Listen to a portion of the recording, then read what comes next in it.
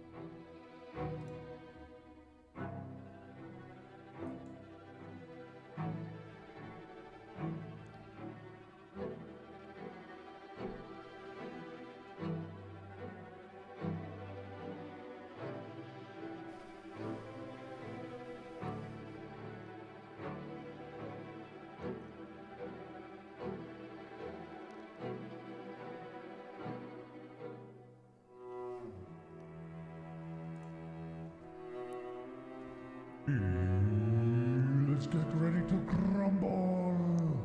Good morning, everybody. Good vibes on Sunday. How are we doing today, folks? Is it time for D&D? It certainly is. Good vibes, everybody. Good morning. Welcome aboard. I hope you're all in good spirits, good health. We got our team assembled, dinner party assembled, and we're raring to go with episode 10 of Conquest and Cataclysm, the one titled Thunder Bluff Blues. Good morning, everybody. Good morning, Blutenham. Welcome aboard. Good to see you, sir. Hope you're having a good start to Sunday. Good morning, Mirt. Welcome in. Guten Morgen. Pipe is here. Good morning. Welcome aboard. Good vibes, folks. We will be alive with the show momentarily. We also will be starting up shared chats, as is customary for these extravaganzas, these tabletop adventures.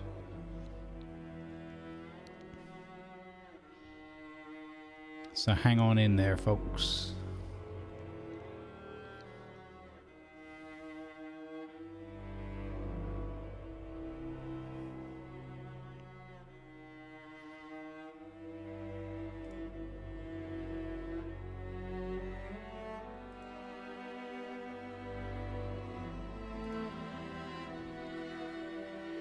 Alrighty.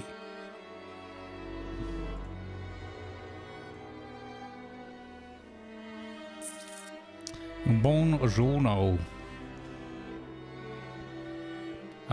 Little bit of info on Project Zomboid.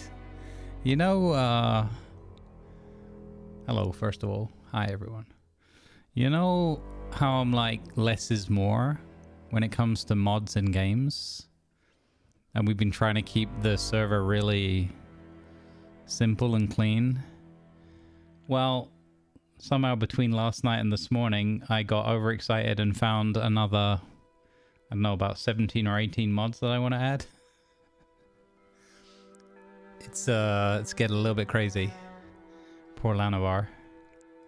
We'll see. I have proposed some additional mods. We will see whether we go with them or not. We've been having a lot of fun with that, and I hope everybody that tuned in yesterday enjoyed that show. We had a lot of fun putting that show on for you. Good morning, Piper. And there's plenty more to come. I'm just going to start looking for some recording slots for when we can do some immersive roleplay. But certainly the mods that we're picking should help, either by reducing the number of clicks and information on screen to make it a bit cleaner experience, or just actual RP relevant stuff, like the ability to sit on the chairs and everything that we had yesterday, and do different things, lean on walls, and etc, etc. It's good stuff. Hey, Evil Trev. Good morning, welcome in. Happy Sunday. All right, I think we're pretty much ready to start the show. Getting there, everybody's just doing their little intro thing. Let's see. All right. I keep an eye on the chat there. We also, in this campaign, leveled our characters up to level 6. So Fonkin has become just a little bit more dangerous with his spells, maybe. We're gonna burn everything. We're gonna burn them all. Wait, what?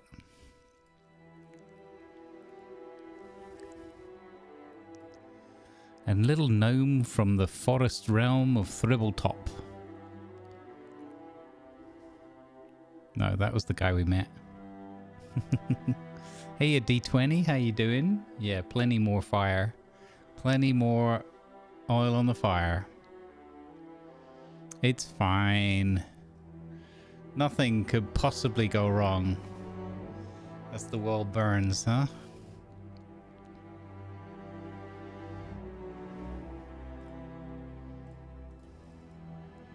Where's my chat window gone? There it is. Pop.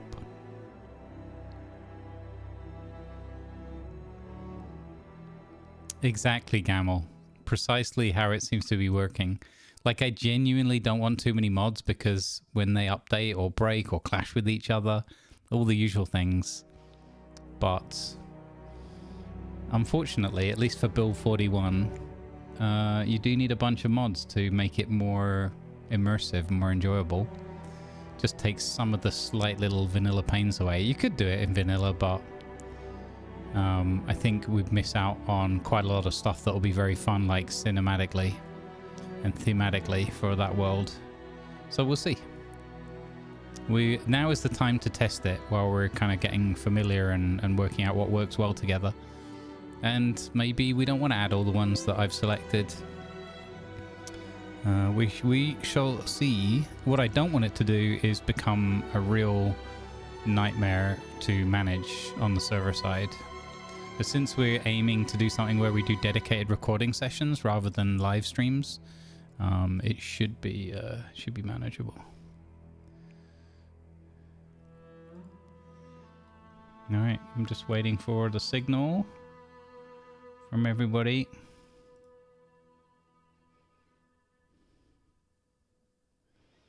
All right, let's see. Let's undeafen in the Discord and see what's going on. It grants you X amount of AC, but enchanting your breastplate with the same one, it doesn't stack. It just it's the same buff, so you can only have one of them. Like, bitch, I have a shield and my breastplate on at the same time. Come on, you know, it's that thing. So yeah. Also, good morning, everybody.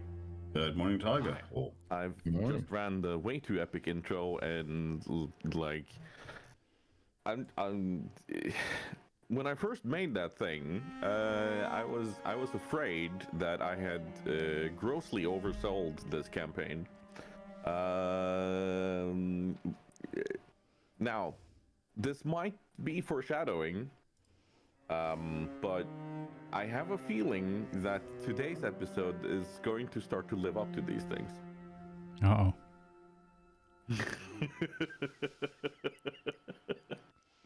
Red alert.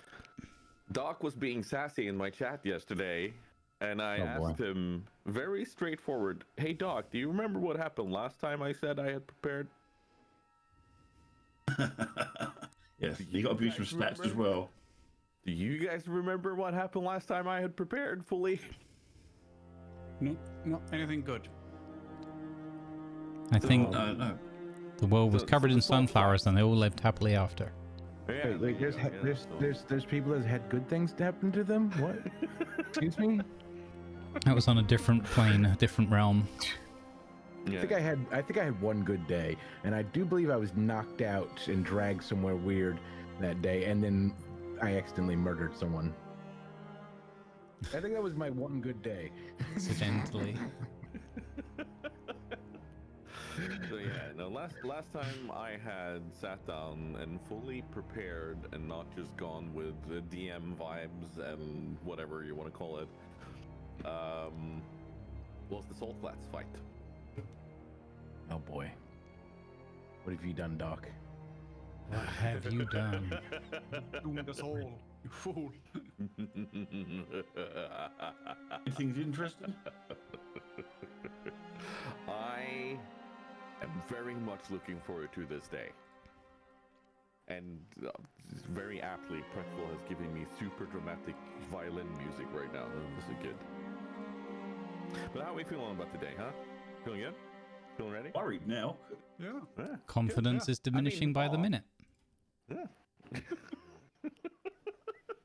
I was feeling great, now so much. Oh no, technical difficulties. Oh no.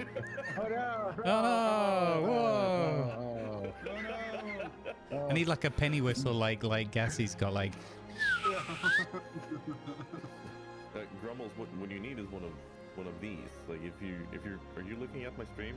Yeah. Yeah. You need one of these.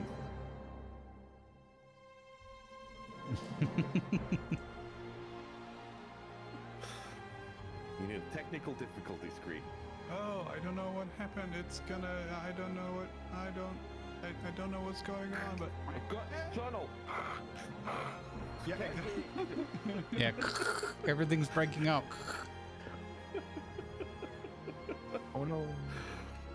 So, who wants to lead us? Let me try that again. Who wants to lead us into today's episode by doing a summary of last time? Calm down there, Bruce Lee. No. Last time, also known as the contract episode. Oh my goodness. Because I realized that we are adventurers for hire, so we're technically now contractors. You were a contractor. Yes, No, yes. no. You don't get to I remember sign who stuff signed it. without reading and then claiming he is a contractor. No. Yeah, but that was the episode called Dunbar Sells Us Down. Would Dunbar read? That was the episode called. Or in a similar vein, come on, who expects Dunbar to be able to read? See, Dunbar can access any kind of magic he wants, not because he studied hard for it, just because somebody decided, hey, you idiot, you're big and strong. I'm also going to make you very powerful too. That's all he's got going for him. Yeah, episode 9. Dunbar Sells Us Down the River. What? No. Remember the epic cape and everything? He got us a job. Yeah. Can I roll for how epic the cape blowing was? No. You're in Thunder Bluffs. It's always windy. Nobody's surprised by billowing capes.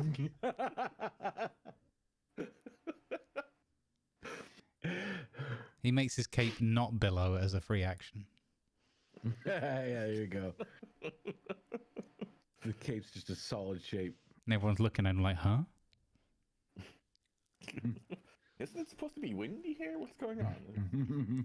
Dylan, thank you for the raid, buddy. Much appreciated. An episode filled with Oh, Bo Shangles as well. Double raid. distinguished guests. Let's go, gang. with, Hey, D20. Hey, Jack D's, how you Bugoof. doing? And we had Yeah, it's an paperwork, a overstarched lot of cape, paperwork. yeah. And we had Thank you very much for the raids, also guys. had Good the, vibes be with you. How's it going? I hope you both had super fun times. Were you playing together? Or is it just the mother of all coincidences? Bipedal artificer. Hey, Purple platform. Trader, welcome. That's what I'm calling it. It's my BAP. Thank you, So, Bo. Appreciate it. We'll get you guys some shout outs here in a moment. That's you're just gonna have to live with that until I come up with a better name. But it's my BAP. It's my bipedal artificer platform. So And, glad you didn't know it's what you got- laughed. You got your BAPs out. And yeah, exactly. BAP's out. Not while Tiger's drinking, please. Not while I'm drinking. That almost went up my nose. Oh my goodness. And also we had a very fancy journey from Orgrimmar to Thunderbluff on a Thank you, Goblin Viper. Zeppelin, Good morning. which went really well, and everything went fine. And when we got there, we realized we were very high up, and we don't want to fall down. And as a result, Alistair thought it was a good idea to, you know what, I'm going to pimp my stick. So now my stick has Featherfall on it. AKA an umbrella. It's a parasol. Reinforced umbrella. Yeah. You got a parasol? Yeah, he does. He got his parasol, wasn't he? He's slowly becoming Alistair Poppins. Yeah. He's going to get a bag with holding when he opens it, like, you know, big long brooms are going to come out. And You have described my ideal future for Alistair. I fully expect to hear the words, "Yes, fellows." oh, I am nice, Poppins Bo. off." That sounds really And then he fun. does Cool. stuff. Alistair Poppins. Yeah, it's a lot of people been getting back into that division too. I like the idea I've of seen lately. looking That's off cool. into the distance and seeing Alistair coming across the screen, screaming. All right, we're going to be role playing in some Dungeons and Dragons esque homebrew stuff. There's a new DLC. I thought there was going to be an update soon. Yeah. Cool. I know my buddy Tiger, who's our GM here. He loves that game. Welcome also to shared chat, everybody. By the way, Welcome in, I everyone. will We be are a in super- the shared of the chat, so hopefully that will be supercalifragilisticexpialidocious. comfortable for everyone. Good vibes, settle in. Be starting our story. My best. Shortly. Expiali Dunbar. No. Oh, ow. What? Am I wrong? Wait, I is that describe? Is that a song Willing to about? bet he has the lowest intelligence. Is that a song about? Is that a little bit in the musical about when Dunbar killed some villains in a back street and leveled up? XP Ali Dunbar. We killed the shopkeep while leveling up. I believe we also, at least Grumbles and I, talked about the idea of becoming the first stealth bomber by having a pocket dimension that we can maneuver and then throw throw explosives out the hole. Essentially, it's just it's the perfect stealth bomber. You can only see it from underneath, and then the only thing you can see is a hole come along with a little tiny piece of rope hanging out to maintain the rope trick, and it's just two gnomes chucking stuff out. And occasionally a little bit of a bacon sandwich falls out or something. Yeah. Yeah. I like that we would both have to put our like goggles and little World War II bomber hats on, like chocks away.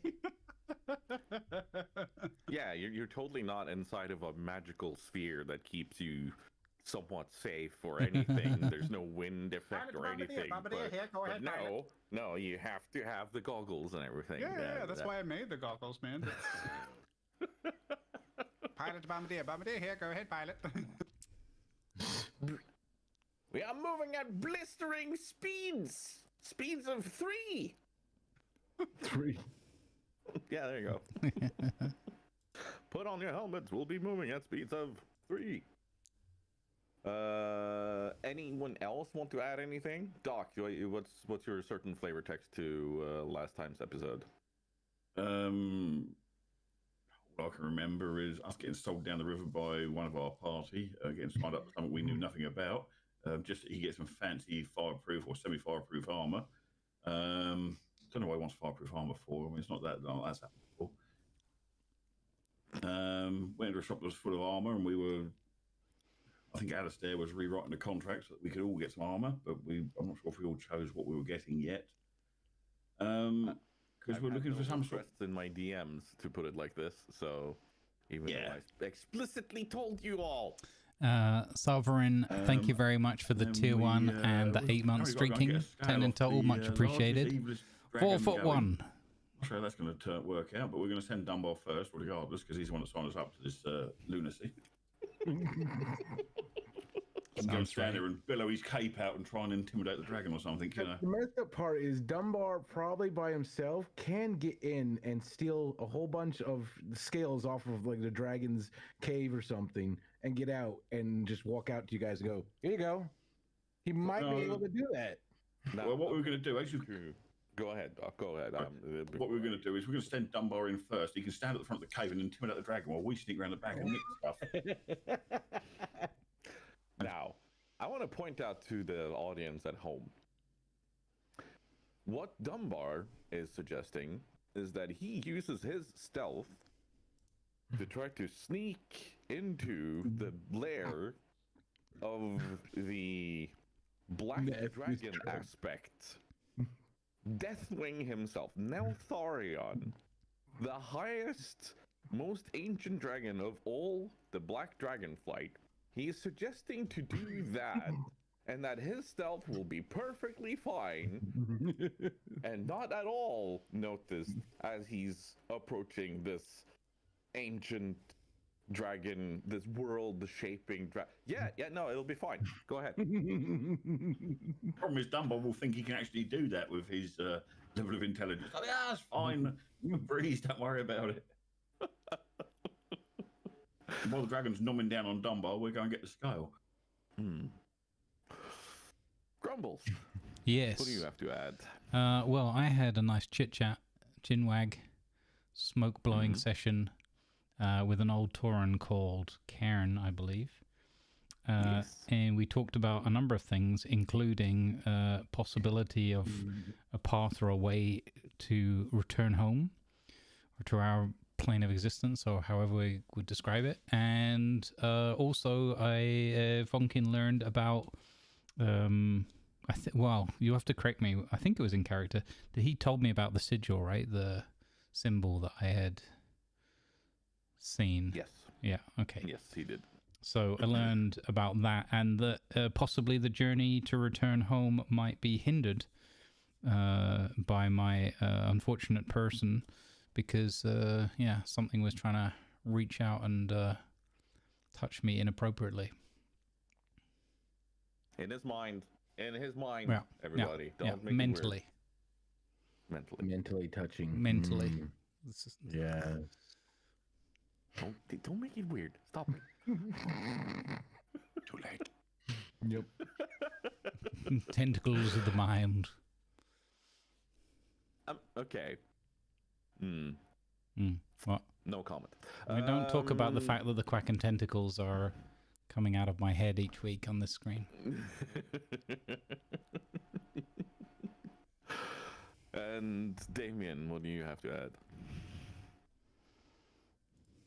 I mean, it's not his fault that he can't read contracts.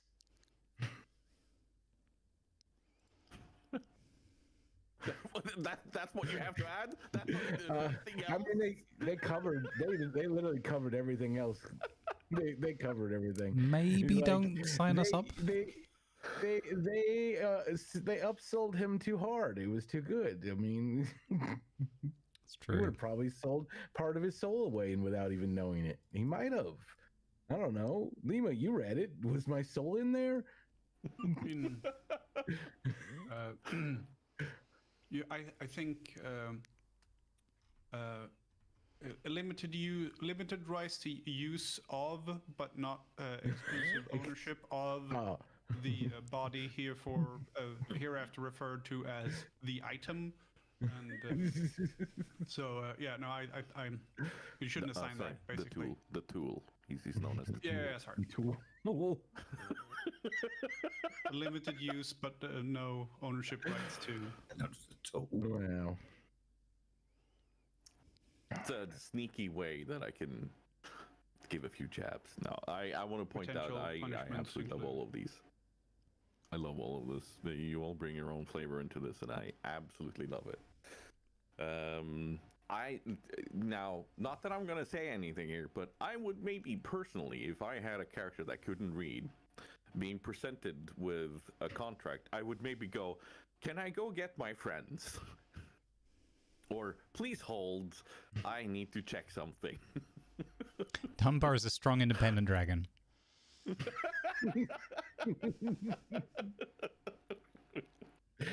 I picture him as a little street rat living like, he's a street rat kid, He's a little street rat kid that has been given way too much power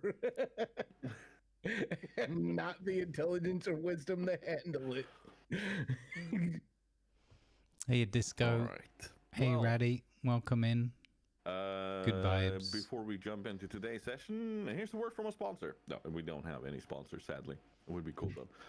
But I need to pee because I've started my day with an energy drink and a lot of water already. And once I'm done with that, we're just gonna jump straight into it from where we left off last time, where Tyrant Whisperwind and Malfurion Stormrage stepped through a portal into Thunderbluff, where you are standing together with Cairn Bloodhoof to try to fix this conundrum.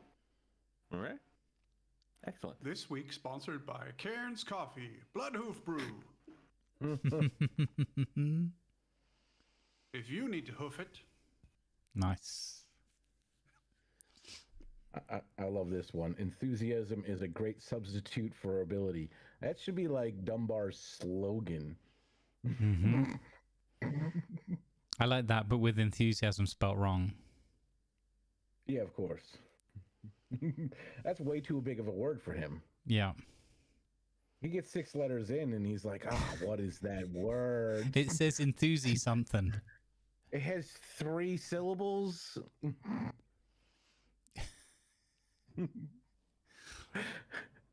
Also, I wanted to tag on to Lima's great advert there. Best coffee in the Bluffs, no bull.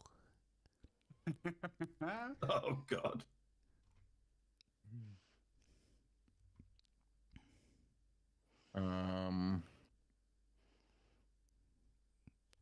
I'm going to assume that some of our downtime, probably at least 2 minutes of each day of downtime, was spent on one of the other party members reminding Dunbar that he's not to sign any contracts without an adult present. Yeah, how many weeks was it? I'm sure you guys said it. We got to roll for that. Yeah. 4 weeks we were downtime. Roll intelligence for Dunbar to see whether he remembered that or not.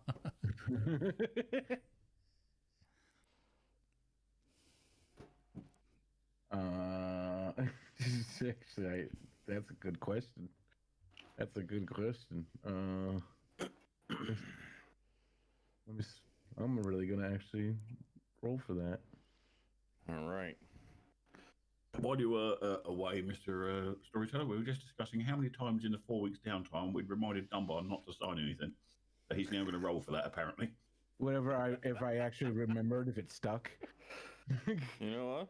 Fair. Does he remember this new rule? Don't touch Hey, that's good to hear, Salvarin. Enjoy. Boy. Cheers. Where's the intelligence? Oh, there it is. We need Dunbar to sign one paper, which exclusively says that he is not allowed to sign anything else. And if he does, it's not binding. I'm like, Yeah, no, and see, we have copies of that we drop off in every town. The first thing we do upon arrival at every town. So if anyone's like, but he signed this, and like, no, unfortunately, see, the equivalent of you've signed with a minor who is not, allowed. Yeah. Poster we pin up at every place we go to. It says, "Have you seen this Dragonborn? If so, he can't read. Don't let him sign anything." Yeah. Void where prohibited. It's only allowed to sign his name during lucid periods. This is not one of those periods. Only allowed to sign my bar tab. Why do I have a feeling that we should just install Hey, a TC. dot matrix printer Happy on Sunday, your buddy. shredder, I love that Ratty as well. Signature move. I'm waiting to see if any of them pick up. Not a bad idea. It's, hey, look at my shredder. It's a contract. It used to cut down trees. Now it slices paper. And then a small furnace to burn up the and everything and just dump it out. I was more thinking like actual dot matrix printer on the back where Yeah, we can get that too. Print out I'm just saying contract for if we want to keep the shredder idea, we can could just turn it into a document shredder rather than a tree shredder. Where's Alistair? He's over there. you can hear him. Paperwork.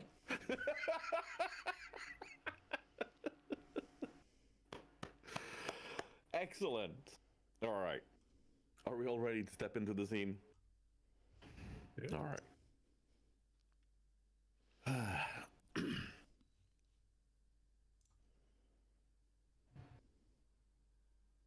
Cairn steps forward as Malfurion and Tyrande comes into Thunderbluff. He greets them in the same respectful manner he greeted you. He greets them with clear reverence and almost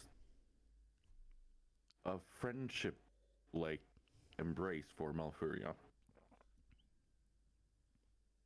You wouldn't expect this from leaders from two separate warring factions, but it's clear that they share a bond. And maybe even clearer when you realize that Malfurion is here because of his connection to the Dream Realm, as he is one of the sleepers. He is one of the major druids out there at the moment.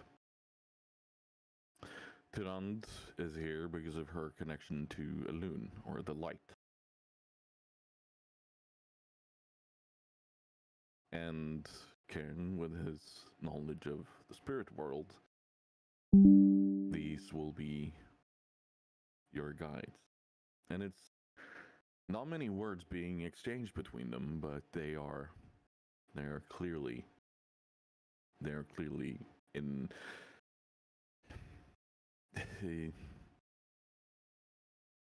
they, their bond is great. That goes without saying.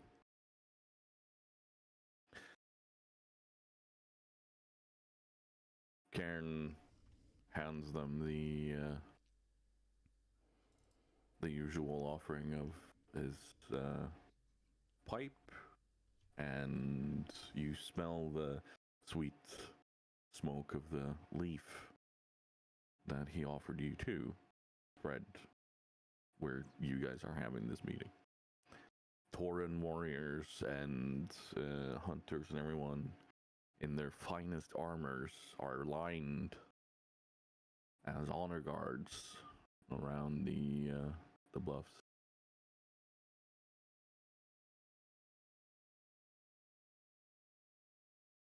Cairn then looks at all of you and says, "Let us step into my tent and start these talks and these conversations and these preparations. It will require many hours of us, even with all our concentration. And we will need you at your sharpest, little ones. Now, let us commence."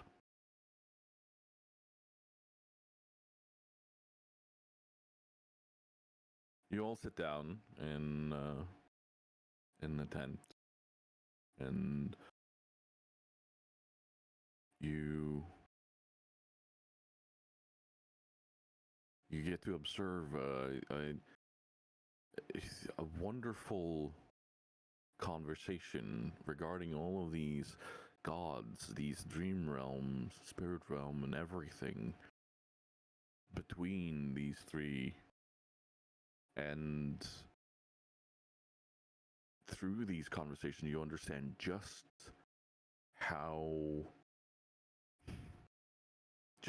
big this is, just how many are being affected by this.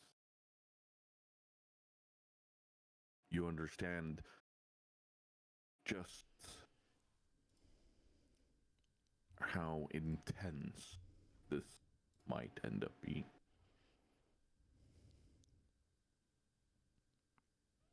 The fact that the very high priests, so to speak, of their own orders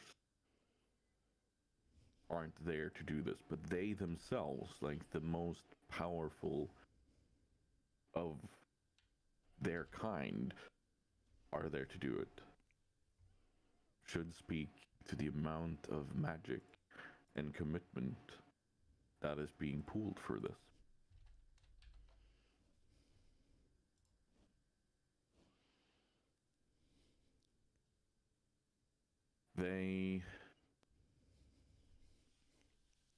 They study you. They speak, and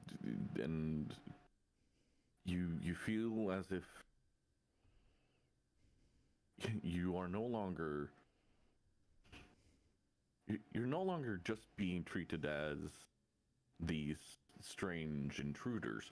You are also there as part of their own journey to further understand what is going on to their world.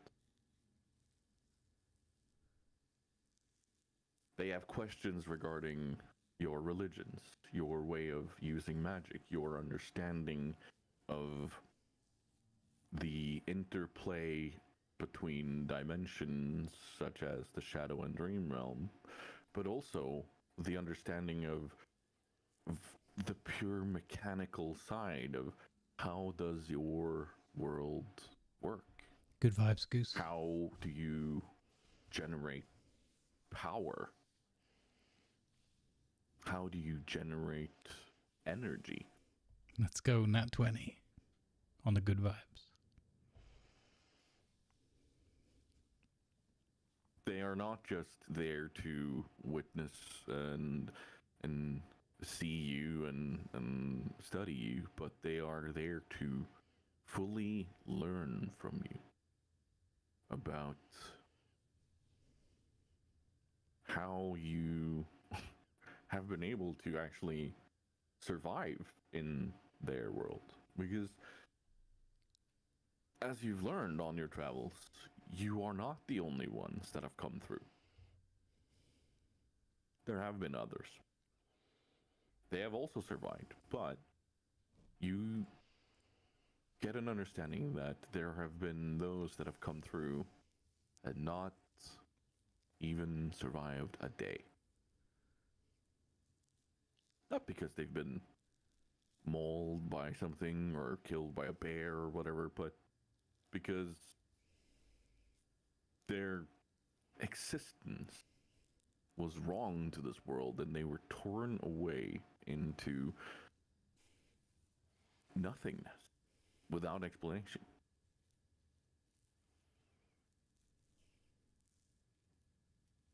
As they touch more and more upon the people that have been absorbed by this other plane, this other magic, you feel a strange pressure weighing down on your head, on your shoulders, on your body. And Funkin, you feel a very familiar sensation. This microscopic tendril that is weaving its way through your mind, trying to access your very core memories and your very core being.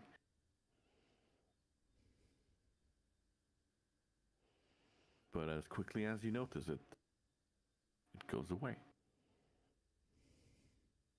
It goes away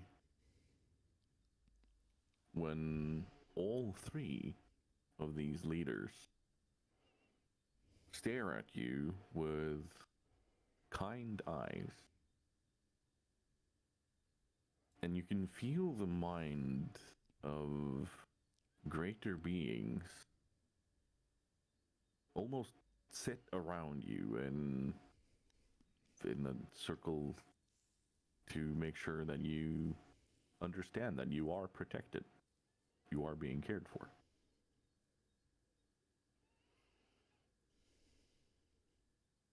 Dunbar, you clearly feel the protective shell of several dragons, dragonkin, and well, your kin that is forming around you and protecting you, making you feel at home.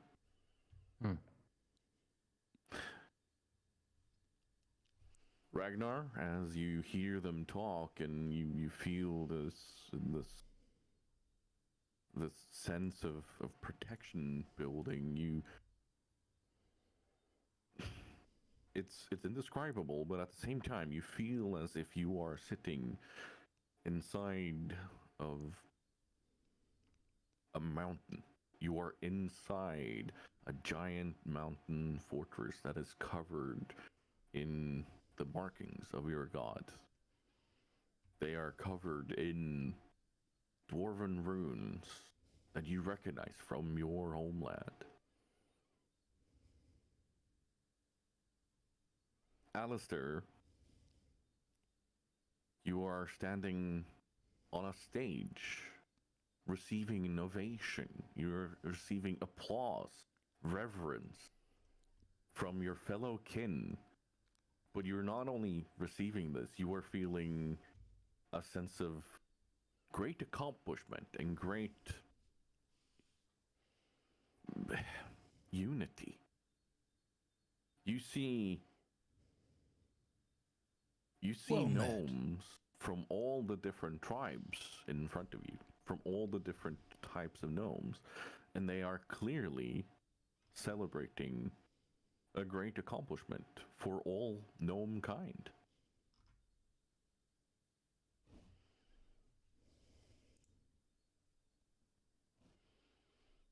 And the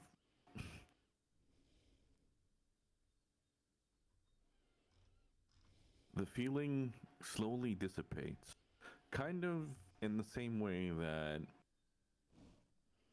you know, when you have water in your ears and that it just releases, Well met. and it's, you go from "Mwah, mwah," to suddenly "Pff," and then you hear everything and it just feels nice like that. It just goes away. Mm-hmm. That feeling is what you're feeling right now. And you can suddenly hear clearly again. You hear the bustle of the city around you and everything. And like there's a sense of relief in your body.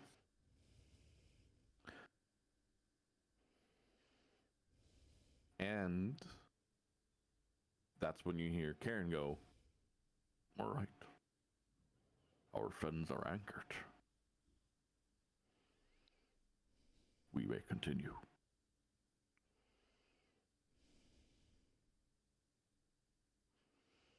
They lead you outside, where the mesa you're currently standing on has been meticulously prepared. You see that several hours have passed since you stepped into the hut. The sun has moved significantly, and there are large fires where you see this wonderful white billowing smoke come out of it. It's a mix between this very familiar dry wood smoke, and that fills you with a sense of being at home, but it's also a sweet smell, like honey.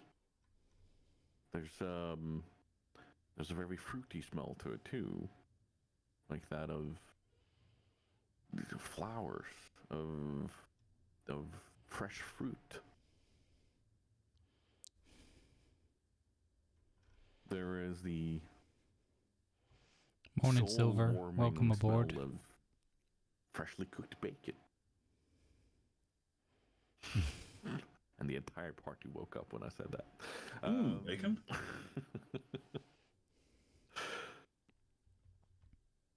And there are 4 spots that have been clearly marked for you, where you are supposed to stand. Karen motions for you to go stand on them and prepare. I choose the one that smells most like bacon. And as I walk to mine, I nudge past Dunbar and say, if there's any paperwork there, no signing it. What is that, 69th time you've told me? Yeah, today.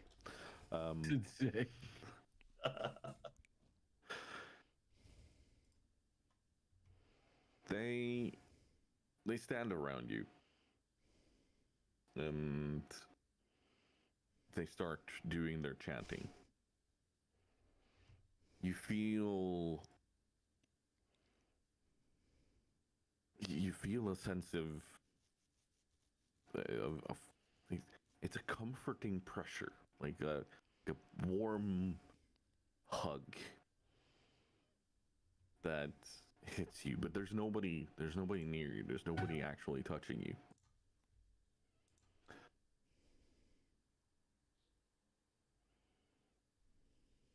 Funkin, you can give me I think this would be just an Arcana roll. Okay. Go, Gadget Arcana.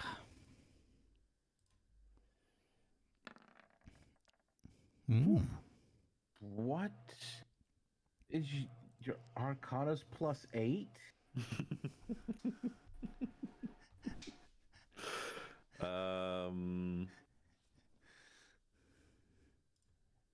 Your robes, they start humming almost. Like there's a clear, familiar hum to the magic that they hold on to, and it is intermingling with the magics of this world. You see it as this colorful tapestry of magic that is binding and circling each other and almost weaving into each other. Mm-hmm.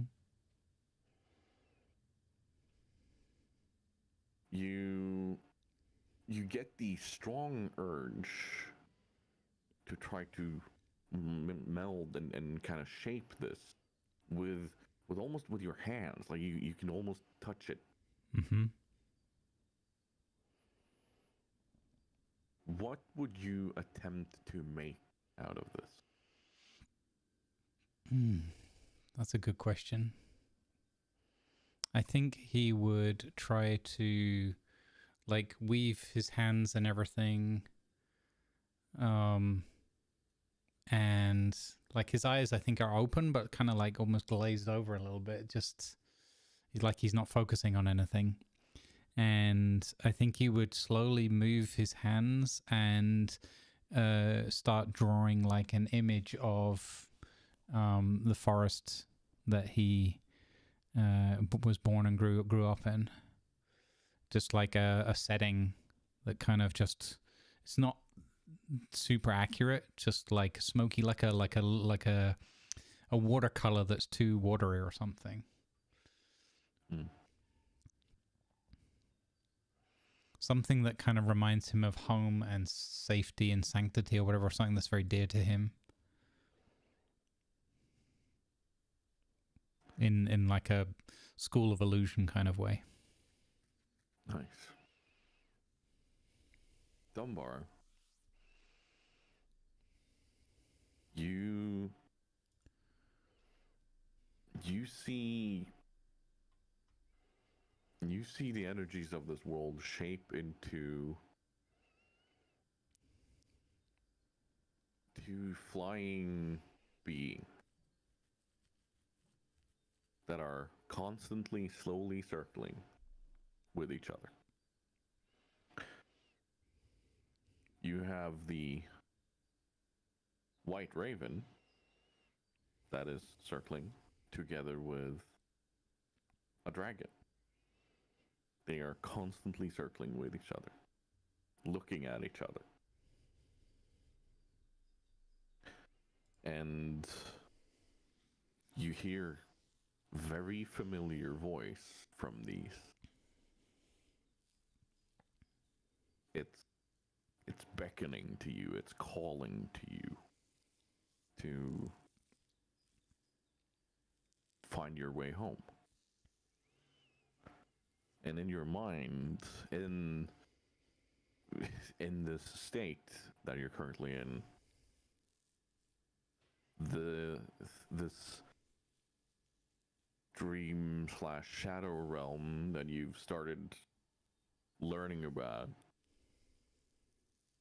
starts slowly spreading from where you're standing, and you can see so many more beings, so many more warriors and shaman and all of these creatures, Taurens and night elves, but you also see the trolls of this world, you see orcs of this world, and like in their different spirit and dream shapes, stand around you, and they are pouring all their energy that they can in towards you.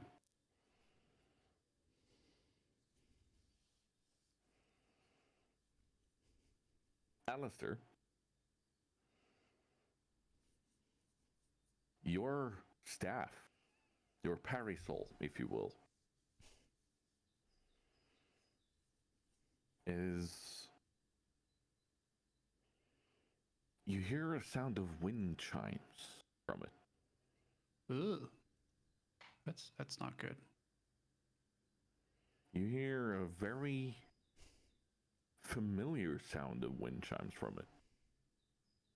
And you're realizing that as a very, very, very young gnome, this is a wind chime that would be near your home. Oh, I thought it was Jeff who installed the wind chimes on it or something. It was perfect. Feather fall down from Thunderblood with the constant ding, ding, ding, ding, ding. Okay, so it's a reminiscent sound. Yes. And the sound of these wind chimes slowly start working their way into the sound of a well-working cog that is intermixed with other cogs, other machinery that very, like, expertly crafted. We're talking all the way from the largest driving cogs of some of the tunnel boring machinery that you've seen gnomes make, all the way down to the smallest, most intricate little wheels that drive a clock, a pocket watch. Cogs that you yourself have used to install into mechanical eyes that are supposed to help people keep an overwatch on something. And it brings you back to this memory of working with all of these objects, all of these things, and you are very clearly at home while working on this. Perfect. This is a soothing sound. Very. Amidst all of the chaos that you have seen in your time, Ragnar, there is one thing that has always stood out, and it is a very clear sense of purpose, a very clear sense of belonging in the shape of your god, Tyr. And as you've come to understand this world, as you've trained here, you've learned, you've read, you've studied,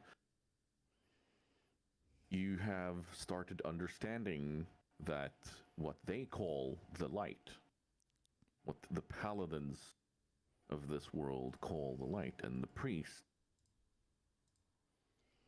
it is very much an essence that binds all worlds. And it is what you know as the divine favor that you gain from your gods. You see Tyrant Whisperwind as an anchor of this magic, of this essence.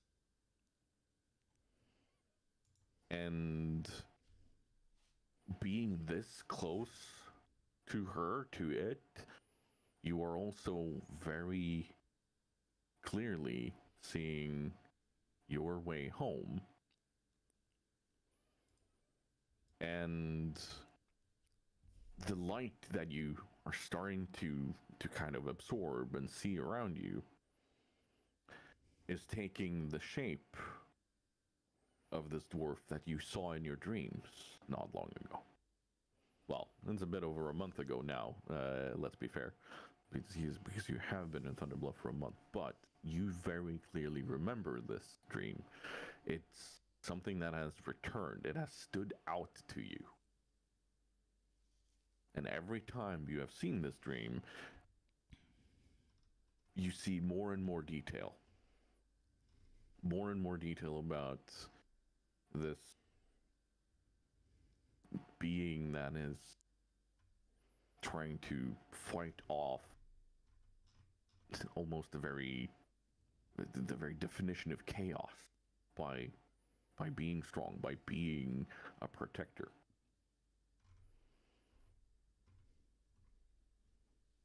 And you see that this golden armored dwarf that is standing there, it's you. Very weird.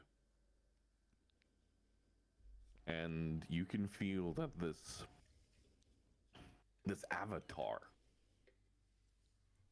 because you are looking around you and you see that this golden avatar is standing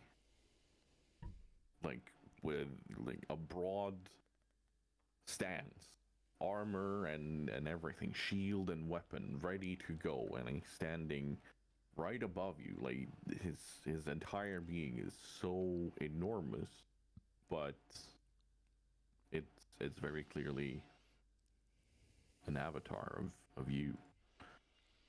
But it's wearing all the symbols of Tyr.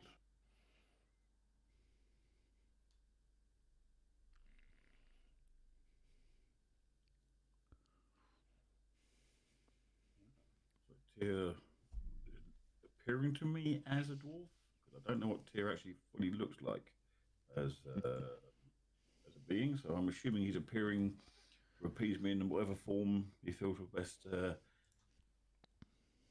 Yeah, interesting.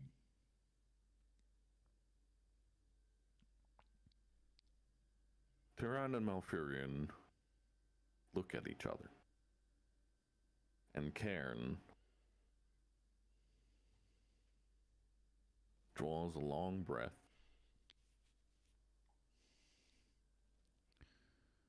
and he says, "It has been amazing to learn from your..." And as he says your, the air around you, it grows heavy, it grows dark, and on the wind you hear, You. I have found you. You have been here all along.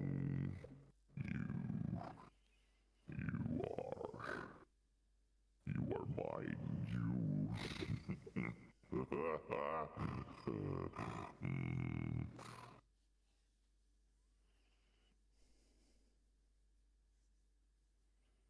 This world shall crumble to me. This will be mine. I will reign supreme. I will shape it as my own. It's yes, the voices, they are real, they are true, they speak the truth, they know what. Yes, silence, I must die. and Deathwing descends in an alarming speed towards Thunderbluff. There's a storm of flame and ruin that is erupting around you. The earth trembles and quakes. The mesa is starting to split apart. And that's only with the voice and sudden thunderous roar and pressure of Deathwing bearing down upon you. And the fire spreads across the sky. Deathwing has clearly taken aim directly for Thunder Bluff, where you are currently at. And I need Doc. a very clear survival roll to predict where he is going to land, so you can avoid being crushed under the weight of Deathwing.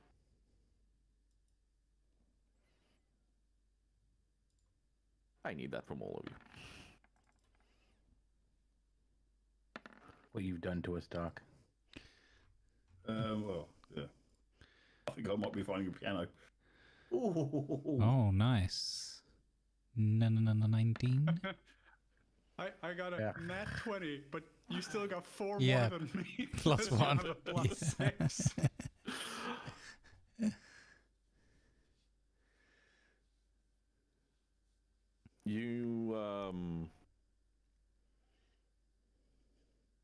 You start scattering. Like, it's clear that you can't just stand here.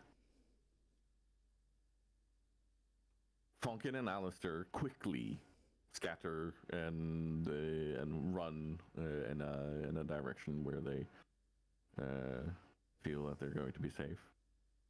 Inside my shredder. Don't. I would run faster with the shredder. Like, short legs, climb up, long legs.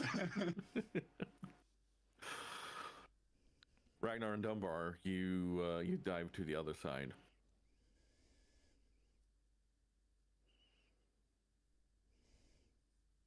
Deathwing impacts the mesa. And just the sheer enormity of this dragon striking the ground shakes everything and everyone.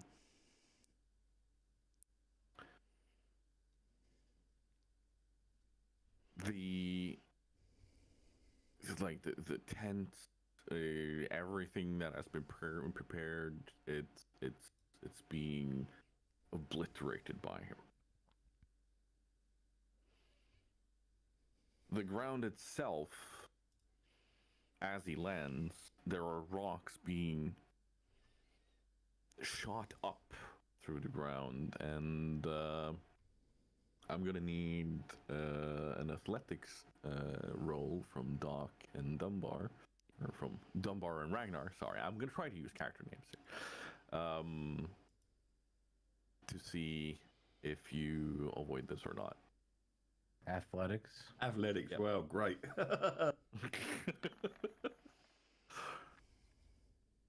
Hey.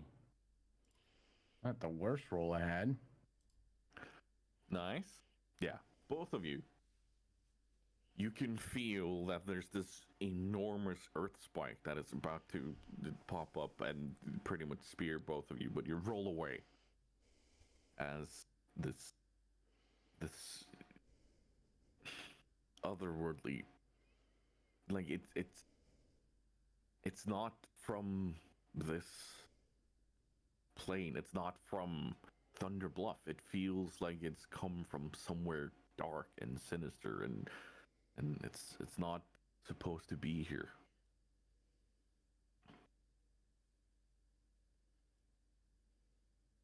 Ragnar, give me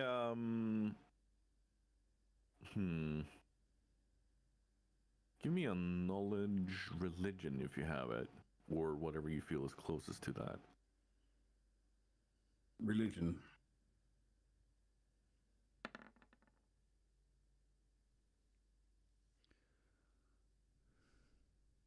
You have seen the texts that speak of this. You instantly recall tales about these spikes, these world-shaping spikes. But you remember that from your own home, like your own temple that you have studied in. This is not something you've read about here.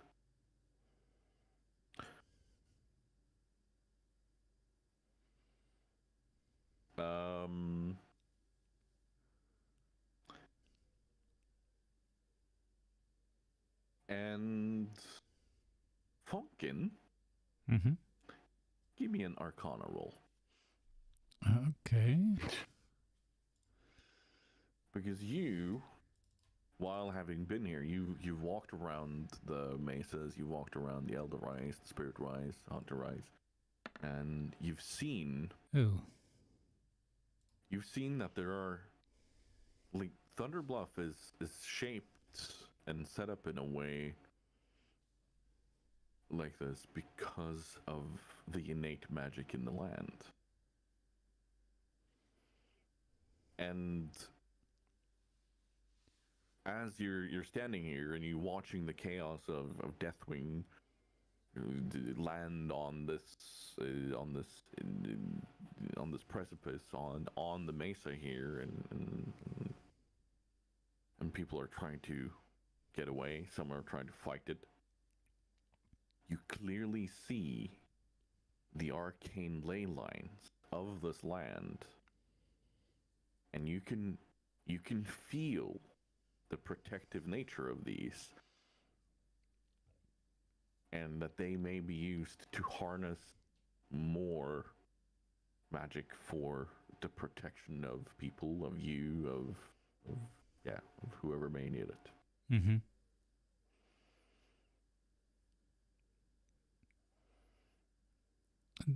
So do I feel like I could try to influence it in some way to, like, repel this dragon or something, or?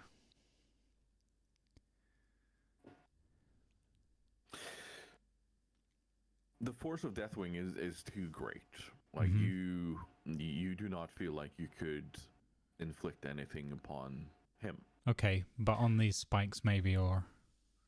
On the spikes, or on just the fact that the entire mesa is currently almost being dragged apart by the sheer force of Deathwing standing there.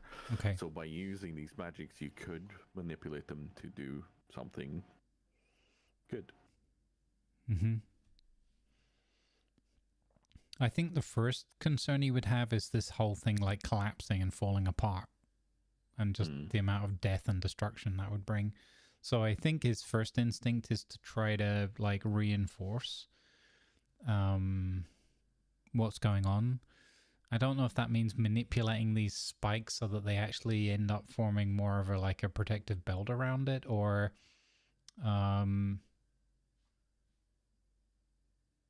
yeah. Or if there's some way of maybe making... The other thing that springs to his mind is, because he does a lot with illusions and sort of visuals and smells and things, maybe using these ley lines to kind of make paths glow where the ground is more sturdy, where people should run and where they shouldn't, kind of thing. Like, everybody follow the yellow brick road kind of thing. Or he makes these kind of magical weaves that are just like... Maybe they almost appear like guardrails or something, like guide rails, like, follow this path and you get out of the way of the next spike or with the next crack in the ground. So it's something along the lines of reinforcing the ground that they're on, and with its own sort of magic, its own essence, and then so that it doesn't split and fall apart. That would be his primary concern. And then his secondary would be, like, maybe he can do something that's almost like the magical equivalent of, like, neon emergency exit signs. Like, follow the emergency exit signs. Do not use elevators. The way of the TC. Yeah. Yeah. No, let's go for the first one. Let's see what that Okay. leads to. What would? Give Mhm. me. I would say that Arcana is definitely the way to go for how to manipulate this and utilize the magic. Okay. I don't think I have any inspiration or anything, right? So okay. Oh, way to lowball it, Funkin. Even Well, I with have his that plus crazy 8. stats, it's still like just into double figures. How about I've Lucky done my dice 13? back. Does Lucky 13 work for you? I was more thinking 18. You start reaching out to the ley lines. You use your mind to try to almost embrace them and form them back into the land and start utilizing these spikes that are popping up to grab onto the land and maybe almost interlock with itself and hold on. But there's a bit too much. Like, you are so close to making it, but there's a bit much going on, so you're not quite able. But you can clearly see that it is holding on somehow. Like, it's not just fully ripping apart like you would expect, but there's an enormous strain on your mind as you're trying to hold on to this, and we are going to give you a concentration roll in the next turn for this. Okay. Can I help with his, shall we say, reconstructive retention efforts? Sure. I was thinking a mechanical help might be good, since I'm in my mech thingy. Yeah. I was thinking maybe I could like clamp, pull, like help out with pure mechanical force, because I'm a big strong boy now because I have a mech. You know what? I like it. Yeah, let's go for it. Let's go for strength roll there, maybe, or do I get an advantage because I'm in a mech? Oh yeah. Like you have, like we haven't fleshed out the stats on this, but it has massive bonuses to the physical stats. It does. Okay, so just a strength check or a saving throw? Strength check. With advantage.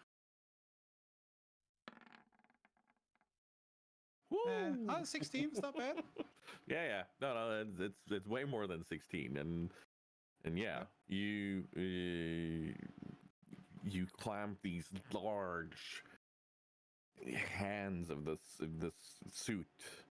Yeah. And you've been roaming around it, like you've been training with it, you've been testing it and everything, and you grab onto them, and you feel that together with Funkin, like you're dragging the earth back together. Like it's not just shredding itself now.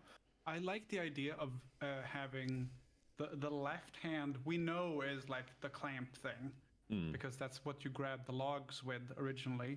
Like grab onto something, and then the saw blade, which we've established is replaced with a gear, just starts spinning and then digs into the ground until it gets stuck, and then just that's the anchor on the other side, and you go and you just hear all the cogs whirring and turning, and a few sparks come on as they start to slip, and then like, oh no, you might be goblin design, but you're gnomish refined, and then they catch again and go and then they just lock there.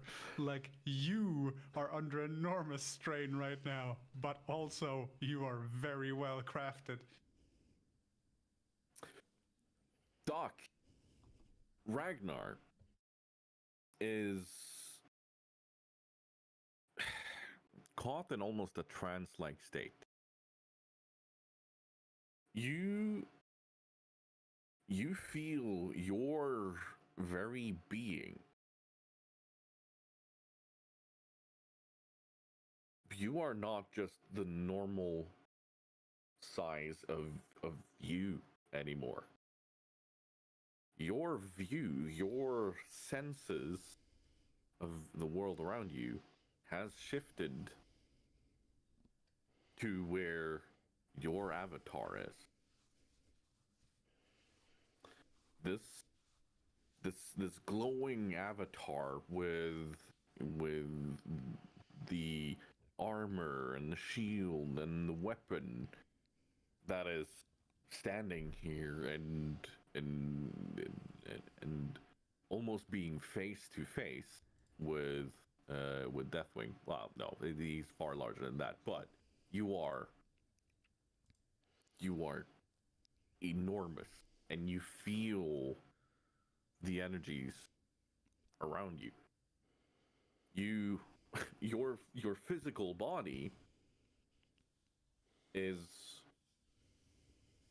as you're starting to get your senses with you, your physical body is somewhere in the middle of this avatar, in the middle of the air, inside this bubble of highly glowing golden light and energy as you're maneuvering around, and you're kind of feeling that, okay, yeah, so what I'm doing is a direct reflection of what this avatar is doing, and you can feel that you have access to all of your divine magic and everything, but you feel like it's amplified. It's all centered around the essence of the light that is pretty much just being poured into you right now. And you can feel that there is an enormous dark and evil energy that is pouring out from Deathwing. But there is one thing that you notice. This is not the same energy of chaos that you have been sensing in your dreams. This is different, but still as important to your mind right now to do something about. So I'm inside this glowing aura. So do I? Obviously, I feel a lot more powerful. Do I feel like I've got the power that I could, not hurt Deathwing, but protect those around me from him in some way, shape, or form? Yes. He's stroking his beard, contemplating what to do. Do you want to roll up a giant light beam newspaper and try to thwop the Deathwing on the nose, or? Well, no, I'm just thinking that as I've got my new hammer and shiny-ish armor that we were looking at in the shop, that Ragnar's first instinct obviously is to protect the people up here and his friends, and Ragnar will basically stride forward using this avatar and basically try and black Deathwing off the fold, off the area with his new hammer. I'm hoping that it's with us all this new power, that power's multiplied because he's now can feel the energy, and he's trying. That's the current scene, chat. Launch Deathwing. That's what they're looking at. All right. Not aiming to hurt Deathwing. He's just trying to, Yeah. Right, where's my hammer? He's going to use the one-handed one. Where's my attack? There it is. Ooh. You step forward with one foot, and it's as if you are doing, like, there's no disconnect between you and this avatar. You feel it doing, like, this is just you doing it, but it just happens to be this enormous being that is you, but it's not you, and You connect with the side of Deathwing with your hammer, and you feel a physical, and you hear the snapping of metal. Giant metal plates that have been forcibly cracked and snapped is what you hear as your hammer connects and you try to remove Deathwing. And this enormous dragon turns and stares you directly in your eyes. And I'm going to give you it's a wisdom save, isn't it? The former will save? Yeah, be wisdom. Yep. You have advantage on this, by the way.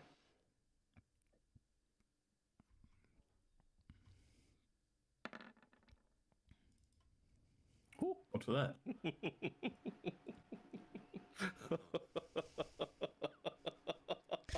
Otherwise, he did not want it.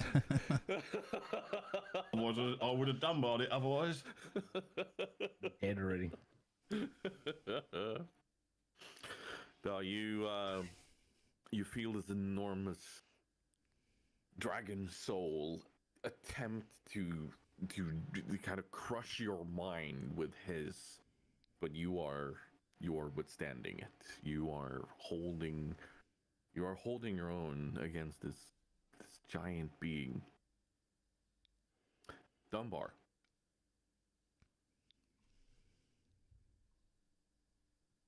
Your wings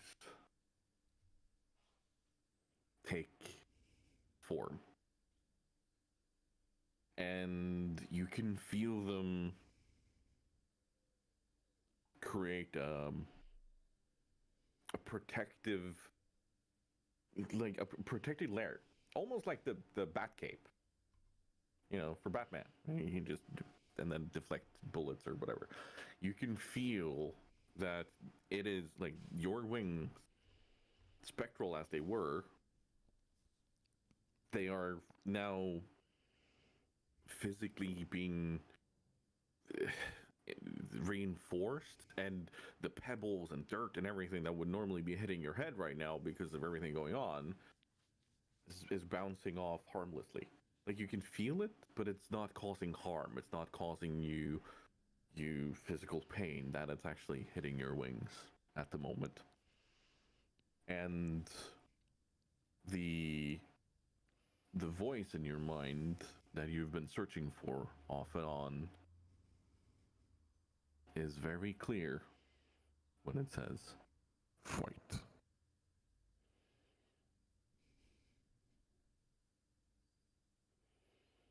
Okay, then. So I was on the same side as Ragnar, so I saw him charge. Yep. At this thing. So like as I'm turning, I'm seeing them like face to face, kind of like fighting too. Mm-hmm. I think I would want to try the new, especially like feeling like this, like my wings are like hardening into like this shell. I would want to try the new ability I have where I fly up real high and just want to crash right down into that dragon's smug face. All right. What was it called again? I wrote it exactly. I put it exactly as you wrote it. So, Death from above. Basically, Feed the dragon. If he gets it wrong, it could be Enter the Dragon. Exactly.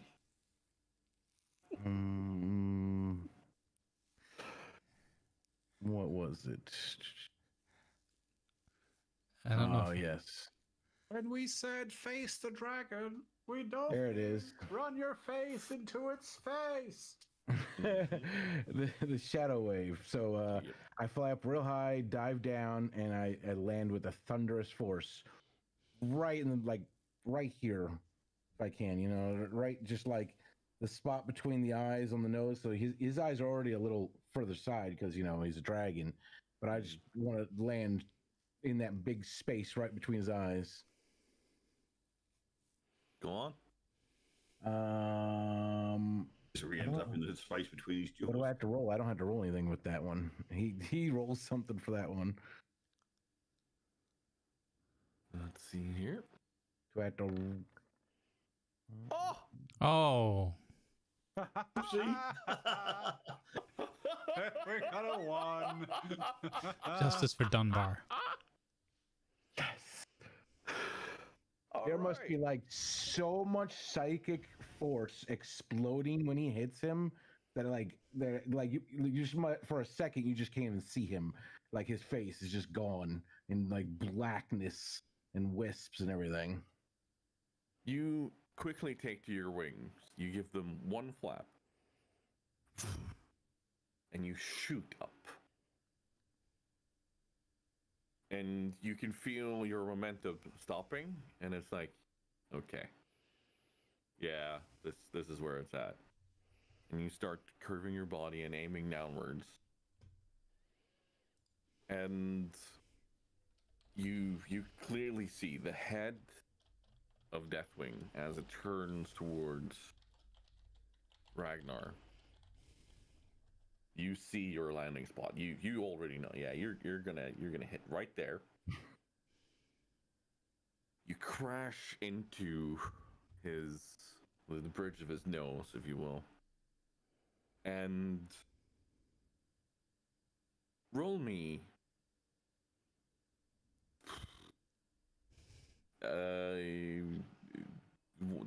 roll me 1d8, but we're also gonna max out the second die on that, so it's gonna be 1d8 plus 8.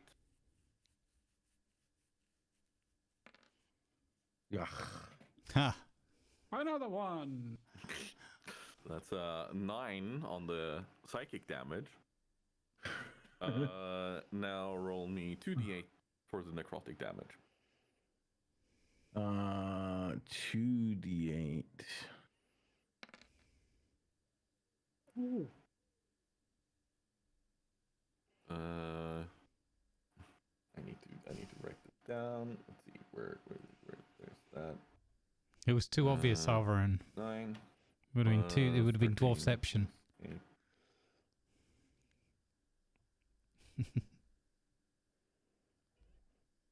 What are we up to now? 17 plus 13. Okay, we're up to 30. It's actually the origin of Nice. my Twitch name. The Grumbles the sheer Dwarf shockwave of was being a hit like that, dwarf do character that anything I to him? played Like even jar him? when I He was is first so getting into massive D&D that and it's role-playing. Like, it has no physical effect on him. Fraud. But your Why effect is that you StatsBloke not render playing a on him, statistician? the absolute the absolute shock, and as he is fully focused on trying to break Ragnar, you get to touch his mind with your psychic damage.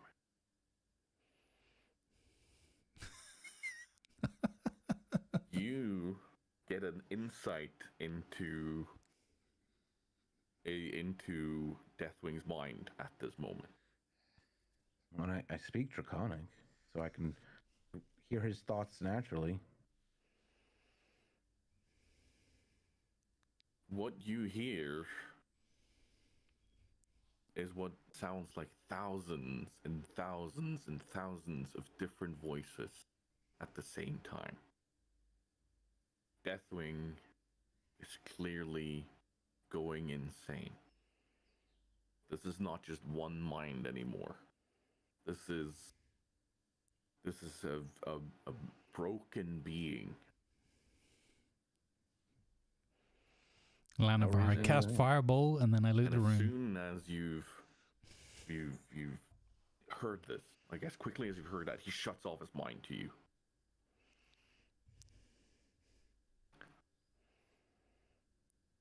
And I love that loot emo. That's awesome. we are going to go to the next round. I think that means it's his turn, guys. Yep. Yep, this is one where Ragnar gets eaten. Super God Dragon definitely has initiative. Yeah. Yeah, he does. Dunbar knows that much at least. I think Dunbar is about to change his name to just Dun or Dunbar. Ragnar's living up to his name. It's like, it's bigger than me. I'm going to fight it. Doesn't care if we can win or lose. He's going to fight it. Is this where the expression? We might have just seen the origin of the expression "bar none." It was originally Dunbar. Yeah. I think that might be. I think this is it. Yeah, probably. Oh. Deathwing just needed the right medication. No joke, man. No joke. So this is we'll see a before and after Deathwing gets his prescription on methylphenidate, and then it's like, oh, so nice and quiet. I can think for myself again. Is this what you guys hear all the time? Yeah, exactly.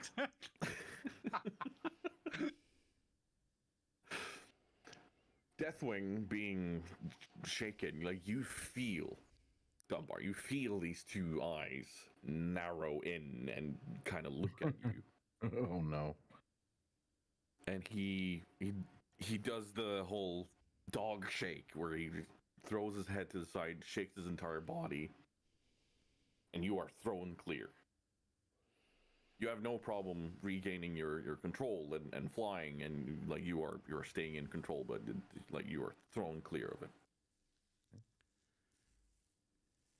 I would stay up in the air then, I think.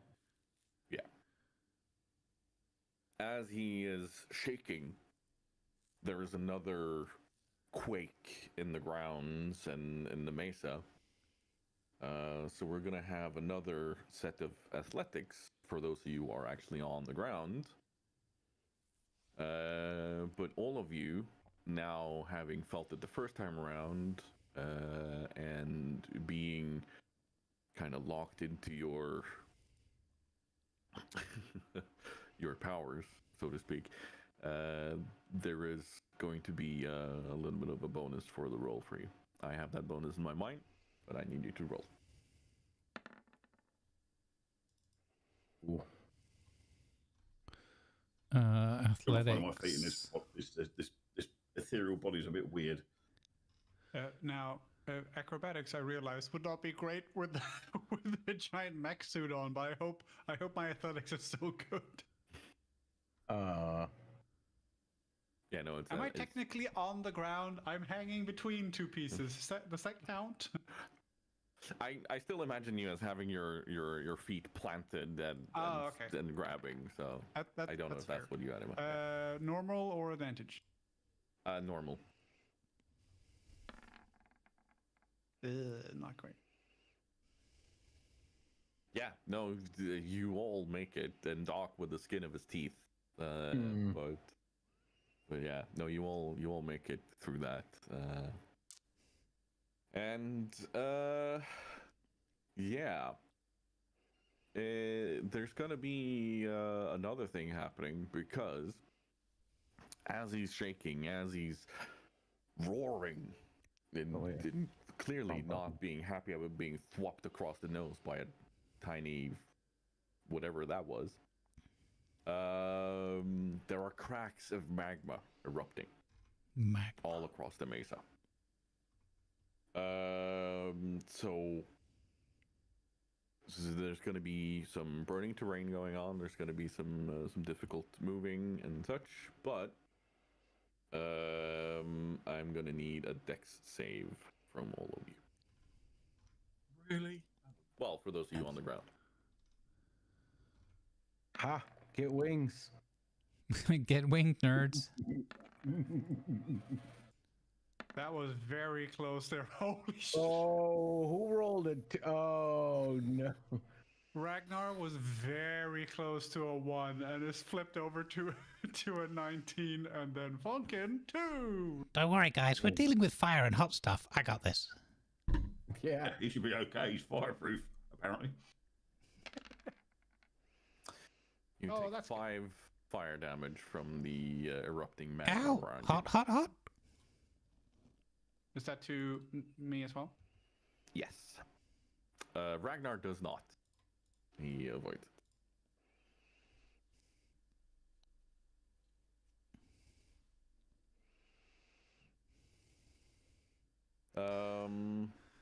I triggered what?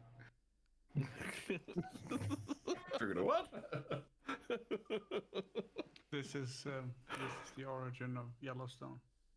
Yeah. Yeah. We are going to continue on into the Thank you, round, Dodek. and we're starting Good vibes. with Funkin. Mm. What does Funkin want to do? Actually, sorry, no, I'm forgetting some very important elements. Malfurion, seeing what you're doing, he instantly understands. Yes, of course. We need to try to hold on. And you see him mimic your attempt, but he uses the vines, the roots of the very world, and you can see him grabbing on, like it's almost like with magic, and just kind of pulling it all together in towards himself, like gathering all of these, and he's starting to shove them all together, and you can feel the ground. The shaking is calming down. And for the next round, for this round, you will have there won't be a disadvantage because of the shaking and everything. There won't be anything interrupting you if you have to go concentration and whatnot, like because of what Malfurion is doing.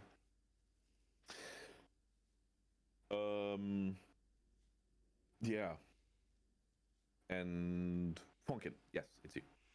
So I think in my mind's eye, there's like little bits of magma and stuff like licking at his feet, you know, coming up from these little mini fissures, and there's bigger fissures. Like he hasn't fallen in a big fissure full of magma, but so I think some of his clothing sort of, you know, sparks a little bit, and Funkin he's trying to concentrate on this magic, and he looks down. He's like, I got to do something about this. I don't want to go up and smoke. This is not the way Funkin's gonna go if he has anything to do with it. So he goes, hot. Okay, think, Funkin. Safety first. Yes, I remember the maneuver. Stop, drop, and bacon roll. So he does a little stop, drop, and bacon roll, and then he fire out on his clothing and stuff, and then he can fully concentrate back on the magic and trying to hold this place together. And I think the next thing he wants to do is he can see, like, he's not fully aware in detail, but like vaguely he can sort of see specific movements and things going on, and the dragon being rocked and others performing magic. So he, and probably seeing that others are trying to also like bind the rock together and use the magics here, he like shifts his thinking a little bit towards like again guiding people to safety, and he also hasn't fully thought it through yet because it's very quick action, but he starts thinking of an idea how he can maybe use this magical weave that he senses to sort of distract the dragon, or you know, he knows that dragons are magical beings, and this is obviously an immensely powerful sort of titan of dragons, but he's thinking, well, if there's a lot going on, the more that's going on and the more this dragon has to think through or perceive correctly or whatever, maybe he can do something to confuse him, or, you know, set him back a little bit. So for this round, he's still concentrating on trying to hold the place together. Maybe also the whole guiding people away so that they're not going where the bigger fissures are and the more danger of falling into magma and stuff like that for anybody around. I think that's what he does, because I don't want to do too many things all at once. You know, he can't do everything, but he's thinking a little bit about what can I do next. I think the other thing that's a thought in his mind is, well, okay, so this is up to you if you'll allow it, but he didn't like being kind of knocked and fire erupting around him, and obviously the surface is becoming incredibly dangerous. So he would, because he's been training with it, he would think to utilize his magical sporran, and he would expend a charge of the lodestone and cast flight on himself, which lasts for 10 minutes. Nice. Yep. So I'll mark that as one charge cast from that, and he's now flying for 10 minutes, yeah. So it's this kind of like, okay, we're going to be like this, are we? The ground's going to rock and you're going to try and set me on fire. No, not with this gnome. So there's like a, hovers up into the air a little bit, and then just starts carrying on trying to use this weave to guide people to safety and hold maybe where there's a big fissure erupting, like push the stone back together and things, you know, generally things like that. He's trying to save people and give people a chance to fight back or flee, whatever they need to do. All right, give me an Arcana roll on the holding on to the magic. All right, here we go. Big money, no whammies. No Bernies. That's a better roll. Yeah. You gain control even more. You feel the weaves of magic just kind of center itself around you. And now I'm going to remind you about your robe to have a look at what that did. Okay.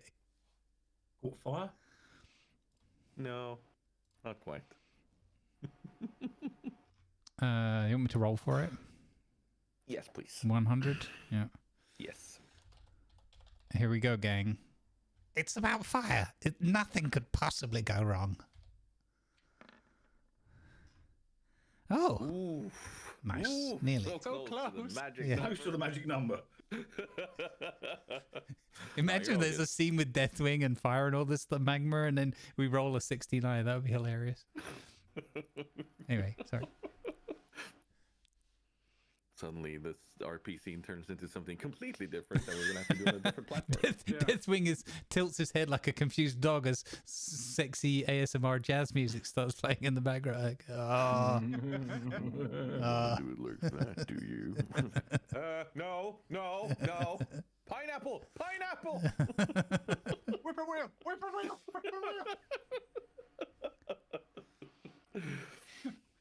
Yeah, no, you there's no effect coming from your robes for this. okay. I imagine there's like a little moment where there's like a little sparkle, like a glow or something, like the magic.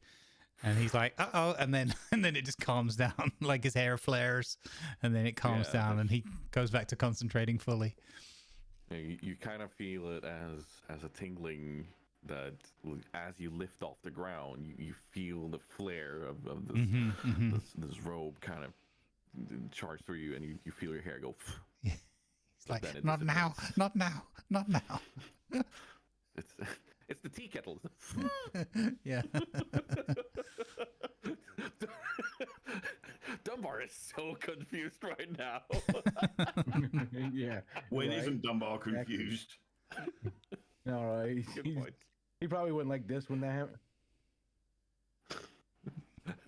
I sense a disturbance in the force. What was that? Yeah, no, you hold on to the magic, and you are gathering more and more of it into you, and you are gaining more and more control of it. And yeah, Alistair, it is you. Hello. What do you want to do? I'd like to not lose my mech quite so early, since I just got it. So Am I safe, or am I being covered in fiery goodness? No, you were safe. Okay, cool. I imagine I have like a little thing I can go just close over me, like a little canopy. Am I holding on, or is it like, oh no, this is untenable? Or So right now you feel like, oh, okay. So with Malfurion's vines grabbing the land and Funkin gaining more control over his magic, it feels like it's holding. Like it's not shredding. Like you're not needing to hold on as hard anymore. So yeah, no, you're no longer hearing the strain of your mech and everything. It's just staying calm. okay, so that means that I have access to more power now because I don't have to work so hard. I would like to see if it's possible to pull it back, like to increase the power once again, to not just stop the progress of this going to shit, but actually reversing some of it. If that's possible, I would like to try that. All right, go on. Give us a good one. Strength check again?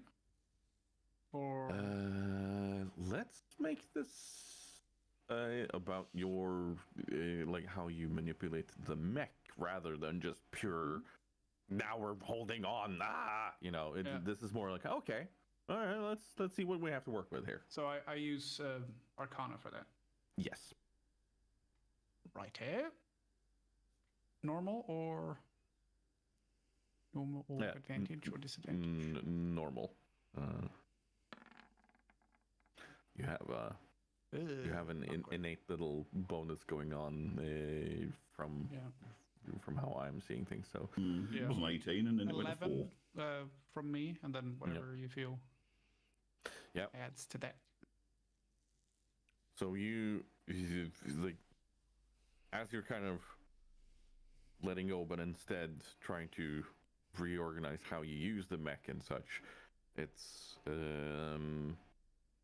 still slightly unusual for you to use it in this capacity, and the cog that had dug itself down,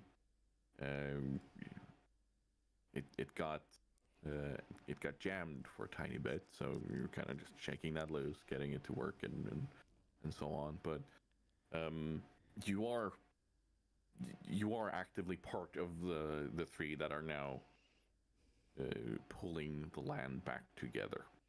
Smash. I'm finally making use of my racial bit as rock gnome. I imagine like the cartoon version of this, where you just see Alistair go whoop, and then over here, and then over here, and then over here, like with a hammer banking twice, and then over here doing the same thing, and then in the middle with a giant ratchet strap trying to bring everything together, just pumping on the ratchet strap. And then you slowly see the bluff just going back together. That's gonna be bad if anyone's standing in the middle. Like a Venus flytrap. Yeah, oh god.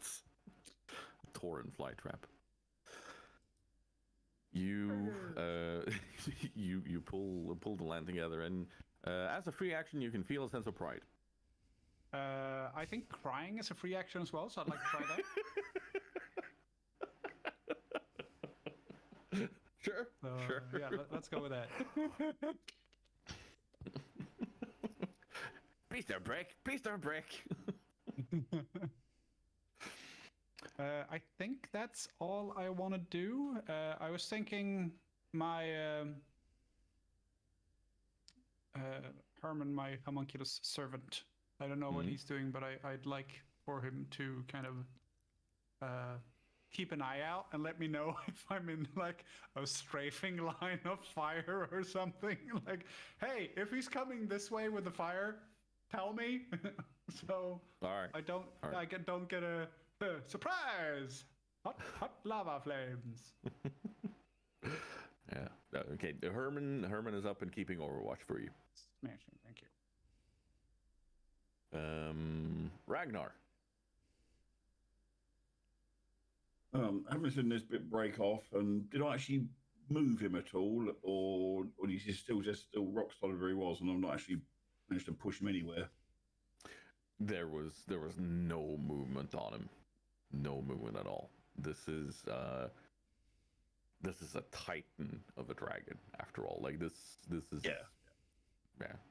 I'm just hoping that with my with this big glowing entity around me, that I would have enough power to potentially shift him.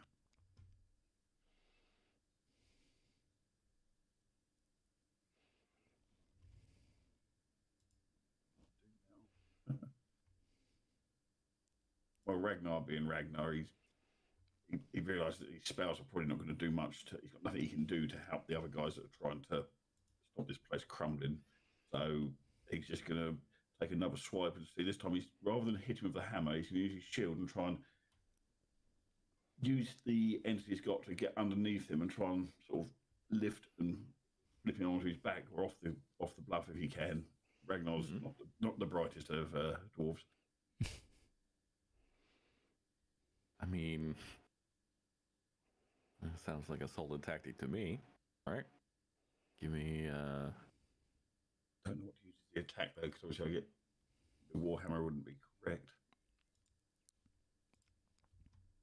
So you're kind of standing right up next to him, but you're still gonna have the opportunity of using your entire body together with a shield to try to leverage this. I'm not sure. This is not just pure strength. Like there is an actual attack roll going on here. Yeah. I'm just wondering what to use, either the +7, which I'd normally get a standard attack, or I get +10 with my warhammer. It's like which one would be best for the shield. So with the shield, holding that, and then holding onto your hammer, the way I kind of see this in my head is the shrug back and hold both of them together as you're bringing your shoulder up and your shield together with a hammer and kind of trying to launch him with both hands. So let's go with this being with a warhammer, or with your hammer as an attack. Yeah. I'm going to use it with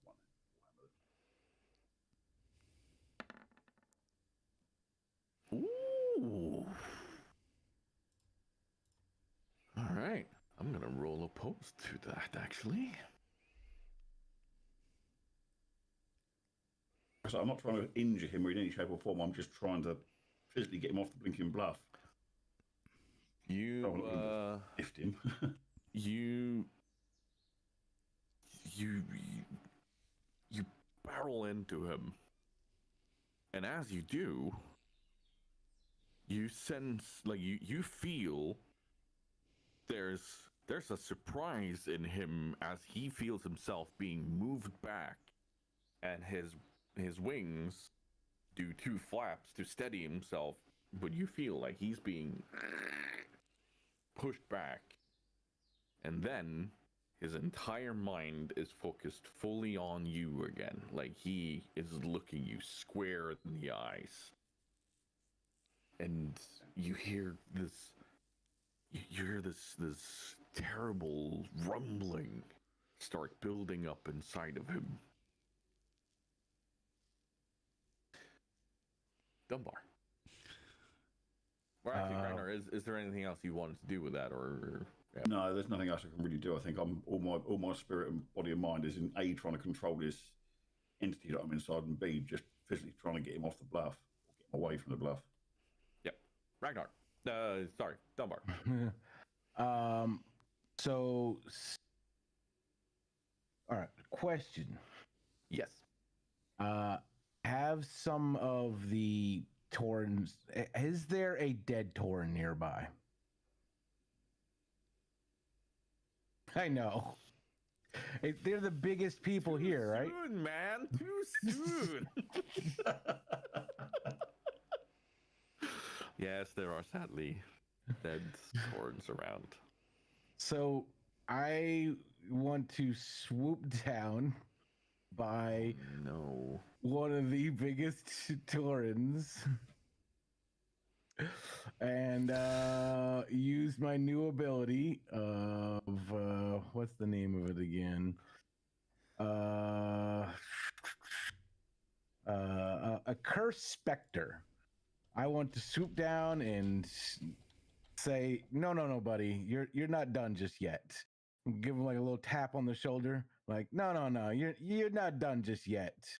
And I will summon his soul back as a cursed specter, reanimating him, but now with my magic modifier as his attack. So my +4 as his attack, and he's basically the same form he was, just his power is now my power. And I want to just kind of like, you go help him push. Like, they're supposed to be able to accept simple commands. So you go help him push. And I point right at the dragon snaz that he's currently trying to push on. Give me a straight up D20 roll here, and we're gonna call this a luck roll. Oh, okay. Come on, luck. Damn it, that's my luck. No. Okay. That's my luck. Okay. Yeah. Yeah. No, you get this this Tauren up and simple, and he charges Deathwing in his form, like armor and all and weapon, and he crashes into his foot and tries to help the best way he can.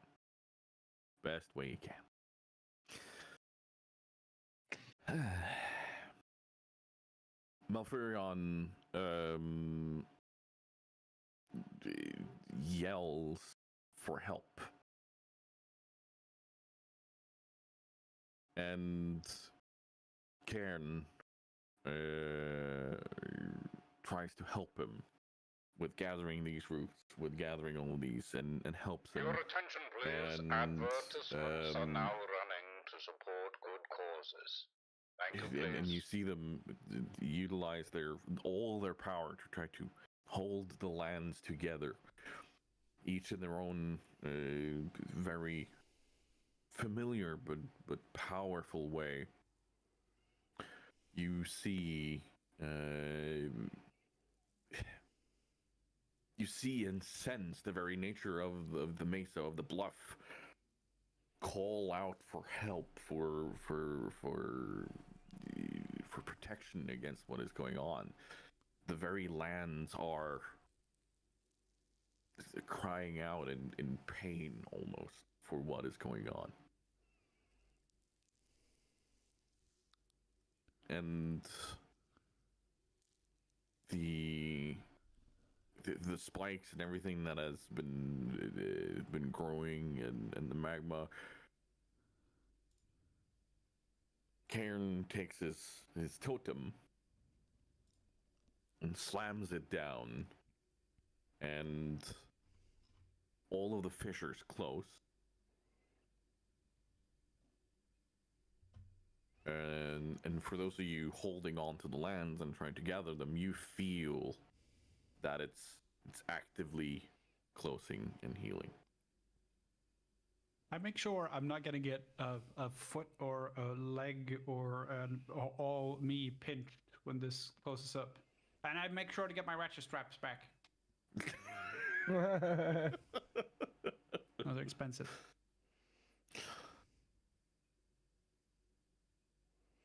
And we're on to round 2. Because the first round was the surprise round. So, hey, here we are. Don't tell me you weren't surprised. I was surprised. Were you surprised? I was surprised. After the conversation last night, definitely not surprised. You're just surprised there weren't any Steinways raining down around you. I was expecting a few to be dropped on the platform. Yeah, you know, No. particularly in the old ivories. The movement of Deathwing trying to steady himself, like the flapping of his wings to regain his position and his grip. He continues doing it, like he's feverishly flapping them. And the winds, like the simple sheer force of the winds that are hitting you. Uh-oh. They are gale force winds right now. Uh-oh. I'm in the air. Yes. Uh-oh. And I'm going to simply have to ask for a strength save in some way, shape, or form. And if you fail, you are being knocked prone. Is that for all of us, even though I'm underneath the dragon? Yes. Even those who have mecha legs? Yes. Mecha legs.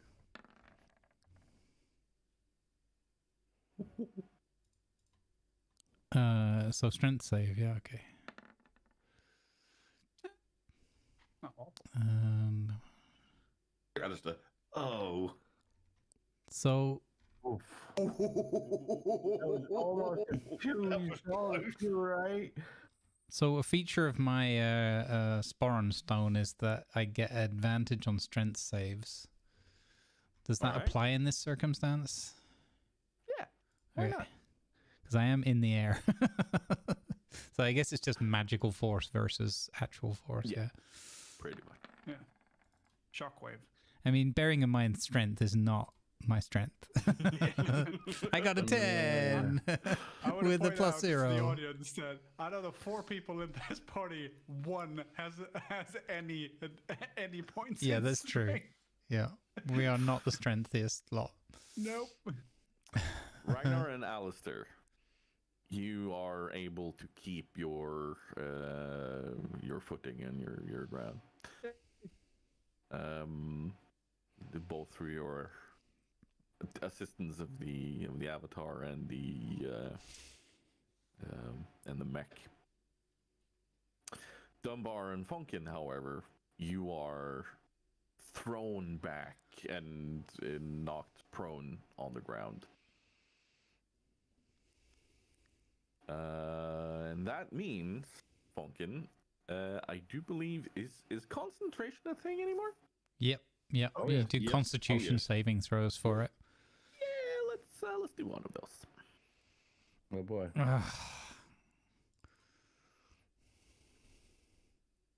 Okay, I got this.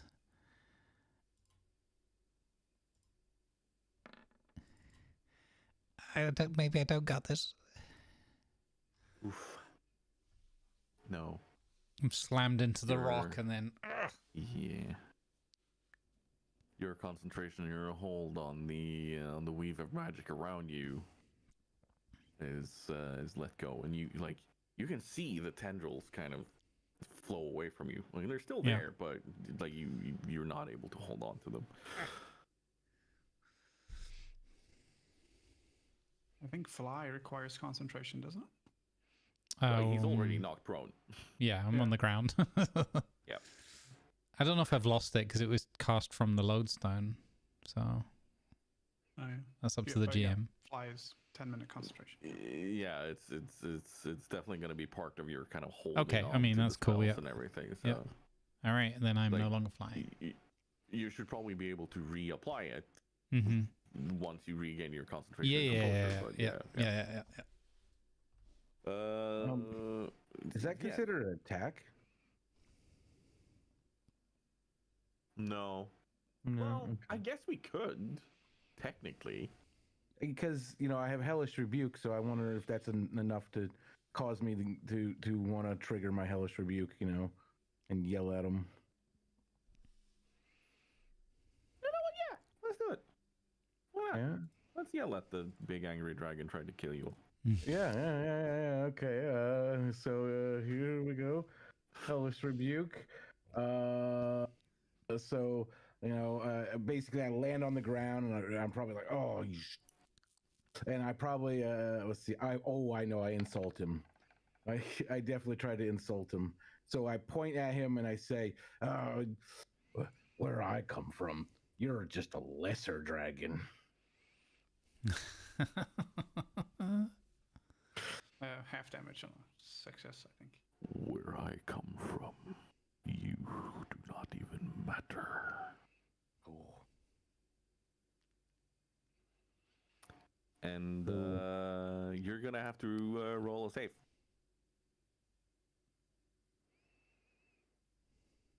Does that count as vicious mockery? Is that what he's casting? Pretty much, like in essence, Okay. that's pretty much what he's just done. He's dragging the tone He's down. making fun of Dunbar. What save I need to do? Constitution? No. This is pretty much just gonna be a wisdom save, honestly, because he is hitting you in the mind with his. Okay. Oh. Dunbar's like, well, meh. Or the reply you give him. Case of Dunbar's like, well, you've got to find my mind first to actually do Yeah, that probably still did you damage anyway. Because it only it still does half as much, right? So I'm gonna give you a serious question here. Do you really think your Hellish Rebuke had any effect on Deathwing? hey, 5 damage. Oof, that's so much damage. His damage reduction means he actually heals a little bit when you did that. Wait, no, it's 2d10. So actually, wait, I need the roll for that. I didn't even realize. No, you don't. It's fine. Yeah, no, I don't think we're ever going to be in a position where we're like, okay, everyone, good job, we killed the Deathwing. Yeah, come on, we never know. Yes, we do. We hit him right in the Achilles claw. Modo. You're like this is what- Quasimodo. This is why Ragnar's not trying to injure him, because he realizes there's no way he's going to hurt him. He's just trying to yeet him off the thing. Yeet them. But so in chat we have, you're not even a real Modo, you're a Quasimodo, but I think more accurate to our setting is a Quasi-Kodo. Just because of that joke, I'm gonna go pee. But at this big hump. being funny, as we're at the 2-hour mark, do we want to pause there for a bit for a coffee break? Because I know this is Grumble's normal coffee break. Tiger's already gone. Bye, Tiger. Bye, Tiger. Wouldn't it be fun if he comes back and we've all got our beer? We've all gone to break, yeah. Yeah. Like we didn't even talk to him. Like, I figured, might as Do well. you not feel that may have a knock-on effect to the next combat round where we all get absolutely trod on? I'm back and there's just this blank party screen of like saying re-roll character. Where the heck did all these pianos come from? The piano moving company just moved in next door. Yeah. Well, that's why there was the comment about is Alistair's mech made out of old Morris Marinas.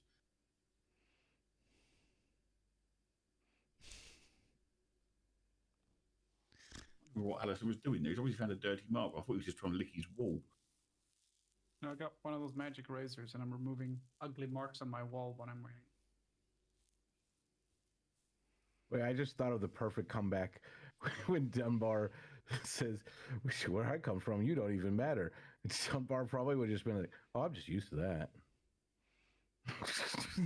That's normal. Yeah.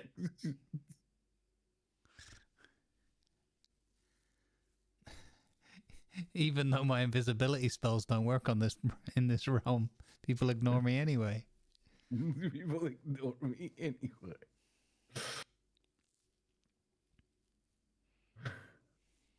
Yeah, detected invisibility. Yeah, that's build a character around invisibility.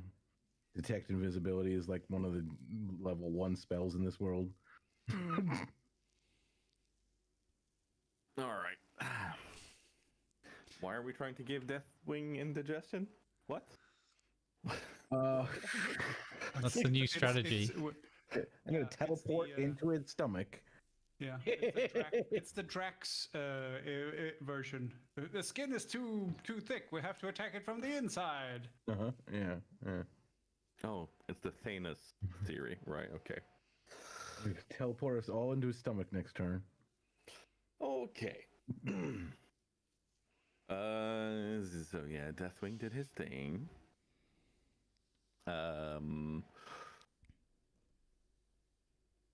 While you are holding on for dear life, there are portals opening up around on the mesa. Through one of them steps a familiar orc that you have met once, and a human in strange robes. There is a human warrior stepping through another, and some cohorts, of course. You feel the sense of time in some way that you haven't done since you first stepped foot in the home of Nosdormu. And you see the shape of this enormous bronze golden dragon. Not his form, but more like the essence of him on the sky. And it's trying to gather up all of these fires and the shadows and counteract it with his own brilliance and slow down the very reality to give you more time to do what you can. Not just you, but all the other warriors in Malfurion, Cairn, Tyrande, Thrall, Rin, Medivh, and more that I've stepped through. So the rest of the raid party finally showed up.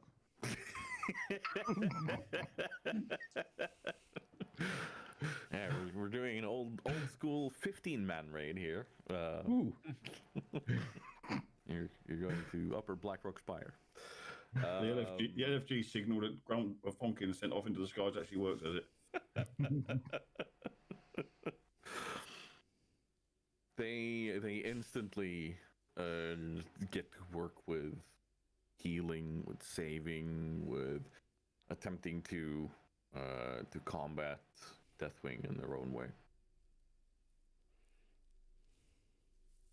And Fonkin, it's you.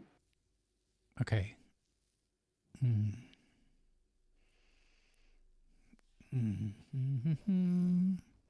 So, there's a lot of information there to process. You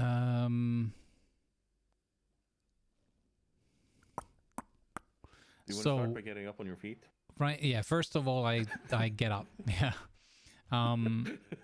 Secondly, I noticed that the ground is sort of sealing up again, so these magma fishes are not as big a threat anymore, not as commonplace, right? So being on the ground isn't, the worst thing anymore. So, because he's thinking, well, maybe it's cool being able to fly, but maybe not against the Titanic-sized dragons. Not the healthiest option. Because it's just one more thing for him to have to think about, I guess. And I want to... So one of the elders was calling out for help, right? Yeah, Malfurion. Did they get assistance, or is this what we think has triggered these others? All right, or is there no way to tell? I guess in the heat of the moment. But he looks like he's doing a good job, or looks like overall the place is being held together. So I think Funkin can, and those that are fleeing, and those that are fighting are trying to fight. So,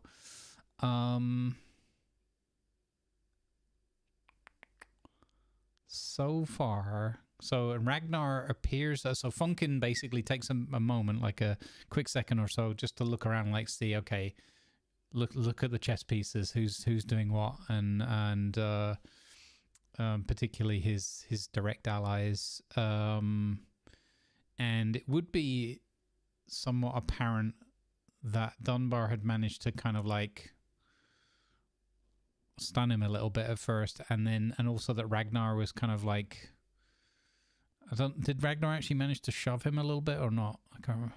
He did. Yeah. He did, right? Okay. Yeah, I sort of lifted him a little bit off the ground and shoved him, which is, I think, potentially why the fishes have started to close, because he lost contact with the ground. Right. Okay. You know what? Fucking give me a good old perception on that, Okay. just to see if, in the throes of everything that you've actually seen. Yeah. How much have I picked up on? Oh, not. Yeah, I've been concentrating and not for 6. So yeah. There's a lot going on. You don't see it directly. Okay. You know when you've been Dunbarred. You've been hit by.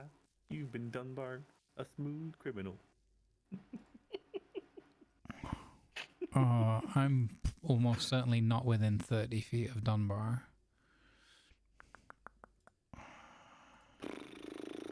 I mean, we can do a luck roll on this if you want to. Yeah, I did get launched back pretty far, so... Oh, that's true. Maybe you got knocked near me. You. Yeah, okay. Yeah.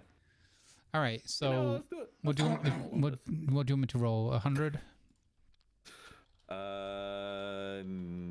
Yeah, let's do it, dude. Let's do a... Okay, let's do a go. Okay. Come on. Oof.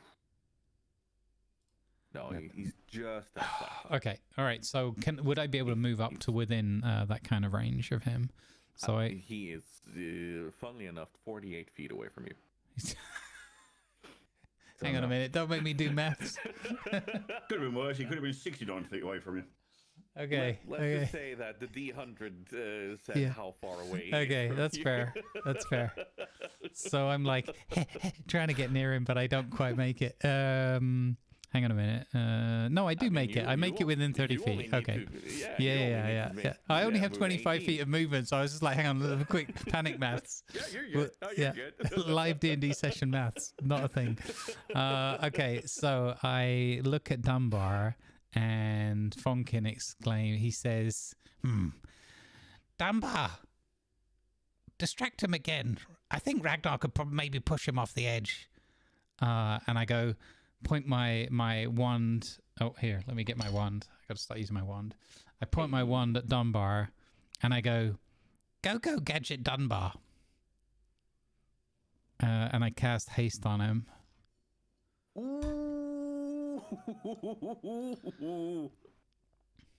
Yep. And then with the last couple of feet of my of my movement, I lie down on the floor. So I choose to go prone. Okay. Knock me off my feet once, will you? Fool me once. Well then, Dunbar, make it known that you have haste in your next. For how long is it? 10 rounds. Holy shit. Yeah. Wow. Okay. Damn, dude. Brave of you to assume that you're here this long. I mean, what?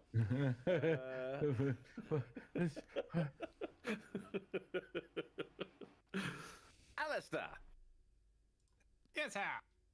it is you. I would like to run away. No. He's just gone. Jumps off the Go, cliff. Gadget, out of here. He jumps off the cliff and he's got the parasol. I'll Let's land see. down at the entrance of Giant? the Barrens or something like, bye. Giant dragon causing chaos. Yes, let's go into the air. Yeah, that's Yeah. I mean, I'm descending slowly. Yeah, It's a true, bit true. it's the alternative to. yeah, but So but a far, light so breeze, good. a light breeze can throw you off your Yeah. path, I guess. But Yeah. No, it's No. This is why when I jump on my parasol and descend, I've made like a carabiner hook thing, so I don't. Even if I slip, I'm like safety first. I like this.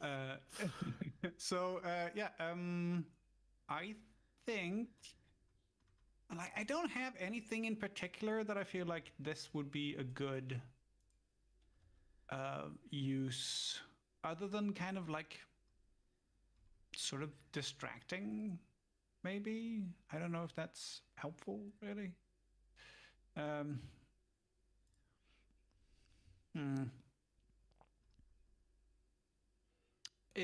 Do I think so? So the thing is closed up again, right? Or is it on its way? It or is. it completely? It is currently closing. And, Oh, okay.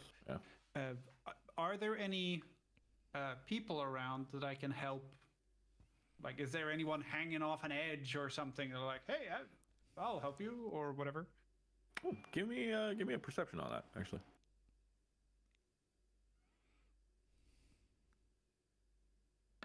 I have a big mech suit, so I figured I could lift people up. Nope, I can't see shit. Nope.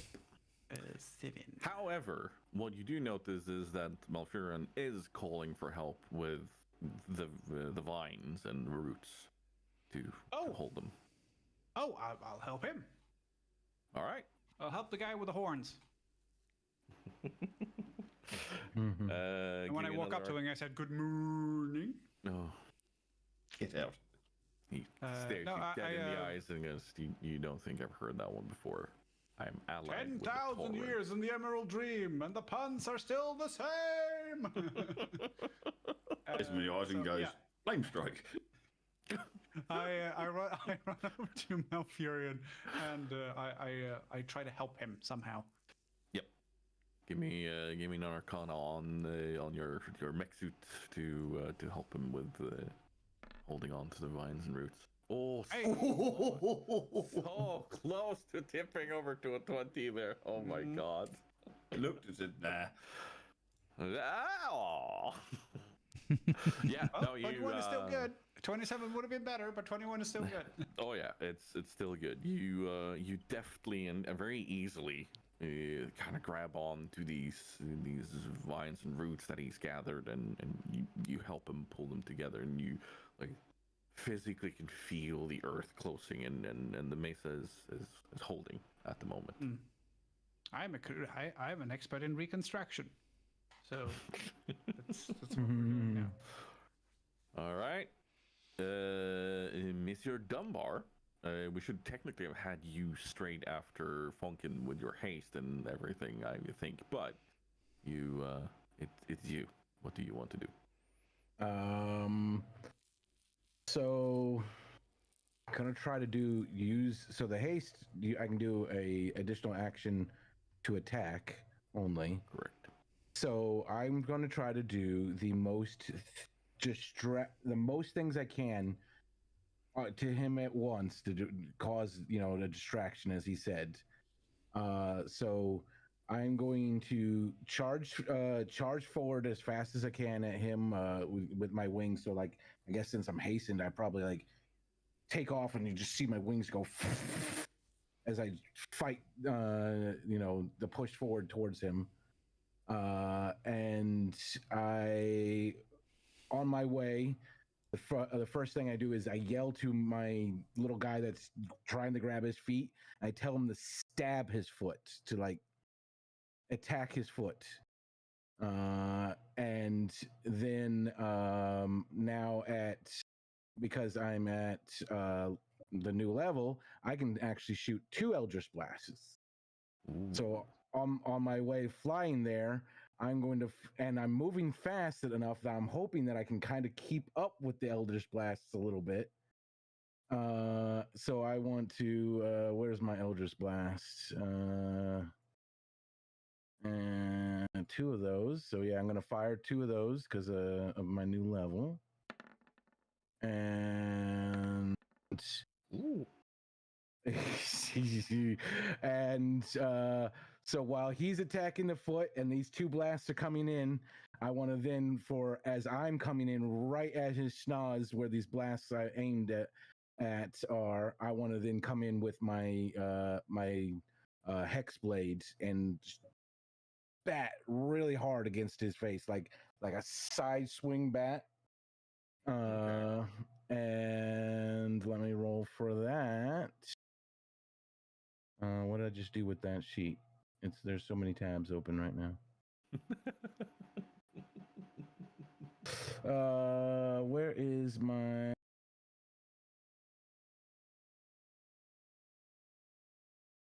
X blades? There we go.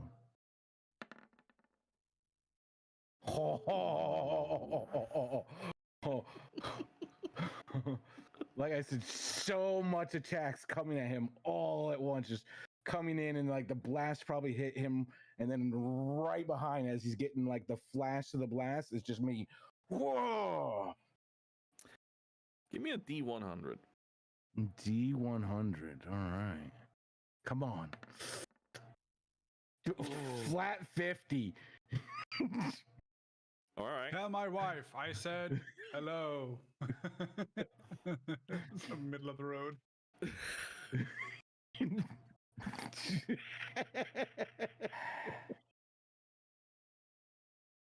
A Steinway hits Alistair. No. A suddenly very large "Get Out" sign stands up for Alistair. Yeah. Do you need to roll for your little guy? damage. That sounds so wrong. The little guy.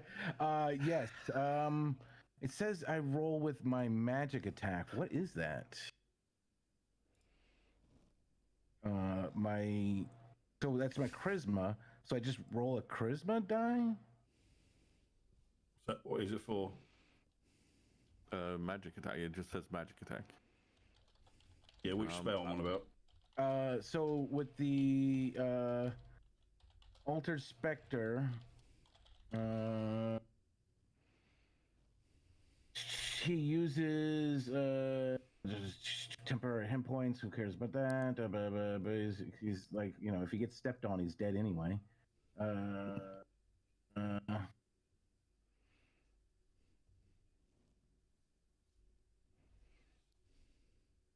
Is for your familiar, is it? I will say it says you curse the soul of a person you slay. So. Oh.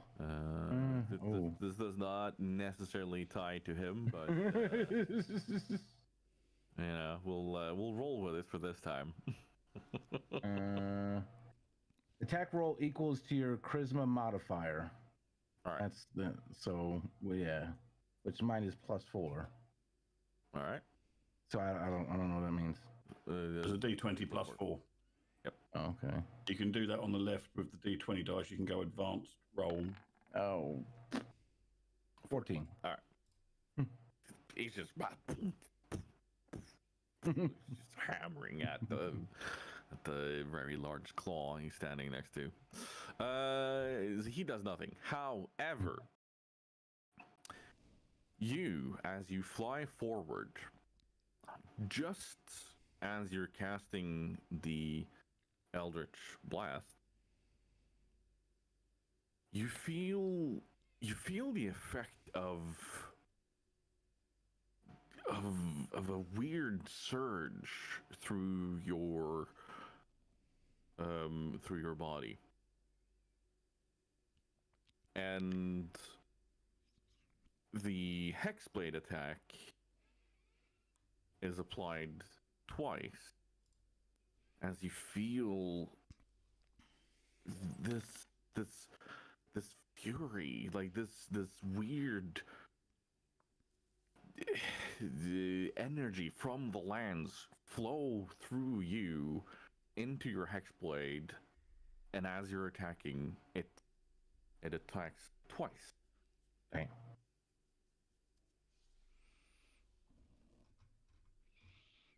He just got smacked with everything. Yes. You did. give me a total on the damage that you're doing here. All right, and then there's that. Oh my goodness, these are like my best rolls ever. Oh my god.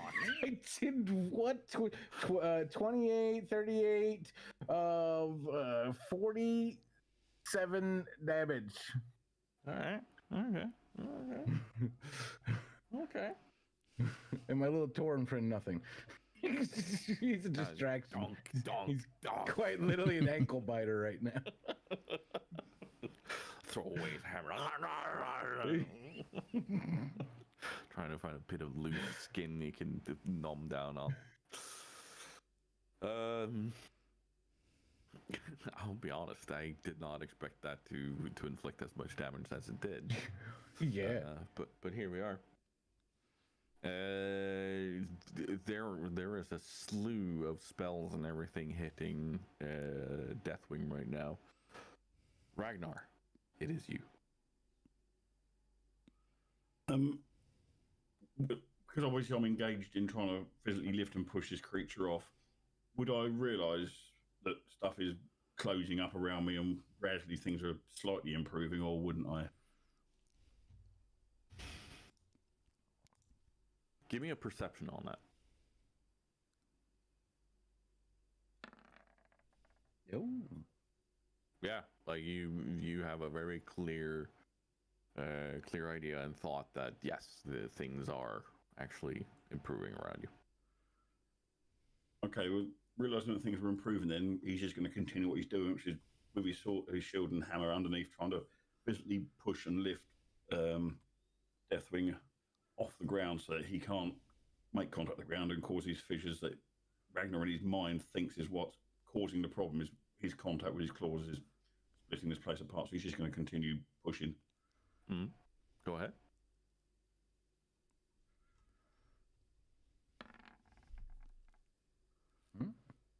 Nice. Now give me a D100, please.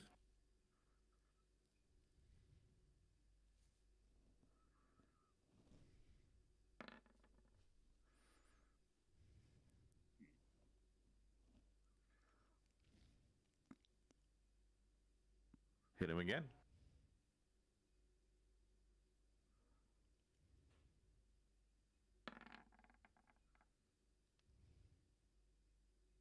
Not so good. You barrel into him again, and you feel him kind of take another step back, and he's pushed back again, and there's this surge of energy through you too that allows you to try to hammer back into his, like, barrel your way into his chest again, and once more you feel him be like take a step back, and he's slowly being pushed backwards with what you're doing. And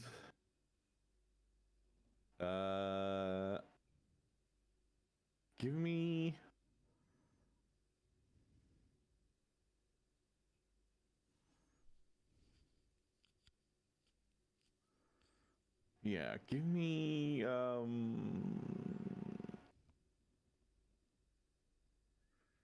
a survival roll here.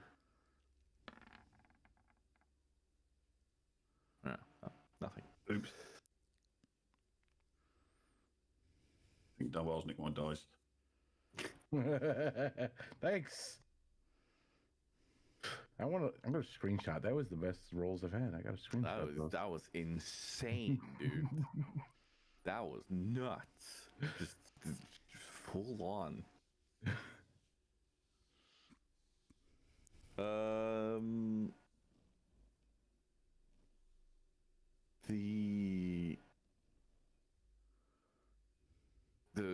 The people around you, Thrall and Medivh and all of these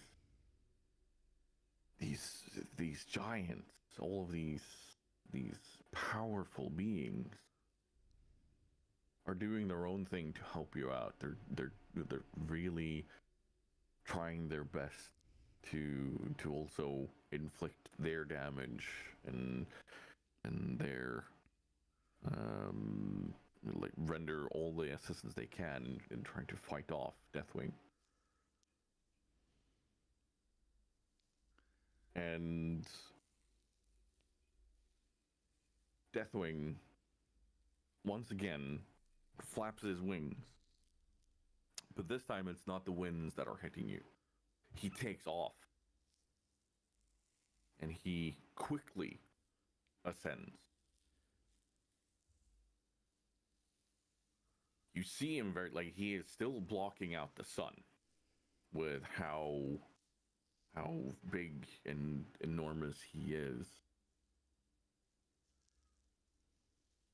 And yeah. I'm going to need a survival check from all of you.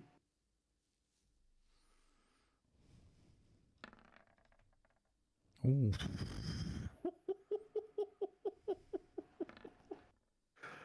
Oh, so close to another one. It's just teasing now. Oh. Ooh.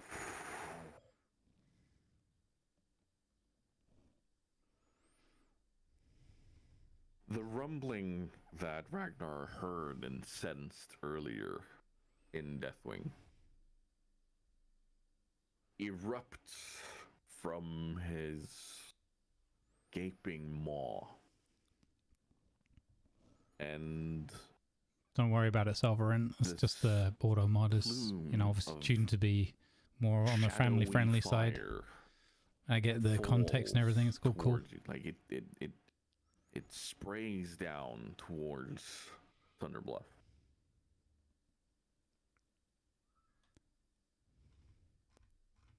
Dunbar is hit square on by it.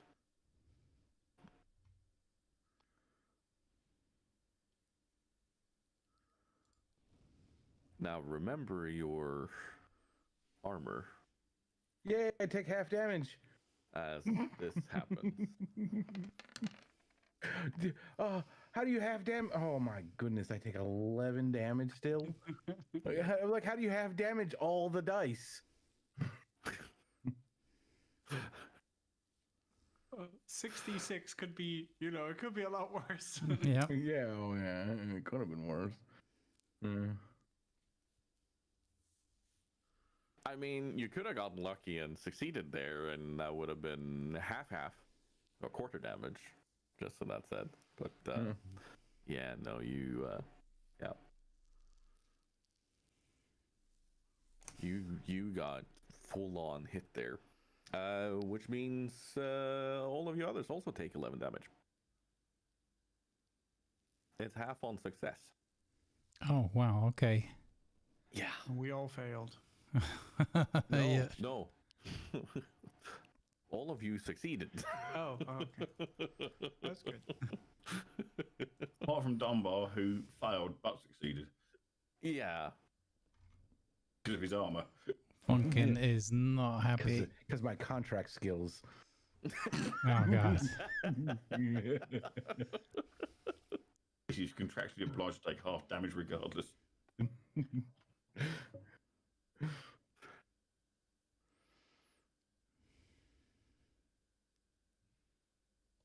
It's reduced damage against reduced damage against dragons. It's a special clause. Wow. No. No. I think Just no.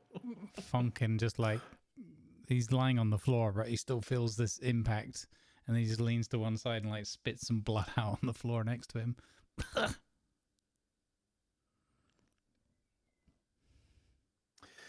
Alistair makes a mental note to install the air conditioner inside his shredder mech.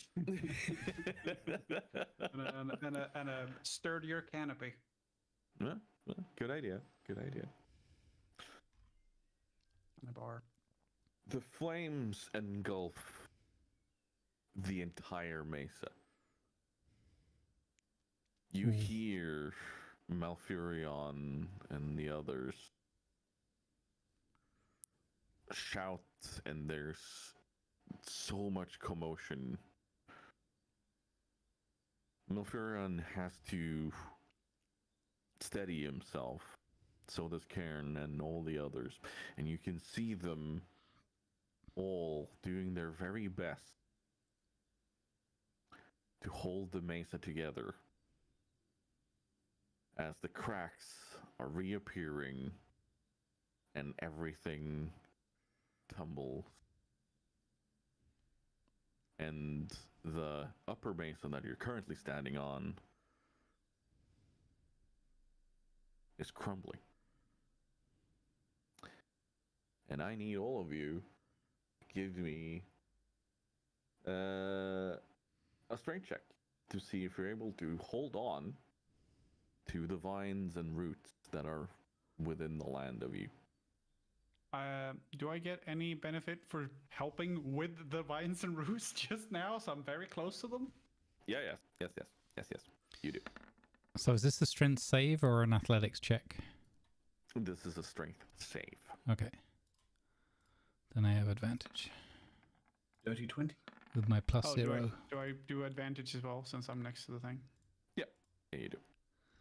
Oh, Good. Oh, All right. back to rolling normal. Ragnar, Funkin, and Alistair, you are able to hold on.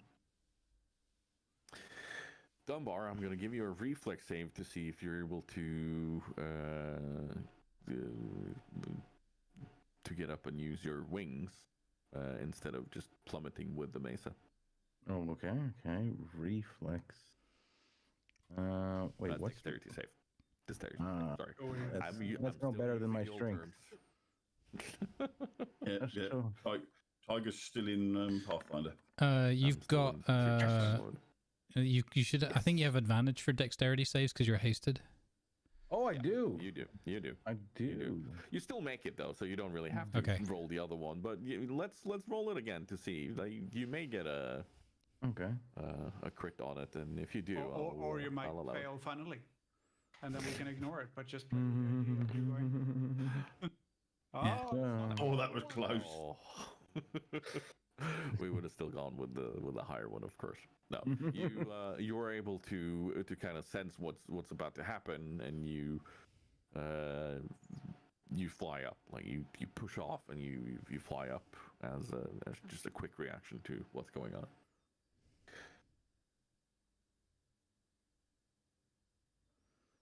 With I can't seem to drag my token onto the map for some reason. no, weird. It doesn't really matter. Like, it's going to be okay to have, but it's not going to be the biggest way of tracking. We're mostly going to stay in this scene anyway, for my sake. The mesa collapses, but with everyone holding on, it's not just a catastrophic collapse. You are able to guide people off and get down on the second the second mesa, the second floor of this, if you will. That is one step down. People are already trying to shuffle away and get out of here, and the lifts have stopped, but the very, very clever Taurans, in their knowledge and foresight, have utilized the rope bridges and everything that go over to the other rises. They are making them into ladders that go all the way down, so people are able to climb down. It's not a very fun climb, but it's better than, jumping off the side of Thunderbluff. Mm-hmm.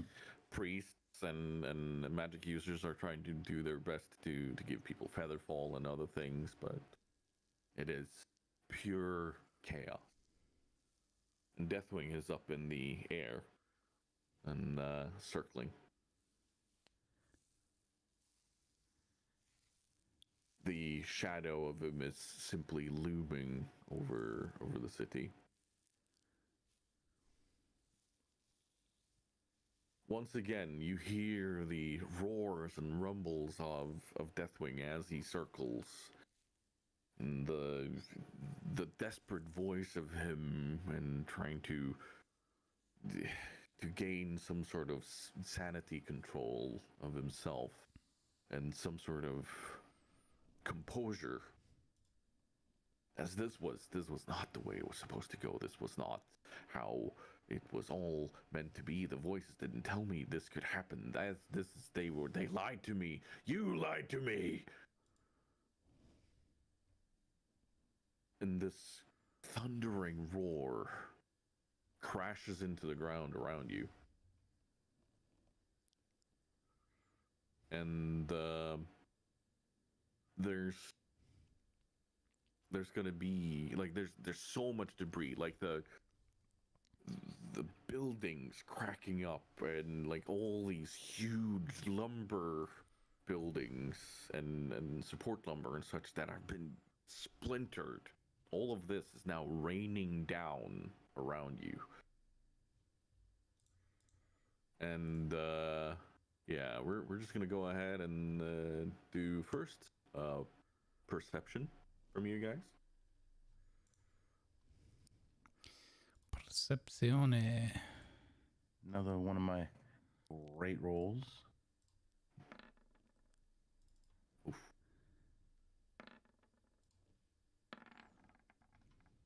Oh, wow. No one did well. No, I had a +7. It's just a blur of pieces and everything coming down, and all you can really do now to try to ward yourself from everything coming down is simply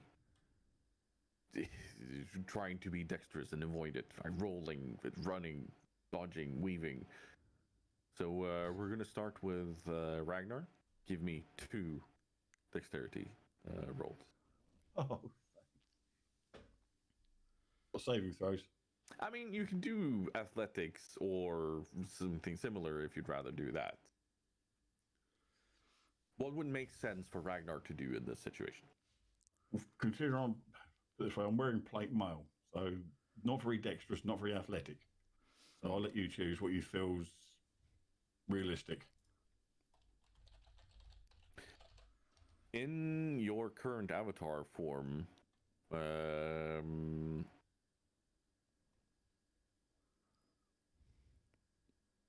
I will grant you 1 specific ability you can do at this moment, but it's going to rely on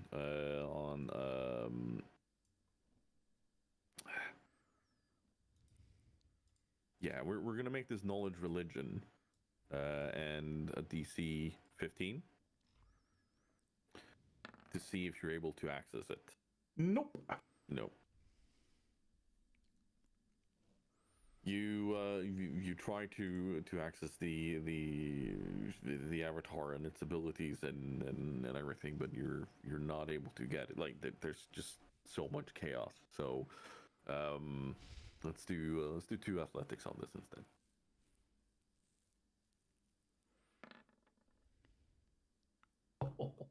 Painful.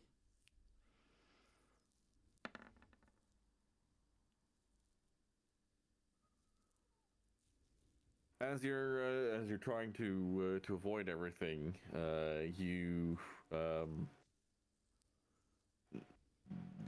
Head first into a Steinway. Weird. There's a piano standing around here that you barrel into. No. No, you're trying to avoid everything coming down, but there's one of them you're not able to avoid. But there's a tray that hits you and bonks you. You take 1 bludgeoning damage. So if you have anything against bludgeoning, then you may apply that now. Nope. No. 1 damage there. All right. Who's next up? Funkin. Funkin, how about you give me a rundown of how would Funkin avoid this? So, point of order, first of all. I took 11 points of damage. Mm-hmm. And I'm concentrating on the haste spell.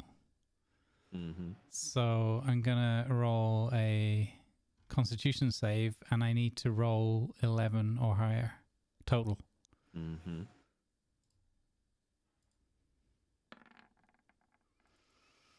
Oh, thank goodness. Okay. Dunbar, you're still hasted. You're good. So Get this dragon. okay, and now so there's all this debris and everything flying around, so it's just basically like objects everywhere and physical threat, right? Okay. Yeah. I think Funkin I mean, so first he just spat some blood out. He took a really heavy hit, and it's not what he's built for. So he's like, wait, time out. I need a pint of sherry or something. And he casts he's like, okay, I can't be of any help to anyone if I'm dead. So he casts he starts muttering some words in Gnomish and sort of arcane words and things, and he goes, "Not today, GM." For no apparent reason, and he casts this rope trick and starts trying to pull himself up this rope, which sort of dangles in his face or whatever, and the wind's blowing it in his face, so he's already taking rope to the face damage. So he just starts trying to heave himself up into his magical movable portal. All right. Yeah. So yeah, it's up to you if it's like how easy yeah, I don't know how difficult the climb is or whatever, but it's pretty, he's on the ground already, so he's just pulling himself 6 feet or whatever off the ground, I don't know, into the hole. Yeah, no, Jeff is there. Yeah. Jeffrey, He's assisting you. Jeffrey, sherry, about this much. Actually, this much. Right away, a pint of shares. That's very good. Very good. All right, and I'm just crawling my way over towards the bar and looking up at the big screen at what's going on outside. That's all I can do for this. Like, I had the absolute wind, the stuffing knocked out of me. So yeah, no, that's fair. Still concentrating on the spell though. You're going to have to give me a couple of acrobatics checks there because there is debris and everything going on. Yeah. I figured I might take a couple more hits on the way up. If I nat one this and get smacked by a rock off the rope, I'm going to be very sad. Okay, so acrobatics, dexterity. Here we go. Ooh. 13. Mm-hmm. And hey. There's a couple of narrow calls there, but thankfully, with Jeffrey's help, you are able to avoid. Oh, was that a piano?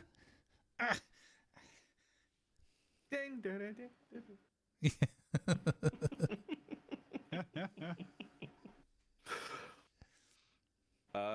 Yeah. The closer it gets, the more it looks like a piano.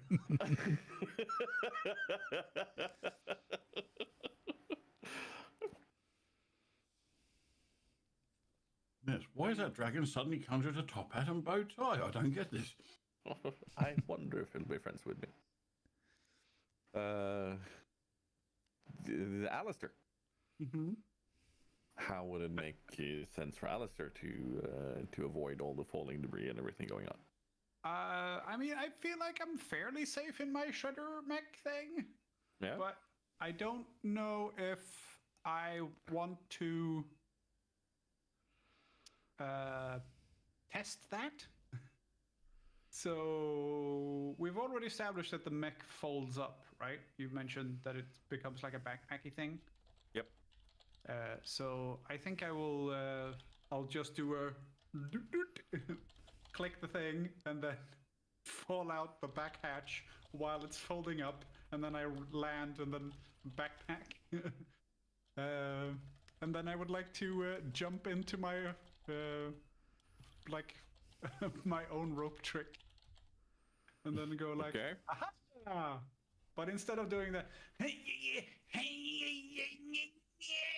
with the backpack on, I'll just go, you know, with my new ring of jumping, I'll just go, haha, twang, into the rope trick.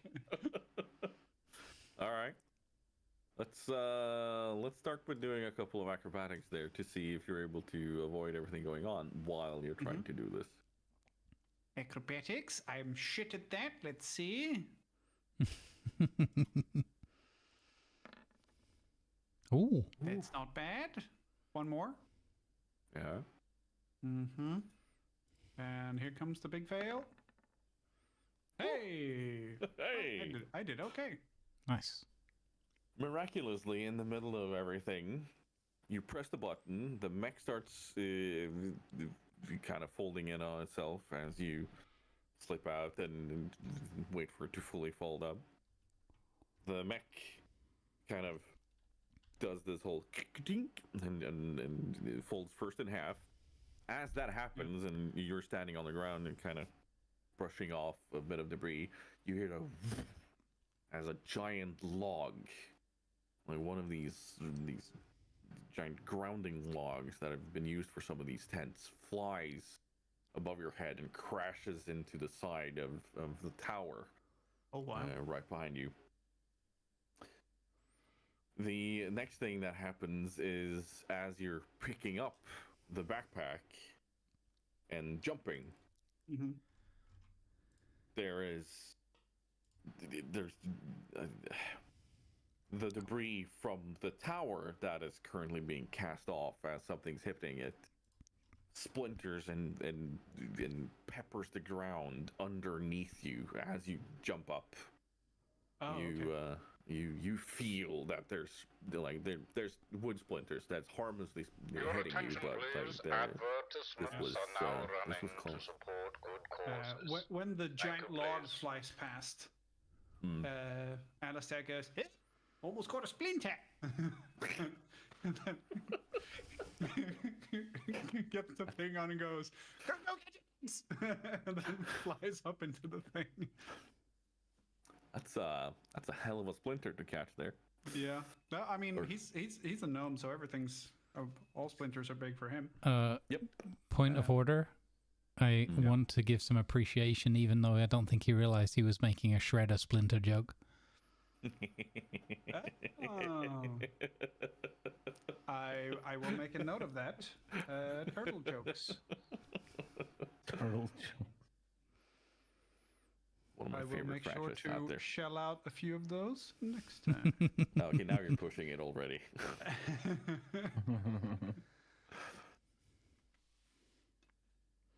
I was gonna make a "Don't tell me what to say" and then make it up with like a Donatello thing, but I'm not gonna do that. I was literally about to say, don't make me a Donatello again, huh? But when I get up into my rope trick, I take my backpack and hang it on a peg, because obviously there's a peg, and then I take the sort of a velvet rope thing that's hanging across, and I open that, pull that to the side, and walk over to my desk and open the first drawer, which has 2 glasses and a bottle of a very nice brandy. But I only take the 1 glass because I'm here on my own. And then I start really just going through paperwork, because I haven't been here in a couple of days, so it's, you know, I have stuff to do. As you sit down, you hear Come there's a in. knock on the door. door opens and Jeffrey is like, "Hello, sir. My sir would like to say is excellent. Have a nice day." And he closes the door and he leaves again. Hey, thank you, Jeffrey.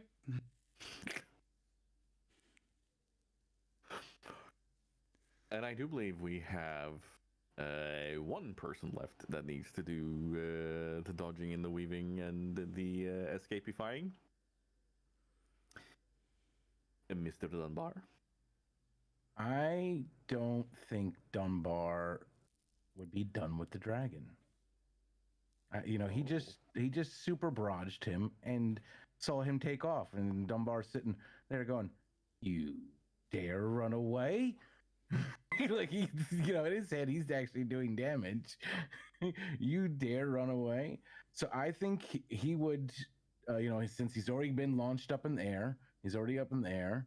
He would dive up towards the rocks coming and use the new little lovely ability you gave him, Dream Step, to quite literally kind of shadow step right through the bulk of it, dodging, as much as he can, basically by, moving forward through it as fast as he can while shadow stepping. He wants to charge at him to try to attack him. All right. I like the idea of Dunbar going dream step and then ending up in one of the rope tricks going, "Hey, you got a spare chair?" Like, "Oh, I do have a spare glass here." We'll go down there a little bit later. We'll leave it for now. At the same time, this being gnome rope trick, like it's gonna be Dunbar kind of sitting on the chair, kind of going, "Hi." He's like, "It's kind of tight in here. Could you Can somebody raise the roof? It says the space can hold as many as 8 medium or small creatures. So, I mean, but to be fair, mine has a desk. It has, a velvet rope thing. Jeff hangs out here sometimes. I feel like we should be able to combine your two rope tricks and just make it I love the idea of like a caravan park. We're just parked next to each other. I like the idea if they're like within, I don't know, a reason, like if they're within 120 feet of each other, there's just a magical portal door on either one of them, and you open the door and you just step through into the other one. So you can go from the workshop to the bar and back again. That's kind of why I had Jeff knock on the door and kind of go, "Hello, yeah. I love the idea of this is the part where we have our desks and we do work, and then we have the lounge. That one's just full of big viewing screens and a bar and sort of wood nymphs. Sports bar. yeah. This is the gentleman's club. The gentleman's club, sorry. The flaming hog. There you go. Oh, that's actually an excellent name. It's gnome bar and recreation area. Yeah, that is an excellent name, dude. Gnome place like home. Note of that. Oh. Wow. And you lost all inspiration. Well, look, I was gonna call my part Neuters. It's the gnomish Hooters. No.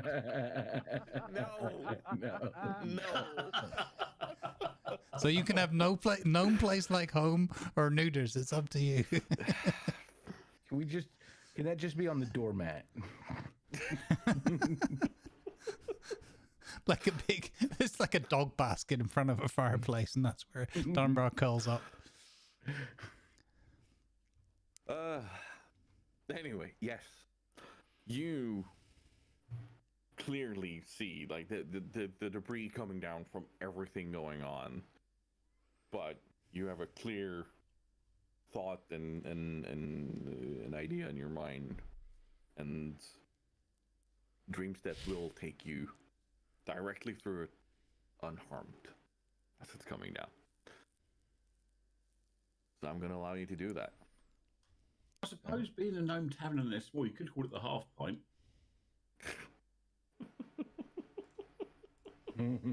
No. All right. Dream step. Where you, like, as you're flying, you are. It's like simply you're just tapping into these powers that have taken over your brain, and you sense, like, you see all the debris still coming down, but you are effortlessly gliding through it and up. And as you're in, like, for a fraction of a second while you're in this dream step, you sense the white raven on your right and the very large dreamscape dragon on your left as you are charging forward towards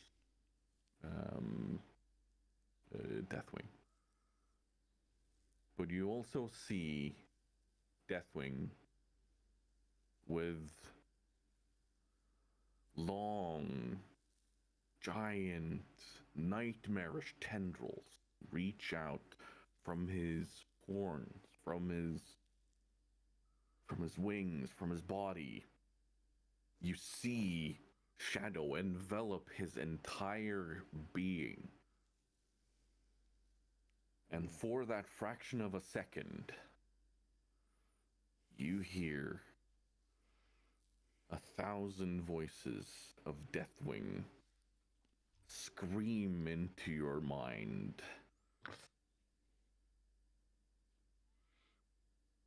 Get out of my realm!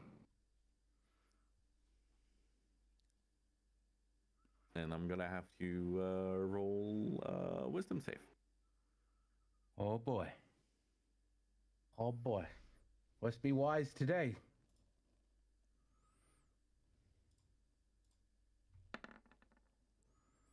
Oof. It's not that bad. It's not that bad.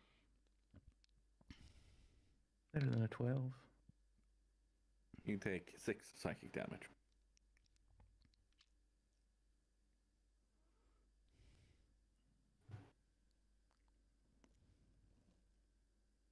It's always good losing health on the way towards attacking a giant dragon. Right?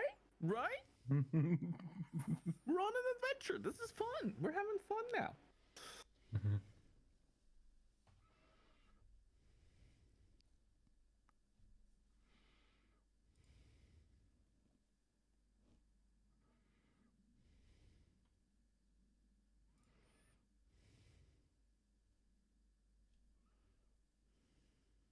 Deathwing hurtles his way down towards you. Oh boy. He fully flaps his wings and starts diving towards you. As he's doing this, he opens his mouth, and once again you see this plume of fire and shadow and death spiraling downwards towards the ground.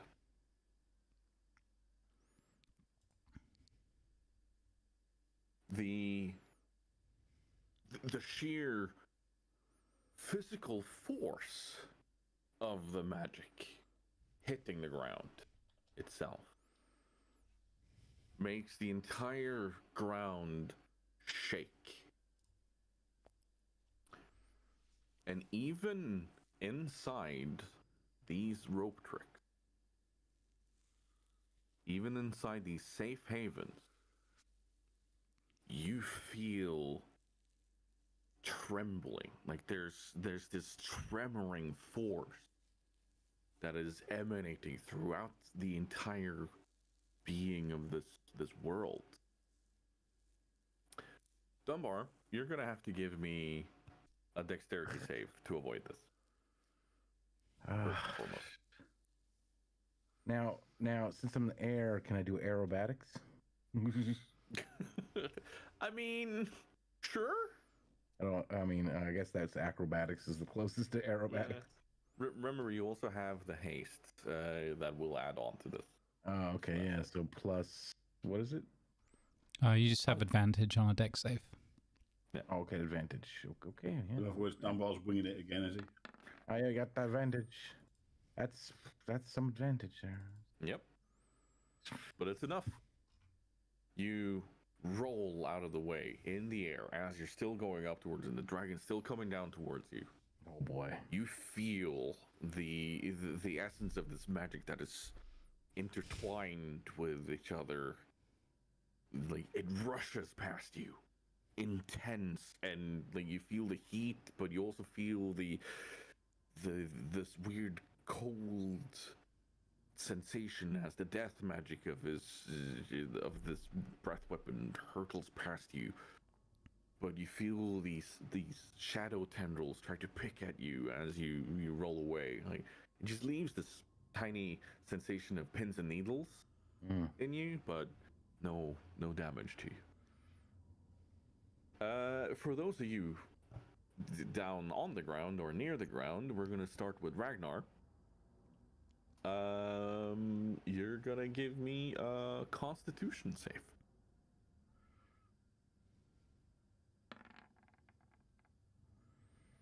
Nice to roll over there. Yeah, no, you're good. You feel this immense physical force, but you steel yourself while in this avatar form, and you hold off.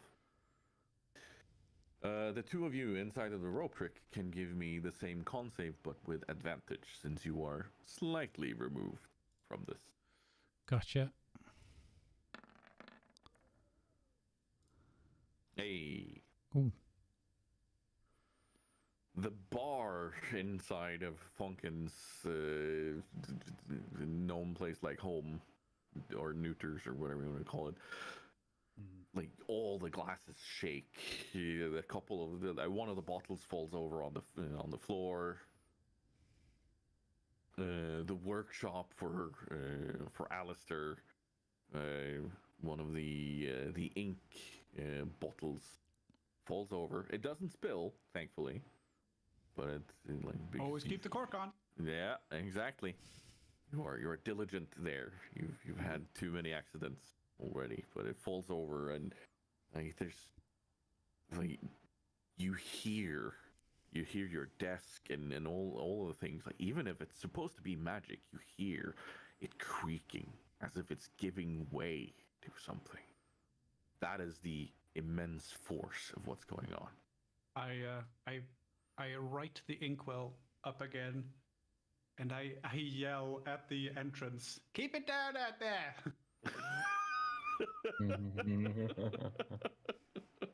Rowdy neighbors.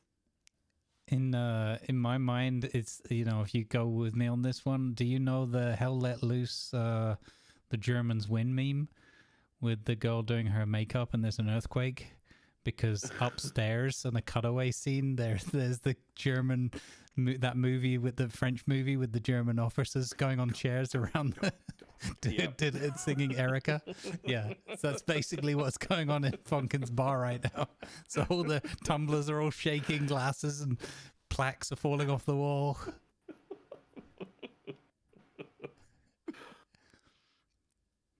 I still want to have a little corridor or something between our two Yeah. rope tricks. I have to get that.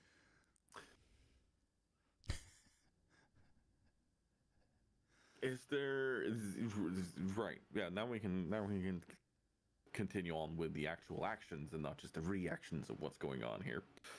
So let's start with Dunbar, since you're up there. Since I'm up there, Yeah. I would want to rush at him and do the I'm gonna call it the Dunbar barrage. This is exactly what I did before. The Dunbar barrage. Dumbarage. A dumb The barrage, Dunbar yeah. barrage.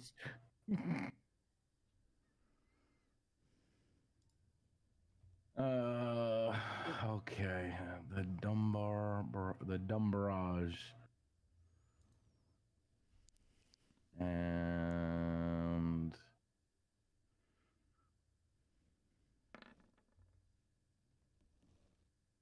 Ooh. Wow. The Dunbar Barrage is a good one. And then the Hexblade once. No. The Eldritch Blasts at least impact. So give me damage on those, please.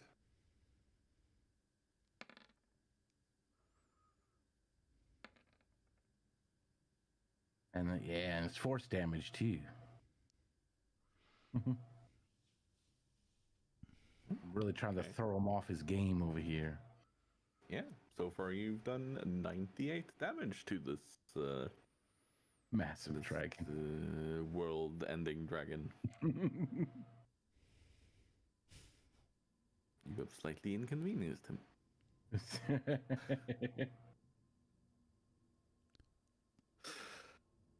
No, you have given him some proper wallops. I will say that. We're not gonna try to just play this off as if it's nothing. But yeah.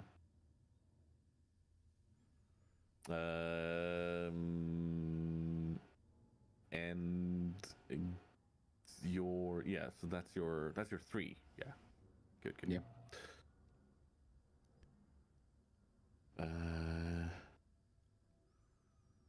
I think it's time for Funkin'. All right. So what Funkin's seeing on the sports screen is the dragon basically continuing to menace and attack, and Dunbar continuing to engage and try and fight it off, right? Yep. Okay.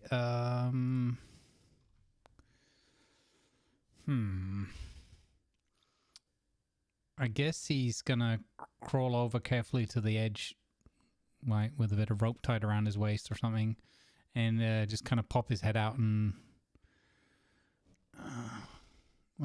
he's got to get a better view. Yeah, he needs to kind of lean out to the side and like see stuff to like cast spells or whatever.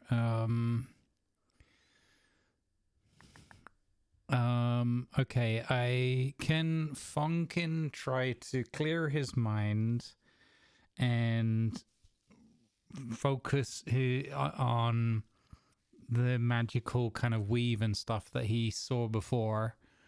But in this case, it's, the thing is collapsing. There's nothing that can be done there, and the others the people that know this realm are doing what they can to save people. And but he wants to try to use this magical force that he sent instead of offensively. So to try and augment or somehow, because he's an evocation wizard as well, so he understands the idea of channeling and over channeling, and he doesn't understand it fully, but he's got like a mixture of intuition and learned experience of like, okay, maybe the magical forces here, because he's already seen magic kind of undercharge and overcharge his spells while he's been here too, right?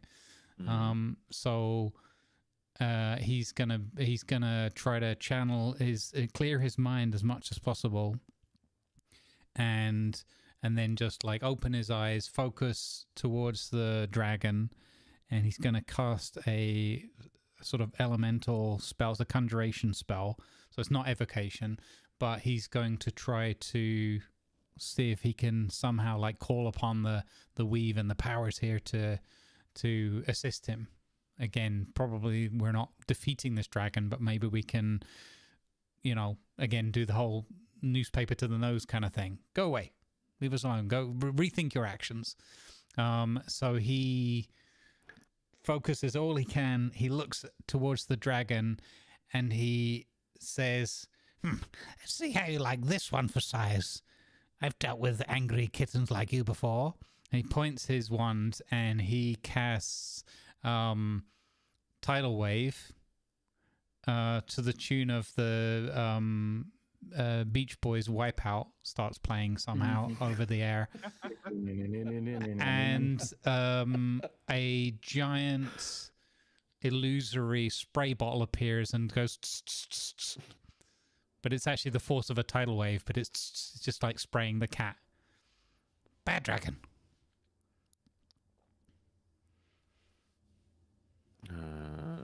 Hold on. don't know if you can knock it prone. And on the side it says Tai Shun. Get out. It's a brand name. Luckily, the water should put out all the flames. Doc, to answer you, no, he would not count as a giant. Yeah. That is Yeah, the that's what I was- specific racial type of giant. Yeah, which I thought it was the way it was. Yeah, I just want to double check that. Good to keep in mind, though, if you come across a giant dragon, or a dragon giant, or depending on how you see it. It's not a bad idea. Yeah, I'm still going to do what I've said, but I just wanted to just check. Yeah. Funkin, Mm-hmm. let's start by checking your robes. I was How going to they say, behave. he's full on, like, he's going for it here, so Oh, yeah. whatever happens, happens.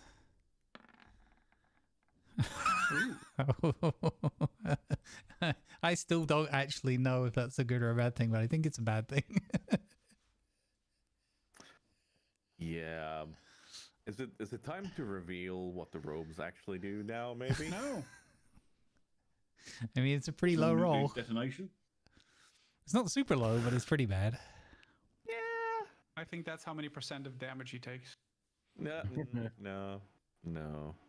That's how many megatons the nuke is that detonates under his rope. Yeah. So, That's fine, it can't go through. Let's talk a bit about these robes, shall we? Yeah. We're gonna lift the veil a tiny bit. You don't have to reveal everything, but just to give some insight into Yeah. why we are doing these. So I think one thing is that there is a constant minor illusion that he's trying to keep up with all the time, but probably failing. But these robes don't quite fit.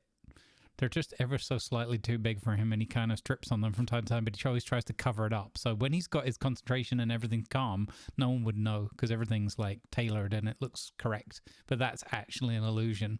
So the first thing you see is this illusion is completely shattered, and you can see that he's like what is it, like Mickey Mouse in the sorcerer's robes or whatever. Like they're all just hanging over his hands and everything.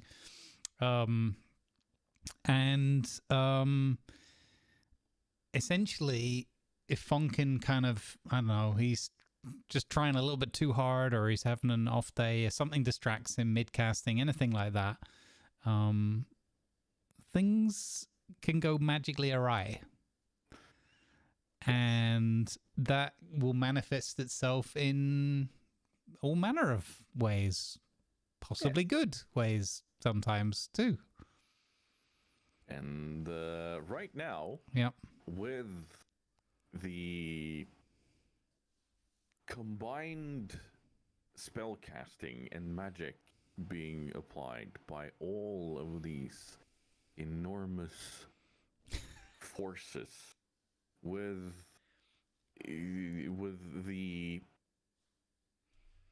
the edge of reality almost being torn open by this dragon and your presence and everything going on, and the simple ritual you were here to perform. Mm-hmm. The tidal wave that you are casting, your mind is ripped back to the moment in Thousand Needles. Mm-hmm. As the wall collapses, as the seawall comes crashing in. And that is exactly what is happening. That is exactly what is rushing forward from your wand right now. You have an entire seawall, just like a tsunami rushing forward towards Deathwing. But not just Deathwing. Let's be fair. This is a giant seawall that is doing its thing. Yeah. There are some friendlies getting wet. So I like the idea right in the moment, Funkin's like just finishing and like this releasing the spell. he's expecting this kind of from the spray bottle, but it's more like if you ever turn on a garden hose and you don't realize that the last person that used it left it on like full blast or whatever.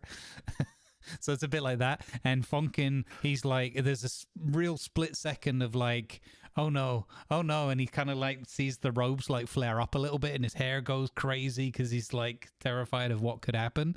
And instead of the spray bottle, he hears God.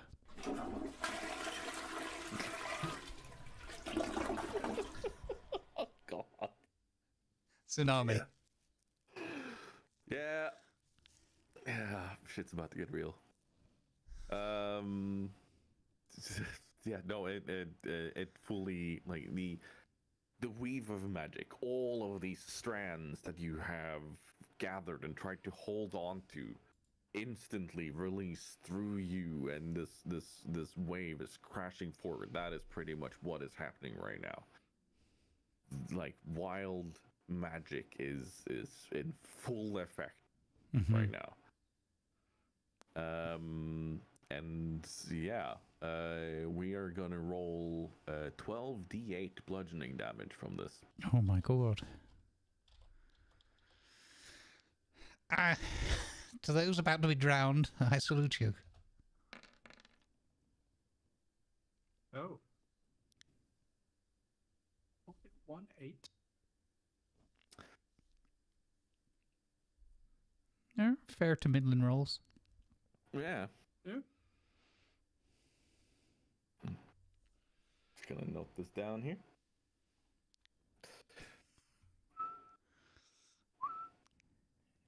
Nothing to note down, it's fine. Is it though? A lot of Taurens are thrown back by this.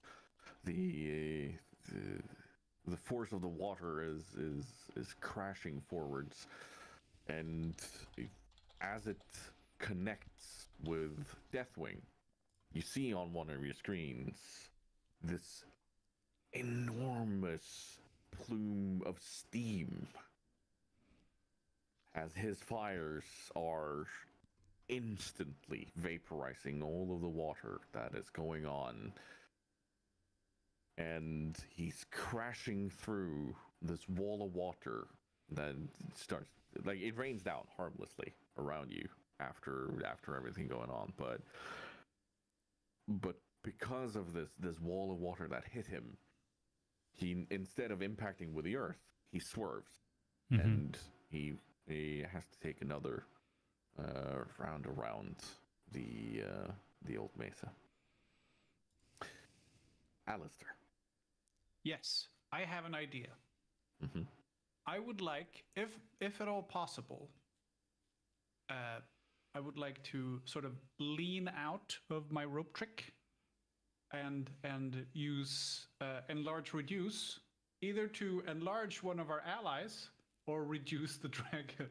I'm not sure I can do that, but I would love to try. And if you say, no, that's not a thing you can do, then I would like to cast Heat Metal, because I know that Deathwing is covered in metal plates. You do not get the sense that you can do anything to Deathwing. Okay. But you can definitely help your allies. That is definitely something you can do. As I recall, Malfurion is very close. Yes. Is he the only one close? No, there's now Thrall, there's Medivh, there's Cairn, there's Varian Vryn, there's... Yeah. Cairn, big guy already. Let's make him bigger. Ooh. I want to cast enlarge the enlarge portion and not go, oopsie, I made Cairn into a calf. But no, I want to turn him into a bigger Cairn with the enlarge reduce. All right. Yeah. Yeah, so, no, he Jesus. He goes from, if he I guess he's large maybe? Yeah, Taurens in this world is definitely large in so their from size. large to huge. Jesus Christ. If the sizes are and with his totem to. Oh my god. Yeah. Target size is increased double in size, and his weight goes up by 8. Yeah. Oh, Big cow. Big. This is noble. Don't want to pat on the dear. head from this guy. Well, I hope he doesn't trip and fall over. It'd be a catastrophe. Yeah. Although, to be fair, if he hung off the edge of the bluff, he'd probably reach the ground, right? Mm. We could try and levitate him. Yeah. Oh god. Holy cow. Mhm. I'm not even sorry. The fastball special. you noticed. Yeah, that goes off without a hitch, and you hear the rumbling of Cairn in his thunderous voice right now. I am renewed. Go get him, big guy. And then we go to Ragnar. Also, I retreat into my pocket hole again. I don't want my beard hanging out or something going like, whoopsie. Having now that the dragon is up and he can't reach him to physically clobber him with his shield and lift him, Ragnar's going to reveal one of the special effects of his new hammer, or his improved hammer, should I say. So you'll see Ragnar stand on the ground, eyeing the dragon up above him, and you'll see him start swinging his hammer around really, really fast. And with that, he releases his hammer straight at the dragon, and you'll hear it go off near enough like at Mach 1, break the sound barrier type thing as it goes thundering into the heavens. And hopefully it's going to hit the dragon somewhere tender. All right. Feuerfly.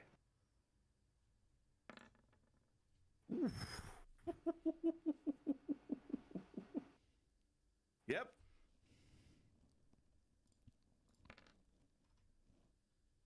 Not that bad. It's 12 bludgeoning and 2 force damage. Then you'll see the hammer come thundering back and return straight back into Ragnar's hands.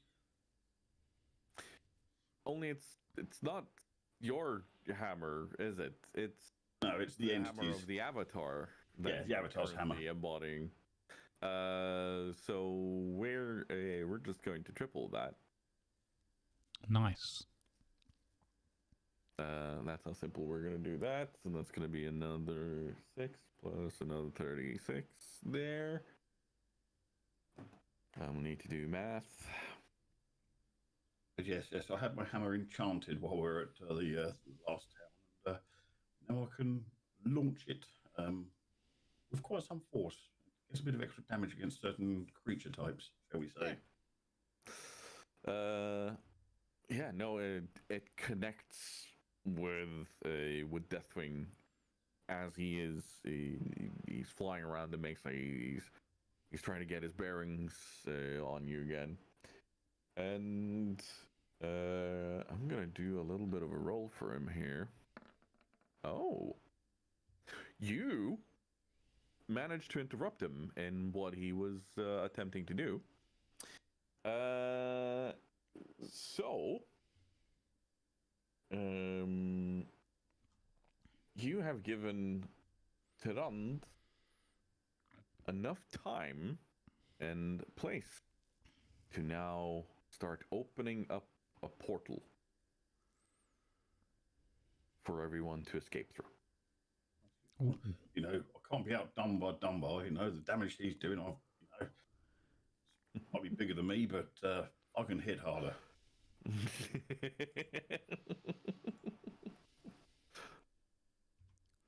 Dunbar's been hit with a sleep potion, it seems. Yes. I think the sleep spell may have hit Dunbar. Are you okay, Damien? Yeah. You sure? Yeah. Struggling there, fella. Okay. We are getting closer to the end of the session. So if you're able to hang on for a little bit longer, I'm good. Okay, thank you.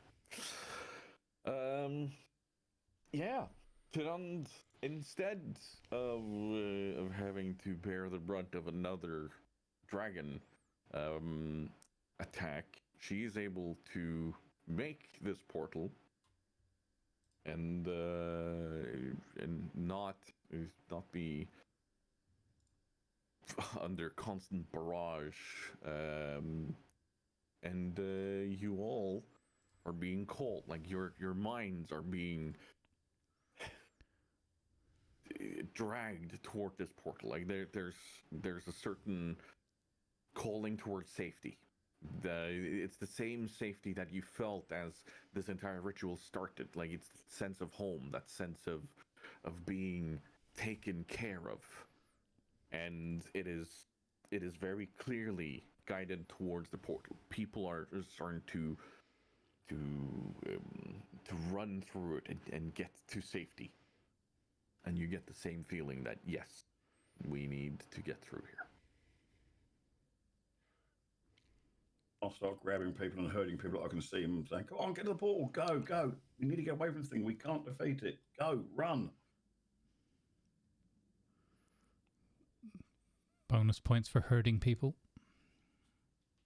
you know, I was just trying to be subtle. If he herded us, he'd be herding Cast. Hmm. You know, just wait. I think I You think I get misspelled something inspiration there. for that one. Oh my god, you get inspiration for that one. Oh my lord, that is beautiful. Come on, There's a people, slight move misspelling there it. somewhere, but I can't see where. We need people to move it. Come on, move it. Jesus. Happy to help.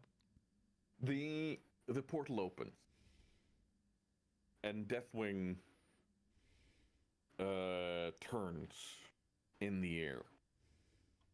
He bears his chest that you can now see is being almost riveted together. Like there's metal plates trying to hold on to his very being so it doesn't split open. You see the fires within his own soul burst forward. It's a mix between the essences of death, but also shadow and fire that is trying to pour forward. This was once the aspect of Earth. He was once the aspect of Earth. He has, however, been corrupted. There is something that you can clearly see that is bursting forth from his very being, and the metal plates that Ragnar cracked on the side. There's plumes of smoke and fire and tendrils. Like these demonic tendrils that are reaching out from within his being. And you hear this bellowing roar. I have been made whole by my own essence. I am the maker of this world. I am the very thing that will hold on to it. I am death.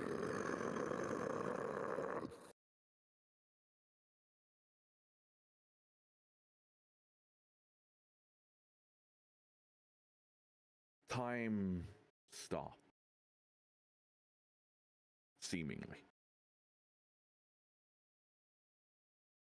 The wave of force and fire. You see demonic faces within the smoke rolling towards you. You see the faces of people that have attempted to hurt you before. You get an overwhelming sense of dread as this rolls towards you.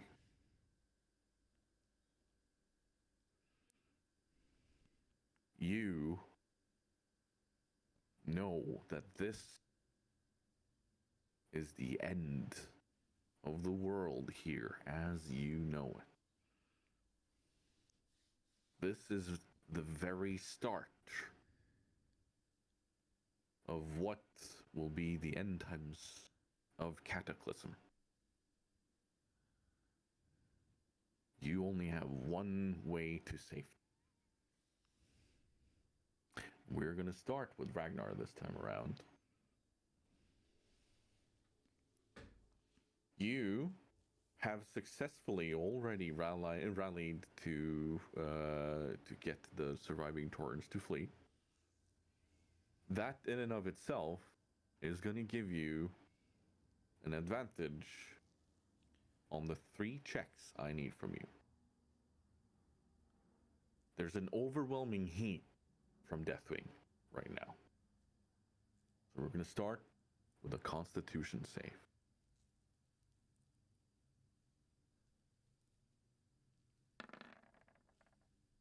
Woo!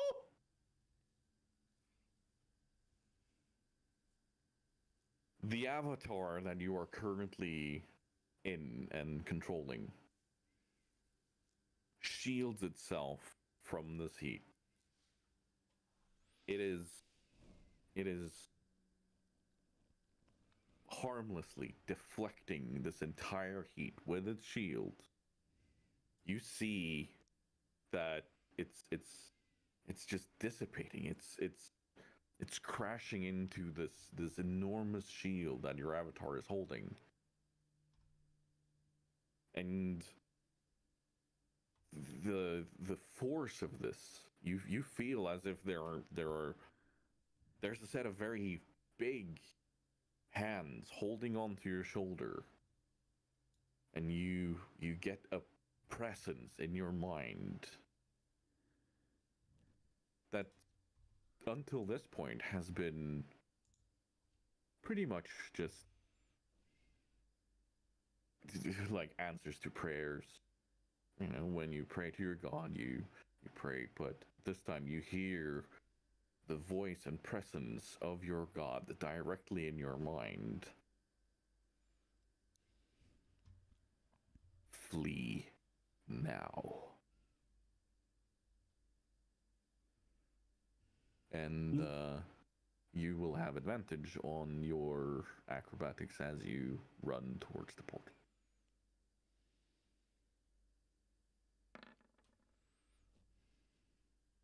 Goodness. You run. There's a couple of stumbling moments. You run, but you make it.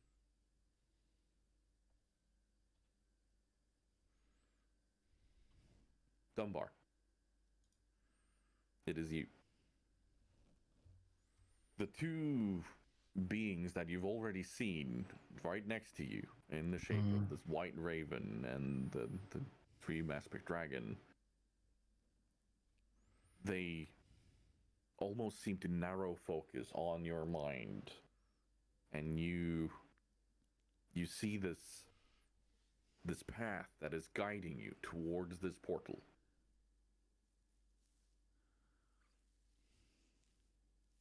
We're gonna need you to roll an acrobatics to find this path and guide yourself in with your flying.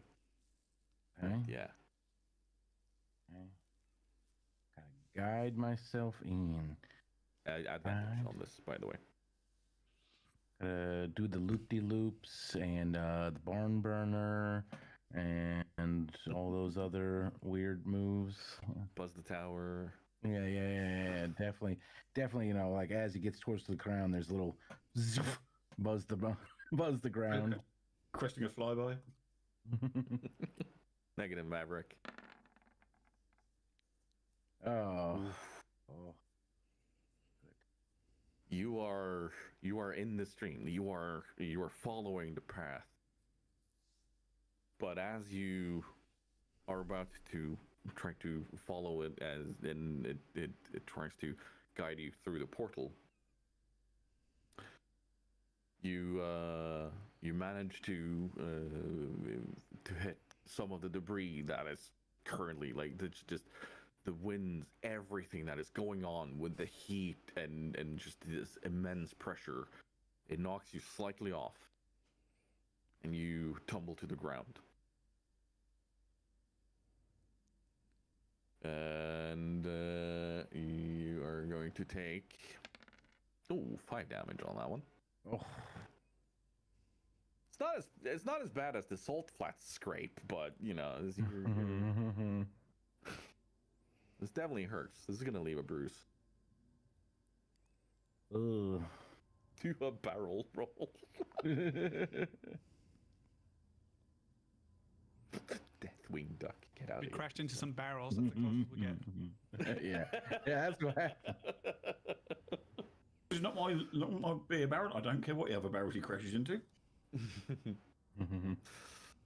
Funkin', Mm-hmm. it's you. All right. It's yeah. Jeff is here being like, Jeff, get us out of here. Sir. We should leave, sir. I agree. Floor it. To where, sir?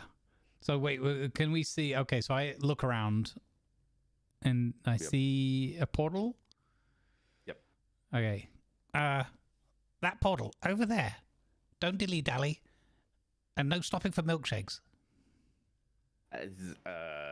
Sir, if I may, I think you're gonna have to run for it. This thing is not fast enough. Ah. Well, I did tell Alistair not to do any tinkering. Fair enough. Yes. Just, you know, grab the rope on your way down. You know this. But I think you're gonna have to run. Yeah. So I do the. Sorry, I'm completely set on the idea of you hearing a knocking noise, a door opening in the wall, and Alistair coming and asking for a cup of sugar just as you jump out the hole. Can't talk now, fleeing.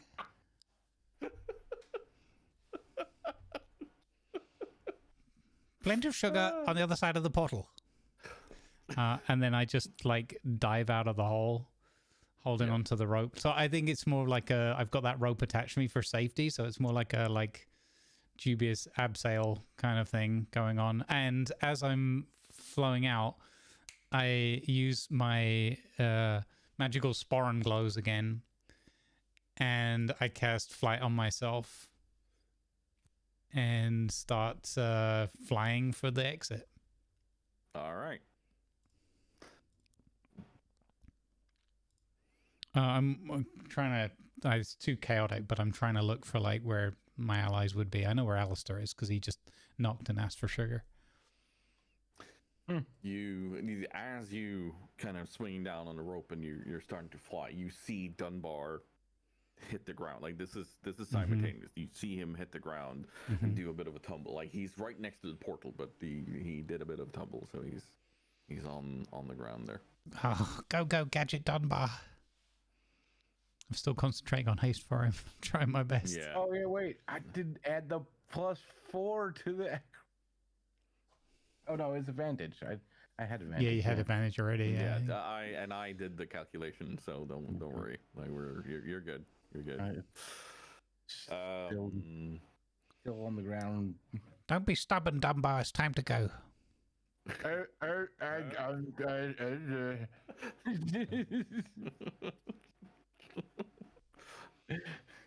He's now stunned bar because he's hit the ground a few too many times with his head. Oh my god. A lot of puns this one. Yeah.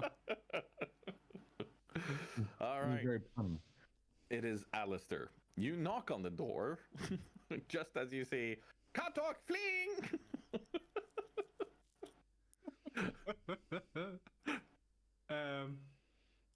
Alistair goes, "Are we off? Okay." Rumbles down. I imagine the short corridor down to his own pocket dimension, and then leaps out of the hole, but lands on his Mecha Strider, which is unfolding as he goes from the rope and goes twang and lands on it. Can we do a slight, like not really dangerous athletics roll to see how well you are absolutely. you are able to not crush your nuts? Exactly what I was thinking. That one he ends up. I'm also wearing my seatbelt. Just that one and gets 3 Adam's apples. Athletics or acrobatics? Because if it's about not landing on your nuts, I don't know what that would have to do with strength. No, I think this is definitely acrobatics. Yeah, okay. Go check. Ooh. Like, it's definitely an oof, but it's not a oh god and kind of clamoring on for dear life and I love the idea of him landing up. Oh, let's go, everyone! He's facing the wrong Landing way. it through the portal. He's like facing the wrong way, thinking, "Where's the head gone?" yeah, no, you are on your strider and you are heading towards the portal. And as you're about to enter, the continued constant assault on your senses and the force of Deathwing and the continued like blast of flames, and there's debris, and you sense the ground is again splitting up, like there are fissures tearing through this land. The rises around are falling away. The entirety of Thunder Bluff is being leveled to the ground by the force of Deathwing currently. Funkin and Alistair, with your arcane knowledge, I'm going to give you one Arcana roll to help stabilize and hold this portal as Tyrande is being shaken while she's trying to hold this. No pressure then, is what you're saying. No pressure. No pressure. No pressure at all. It's fine.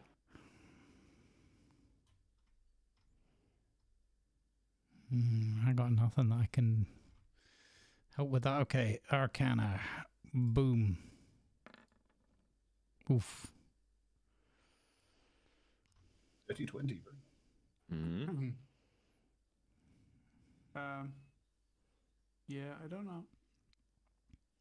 No, I don't think I have anything that could help either. So, unless enhance ability, I can cast that on her.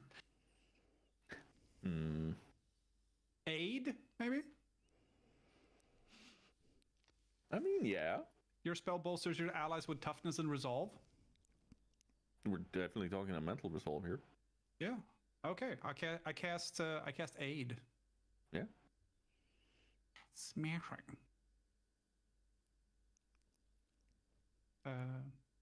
And I'll click the thing.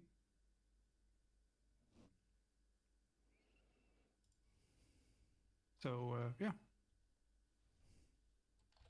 Also, I'll choose 3 creatures within range. So I'll choose 3 of our lovely heroes standing here, if, helping. Since we're getting out of here anyway, we don't need it. So. Oh, we get +5 health.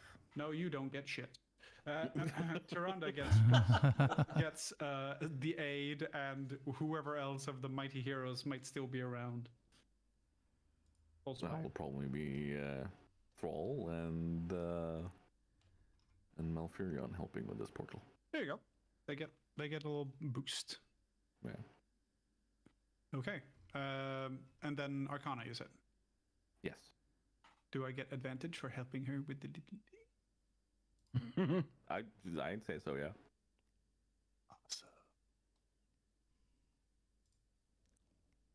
Awesome. Ooh, nice. That's pretty good. That's pretty good, yeah. What do you say? There Yeah, no, I'll take it. Yep. Initially, the portal was seeming like it was slightly getting out of touch with your reality, getting slightly see-through and wavering, but with the bolstering of the two of you helping out, you were able to get through. it restabilizes. Dunbar. Get up and run. I got haste. I should be able to. Yep. You all step through the portal, and you hear the mad ramblings of this dragon as he's puffing his chest, he's roaring, he's like you hear these ramblings of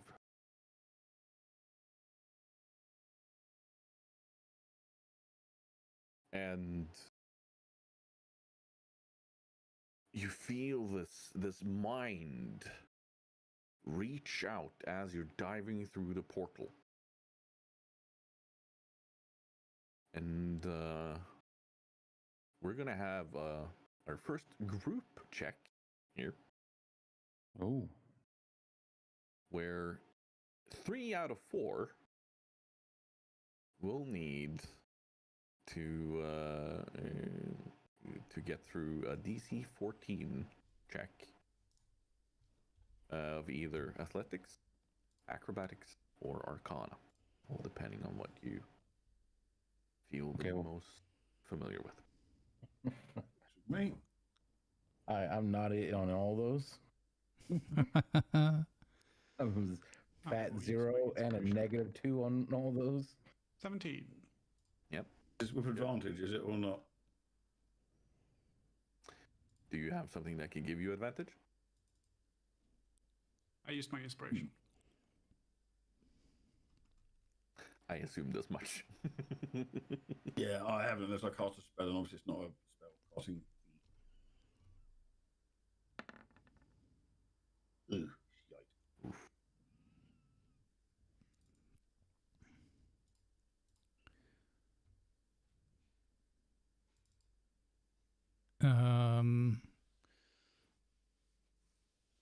Is there any way, like, focusing in on this weave again, that I can really dig deep with my arcana? I might be a bit too beaten up and exhausted by now. I don't think there's anything you can, like, unless you have something in your... No, it would be magical based on, form like, or the such. time spent with Karen and that, and just learning about the realm and everything, but no, it's probably too short term. Okay. Do I have to declare that I'm using my inspiration, or can I use it afterwards if I've got a really natural? I've still got one I've Way to never used. lowball it, Funkin. I mean, if you want to feel put like I can roll your better. inspiration here and try again, you can feel free to do that. Yep, I'll do my inspiration. I'm going to try again. Can't be worse than a 2, can it? That's better. Hey! Oh, I was very close to stopping on a 1. I'm glad it didn't. Yes, you and me both. Me saying it can't get any worse than a 2. Really? Now, So Some 2 more. out of 3. Yeah. We've seen Funkin fluff it like I did with a 2. I thought, yeah, it's not good. I mean, this is the only one that has anything at all. That's good. So I guess I'm going with this. Hey! Good roll. behind Somebody you, replaced. all of you sense this pure sense of insanity that is trying to reach you. You feel the heat of all the flame. You are pelted by tiny pebbles as the portal itself is flung away, and it tips end over end. Oh. And every time it flips over and you see the mesa, you see it crumbling. It is fully flattened to the ground, and the dust is welling up. And you hear the triumphant cackle of this mad dragon that has been driven completely to the edge of insanity. Why what? You don't know.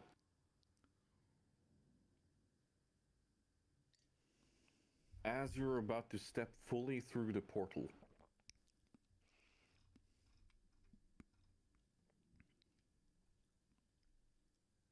you hear a voice.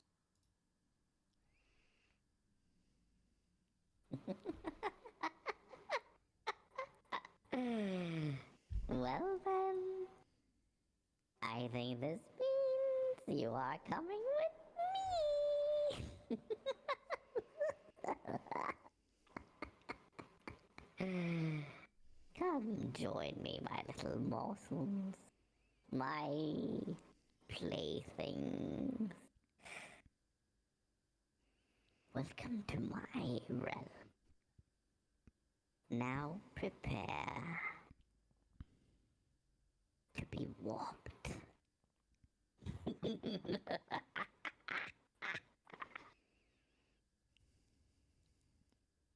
You feel and see the portal close with the colors of something that you've never seen before. They meld between everything from purple to red to brown, black, and it just keeps on ever changing. And an eye opens up. Funkin, you recognize the shape of this eye is the exact same shape as the sigil that dissipated.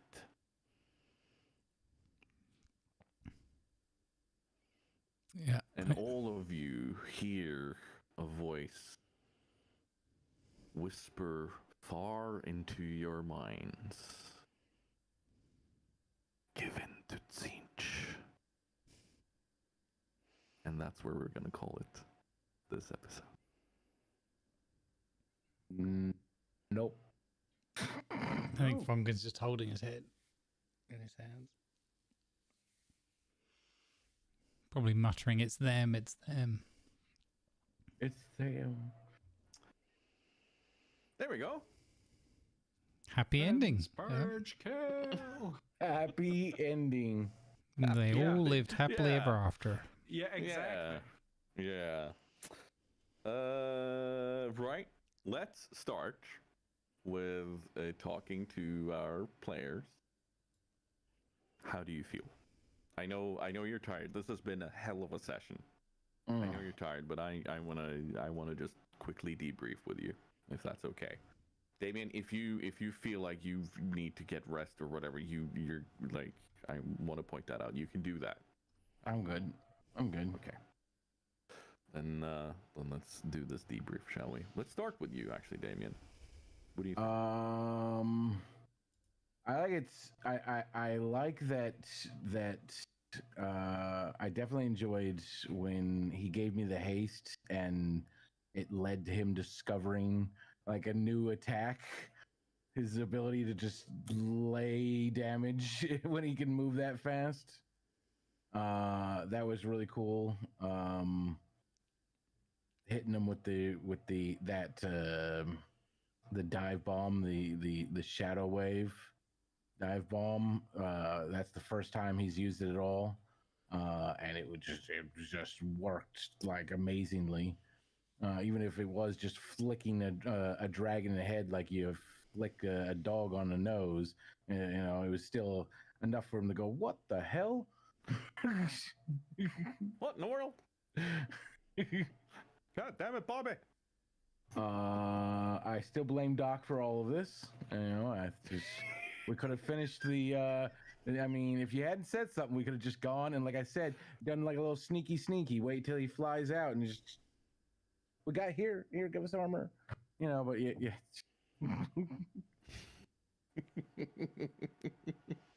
Did you notice Did you notice the Wind Fury effect?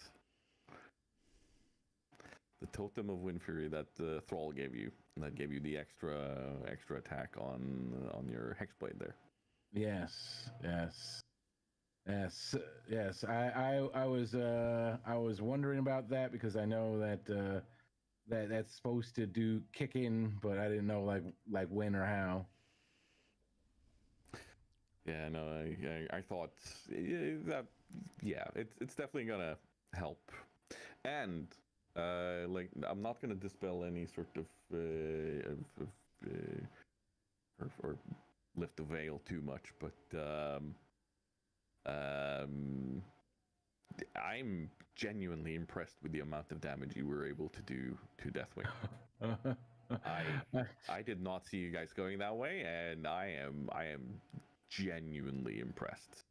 I mean, he has probably like 10,000 health or something. I actually haven't done the full numbers, but the encounter I set up, it didn't really say, well, the actual wording of the encounter is HP doesn't really matter, but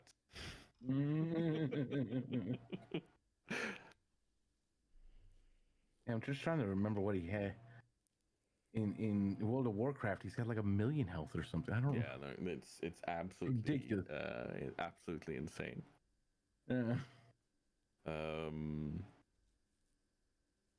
How, like, do you feel like you were like you didn't have a sense of agency with what you did? Like, did you feel like that was taken away from you? No, I thought like Dunbar definitely did what he was gonna do, and just he's not a thinker. He's not a figure out how to try to hold the world together guy. He's a run in, smash, grab, not think, and just full bore, full energy, just. And that's exactly what he got to do, and it still helped because he was the only one that could really keep on him, because he has a lot of basically like crowd control. a dragon like that, so Dunbar can get around that because he can just be like, no. You didn't think you'd get away. Excellent. During the madness of Deathwing, the 25 people heroic, he has 458 million health. Yep. There you go. But that's on heroic and on 25 man. There is also 10 man. Yeah, okay, so 10 man. He still has 127 million health. Yeah. Also a completely different kind of world we're talking about here. So. Yeah. Well, not completely different, but he is, after all, like the very aspect of the Black Dragons. So yeah, and none of us have attacks that do thousands and thousands of damage. So no, yet. Yeah. Dunbar Barrage Part 3, and he's just actually like the Punisher. Oh gods.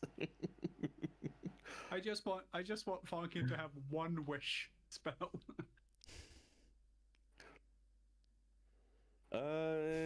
Yeah, let's continue on with you, Lima, since you're here. What did you think? I had a lot of fun. It was a lot of fun. I got to make Cairn even bigger, which I always thought was like, hey, he's already big. Let's make him bigger. Your attention, please. Yeah, no, I had fun. Advertisements are now running to support good causes. It was good. Yeah. Thank you, please. I don't have a lot to say, but it was cool.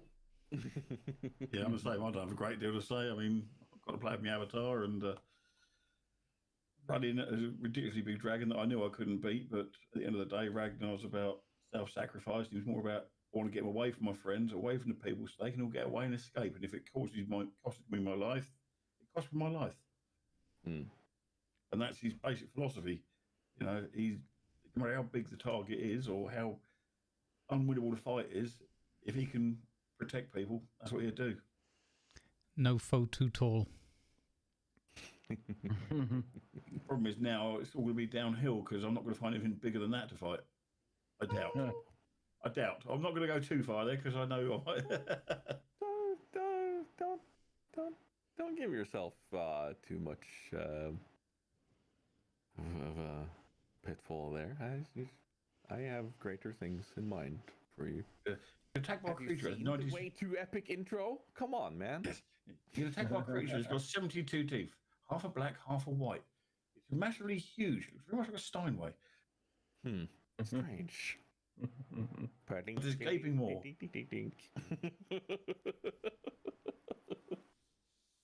Yeah, no, a lot of fun. Good chuckle. Did you feel like you were being railroaded or overran? Like were you able to do the things you wanted to do? I did what Ragnar would normally do, which was Leroy straight at it, you know. Good. You nudged a dragon. Yep, managed to nudge him a couple of times, and I managed to finally release my hammer at its forehead and knock it back a pace, put him off his stride a bit. Yeah, that hit that you pulled on him, that was like there should have been another round in that face, by the way, and that could potentially have been lethal for some of you. So that was a hell of a smack you landed there. I am again, like, I did not anticipate any of you actually fully hitting him, but I quickly sensed, all right, we're gonna have to actually track the hit points here to see how hard are we hitting him, and yeah, okay, let's roll with this. Big hits to us, Nat bites to him probably. 47 damage in a turn. That's most creatures would just die already. Yeah. Yeah, well, I mean, that big hit with the hammer there was 48 bludgeon with 8 force damage. We took 56 damage off that hammer throw. You guys inflicted a total of 188, and then there's everyone else, like with Alistair enlarging Cairn, with his totem smacking him about. Like there's been significant amount of damage dealt. And Wind Fury totems, there could have been a couple of extra hits from that totem, and spell casting effects and so on. So yeah, there's it's not just you guys. I want to point that out. Like, it's not just 188 damage done, but it's also added to it in a way that I didn't expect. So I thought that was fabulous by you guys. And then we're gonna ask Funkin. What you funkin' about? What I am funkin' about is I very much enjoyed, because I know all too well, I'm sure what we all do in our own way, that it is quite challenging, or it can be challenging to essentially have an insurmountable, hurdle or challenge in front of you, and yet still maintain the engagement and the flavor that allows everybody to feel like there is not necessarily a fighting chance in terms of victory, but something to fight for, or something to make an effort for. I really enjoyed the different ways that we could mix it up between pure, either defensive or offensive kind of combative elements, and non-combative support elements, like trying to stop everyone falling in magma fissures, or the whole thing falling apart on round one. So I thought that was, and also that it gave us the opportunity to still be sort of creative and kind of try and mix in whatever flavors from our characters. Everybody, I thought, got to represent their characters very well, and do something that was very, both kind of this is the core of what they do, but also this is how they interact with one another and any allies or environmental aspects around them. So I think it's it was just a very enjoyable session from that point of view, and it gives them more characters, more opportunity for growth. Again, they go away licking their wounds, and being reminded that there are not really intending this in a pun because it's kind of what they say in more the fight game, but like that there are levels to this thing. And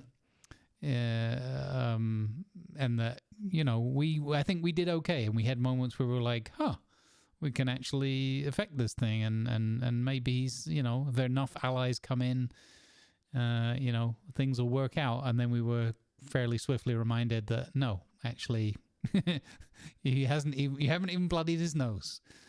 But you are about to be crushed underfoot like some flea, something that doesn't, in air quotes, something that doesn't matter.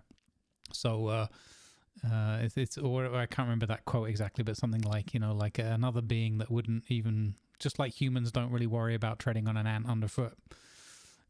That's kind of what Deathwings. But we became an irritant, so we became the fire ants, I guess. Yeah. But yeah, so I really enjoyed that we were able to be in this, pretty much in untenable circumstance, but we probably helped save countless many as part of the effort. And yeah, now there's just the reality of, okay, there's nothing we can do. Let's live to fight another day kind of thing. And then that's gone sideways as well on the way out the door. It's like, oops. As I think Molly put it in the chat, like out of the frying pan and into the fire. So we shall see. Fonkin is not happy about this. Well, I don't think any of us are, but Fonkin is terrified and having a bit of a relapse or something. Yeah. So now my question is to you guys, and I want to point out, right now, I know where the larger arc is going. I have ideas for what the next large main arc is going to be. I'm going to need a tiny bit of time to do some research and set this up, but you guys have now gleamed where the next large arc is going to be. I've revealed the name Siege to you. Who's familiar with it of you guys? I know some of the viewers are already. But are you guys as players familiar with the name Siege? The changer of ways? No, never heard of him. No. Yeah. So I only know it very roughly, but I know it from the Total War Warhammer 3 game. So I'm not familiar with like all of it, but the funny thing is, as you were talking in that voice again, I was like, this is totally giving me Tzeentch vibes from that video game, from that Warhammer lore. And then when you said it right at the end, I was like, I actually got a reference for once. Yep. Maybe one a month. Yeah. Nailed it. No, I've never heard of the changer of ways. So I've already alluded a tiny bit to how I described the sigil to always be ever changing. The not quite being able to grasp the full reality, and everything, because Tzeentch is the ever changing one. He always changing his shape and his way and so on, and he is pretty much the definition of the warp. So the next larger arc that your characters will be going through will be set within a Warhammer setting. The gods of chaos are very much there. Gork and Mork are very much there. And the gods of the human empire is also there. Like all of these settings are there. I'm going to sit down and do some research to see where I want to take you guys, but yeah. They all gonna think I'm a demon? Oh. I mean, you look a lot like a demon of Tzeentch more than anything else right now. I am saying.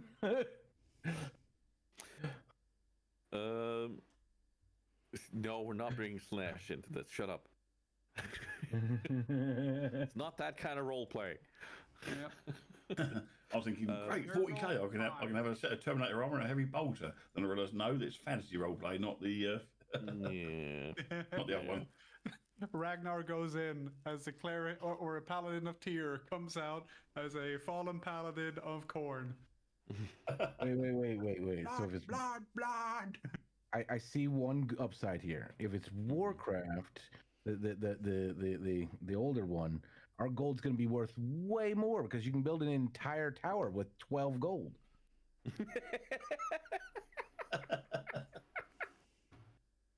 not wrong. As long as we don't, as long as, like you say, siege, and the only thing I can think of is 1,000 Suns. So as long as we don't end up as empty pieces of armor with dust inside them going. Well, we'll see. We'll see. I will, however, say that the next session that I want us to do will be backstory establishing sessions, where we use the time that you now are being ripped through the warp to enter the minds of each and every one of you, one by one, to establish some backstory, to establish some like, what's the country you're from, what's the town, how's it built up, what are your relations, what is some sort of adventure you went on. So we're gonna take turns. We're gonna figure out who's first of you guys, and then we're gonna have, let's say we choose Alistair as the first one to go on this. Then we would enter into Alistair's adolescence, maybe, where he is starting to understand about about being an artificer. And then I can make magic, but also make things to tinker with. yeah, and then the other three would then enter in as friends of Alistair. Like, we're not talking we're actually stepping back in time, but we are making a mind palace out of this. This is kind of where I'm at.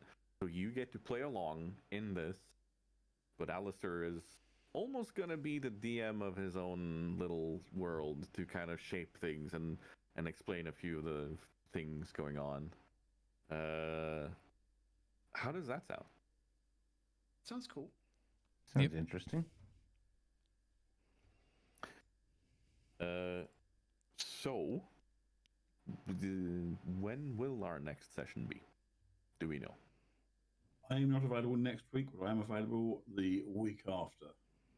At the moment, but my rota is usually changed on that weekend, so I don't know what is going to happen. All right. So that is the 6th of April, I do believe, is next time. Also, Okay. do we want to talk about the thing we talked in the? Yeah, we definitely do. So we should sit down in between and think about that. Yeah.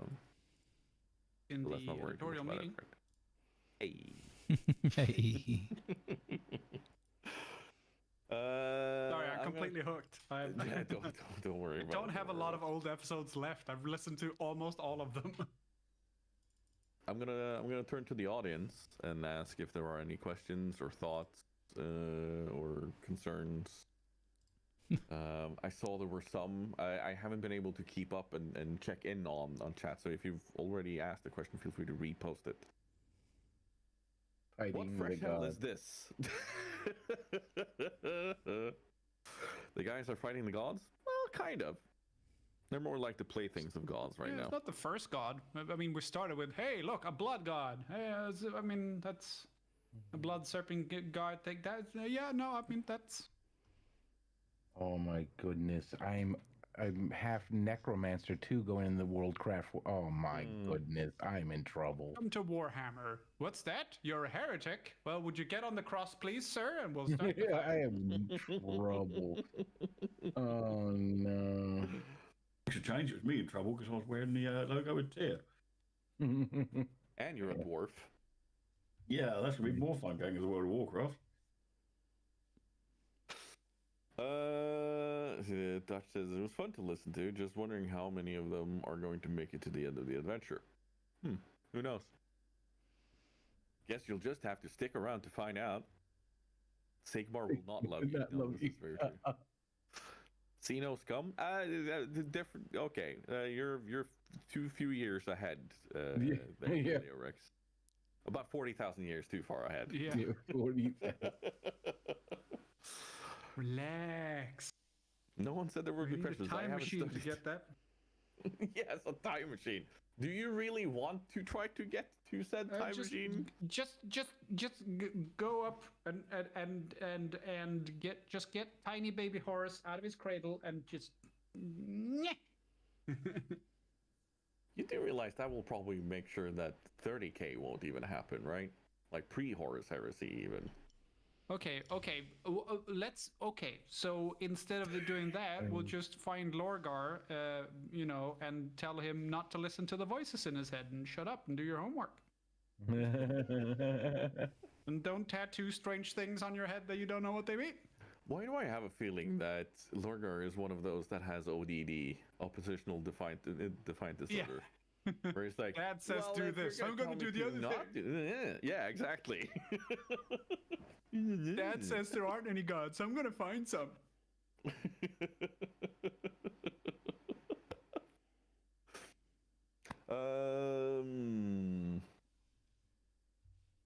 Yeah, this is fantasy setting. This is not 40k setting. Just so that's said.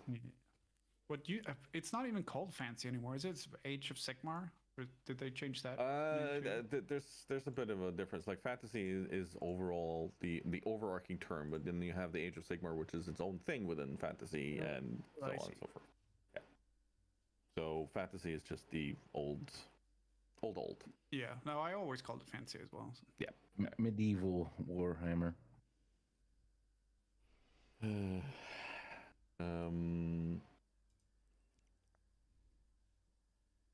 do a bit of time trial, yeah. Session was superb. Excellent DMing. Thank you so much, Introvert. Another session on the 6th? Yes. Hopefully. We'll get back to all of you. We'll keep people posted, I think. I hope. Who says there aren't time lost Space Marines? But I'm not giving Alistair a power armor. No. Oh, he's come not on, getting man. He's not getting it doesn't have to be a power armor. Just give me the canopy we talked about, and I'll just deck him out in some seals and scrolls and litanies and stuff.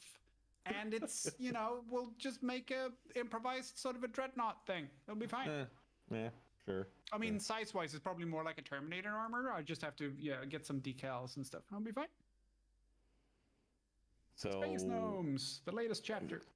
To give you a bit of an insight, I've already said a bit about backgrounds and establishing things. This was to give Dunbar access to wings and access to his full-on dragonkin kind of shape. I have ideas for all of you. There will be more adventures. And I mean, I guess we'll just have to find out who's next. Oh, when you put it like that. Yeah. I can't wait until the next time we leave the world of Warhammer and you go, enter the portal, and then when we come out of the portal, it's a tickle, tickle, tickle, and then do-do-do-do-do-do. Oh, God.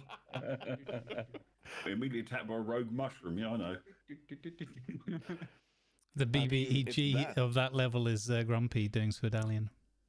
I just imagine the Funkin and Alistair, absolutely Funkin, sitting on a cloud with a little fishing pole going, helping people get back on the track, and then someone getting in a go-kart going,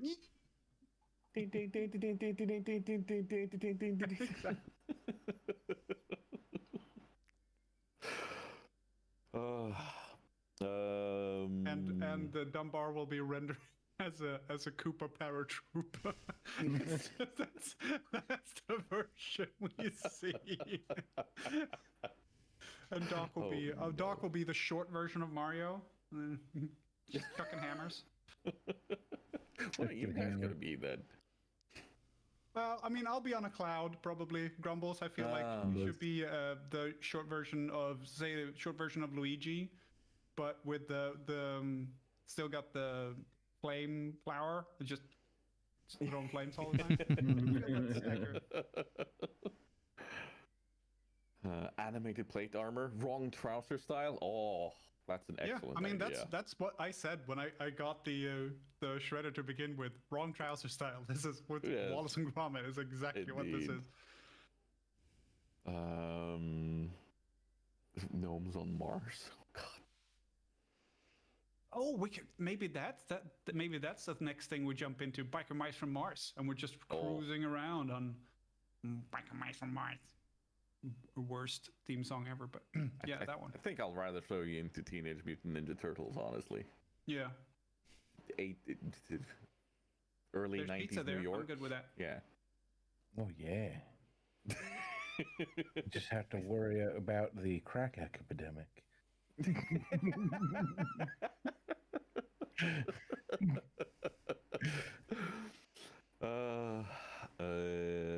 What about a power armor for it to work continuously sucks HP out of the rest of the crew?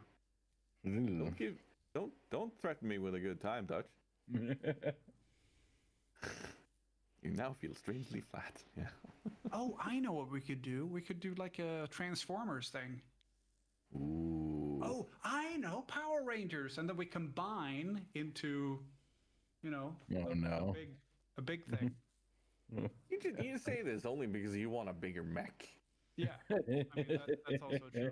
And Dutch brings up the gummy bears. That was my intentional idea for jumping out of the pocket dimension. Was using my jump ring and just go doing, doing, doing. Gummy bears. Yeah. Oh, memories. But also making the pinball sound. Ding ding ding ding ding ding ding. Excellent. Gnomes in space. I don't think we saved a cow or the cart. We worked so hard to get the cart there, and it's obliterated now. Stardate 2445.1. Captain's log. Still won't flush. I'll try again later. Oh God.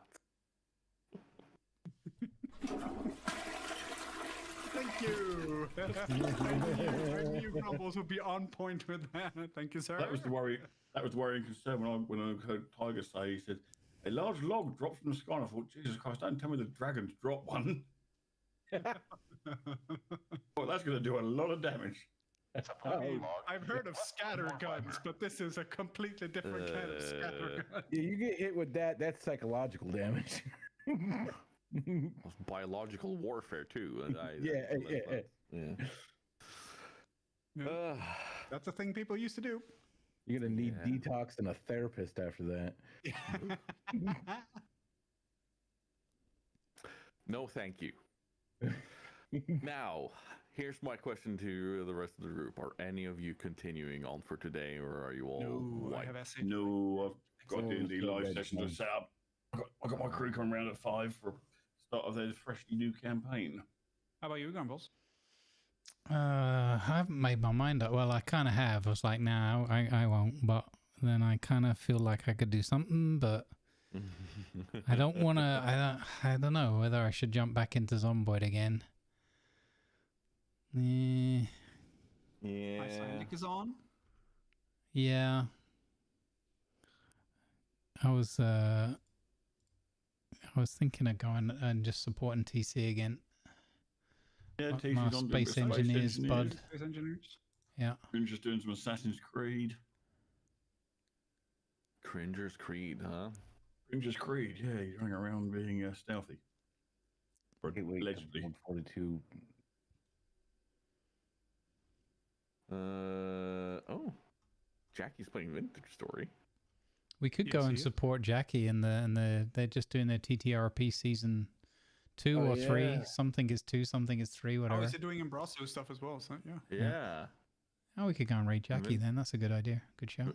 Vintage Story is an excellent game too. So Absolutely. I know it's really need to get into it, but I'm afraid of getting into it because I know just how. Yep. Same here. That's why I feel like I should be there, but I can't commit to another thing. Bad enough. Yeah. I will simply see all of you over there then very shortly. Thank you for an excellent session and for playing along in this very very heavy session. I do realize that. GG everyone. We're not dead yet. Yeah. No. We're not dead yet. That's Yeah. gonna be Close, the but name no of the next cigar. episode. We live to sign contracts another day. Yeah. Can I warn specifically against signing any contract in the next realm? For your own sake? Just Be selling his soul I don't away. even know if anybody's going to talk to Dunbar in the next round. If like walk up and say hello, and they I think that might be part of the problem. The people that might approach you exactly. don't What- sign anything. What could okay? possibly go wrong? What could possibly say go that, I wrong hate that. indeed? All right. GG guys. See you later, guys. Talk soon. See ya. Thanks to all the chats for the Bye. fun energy too. Bye.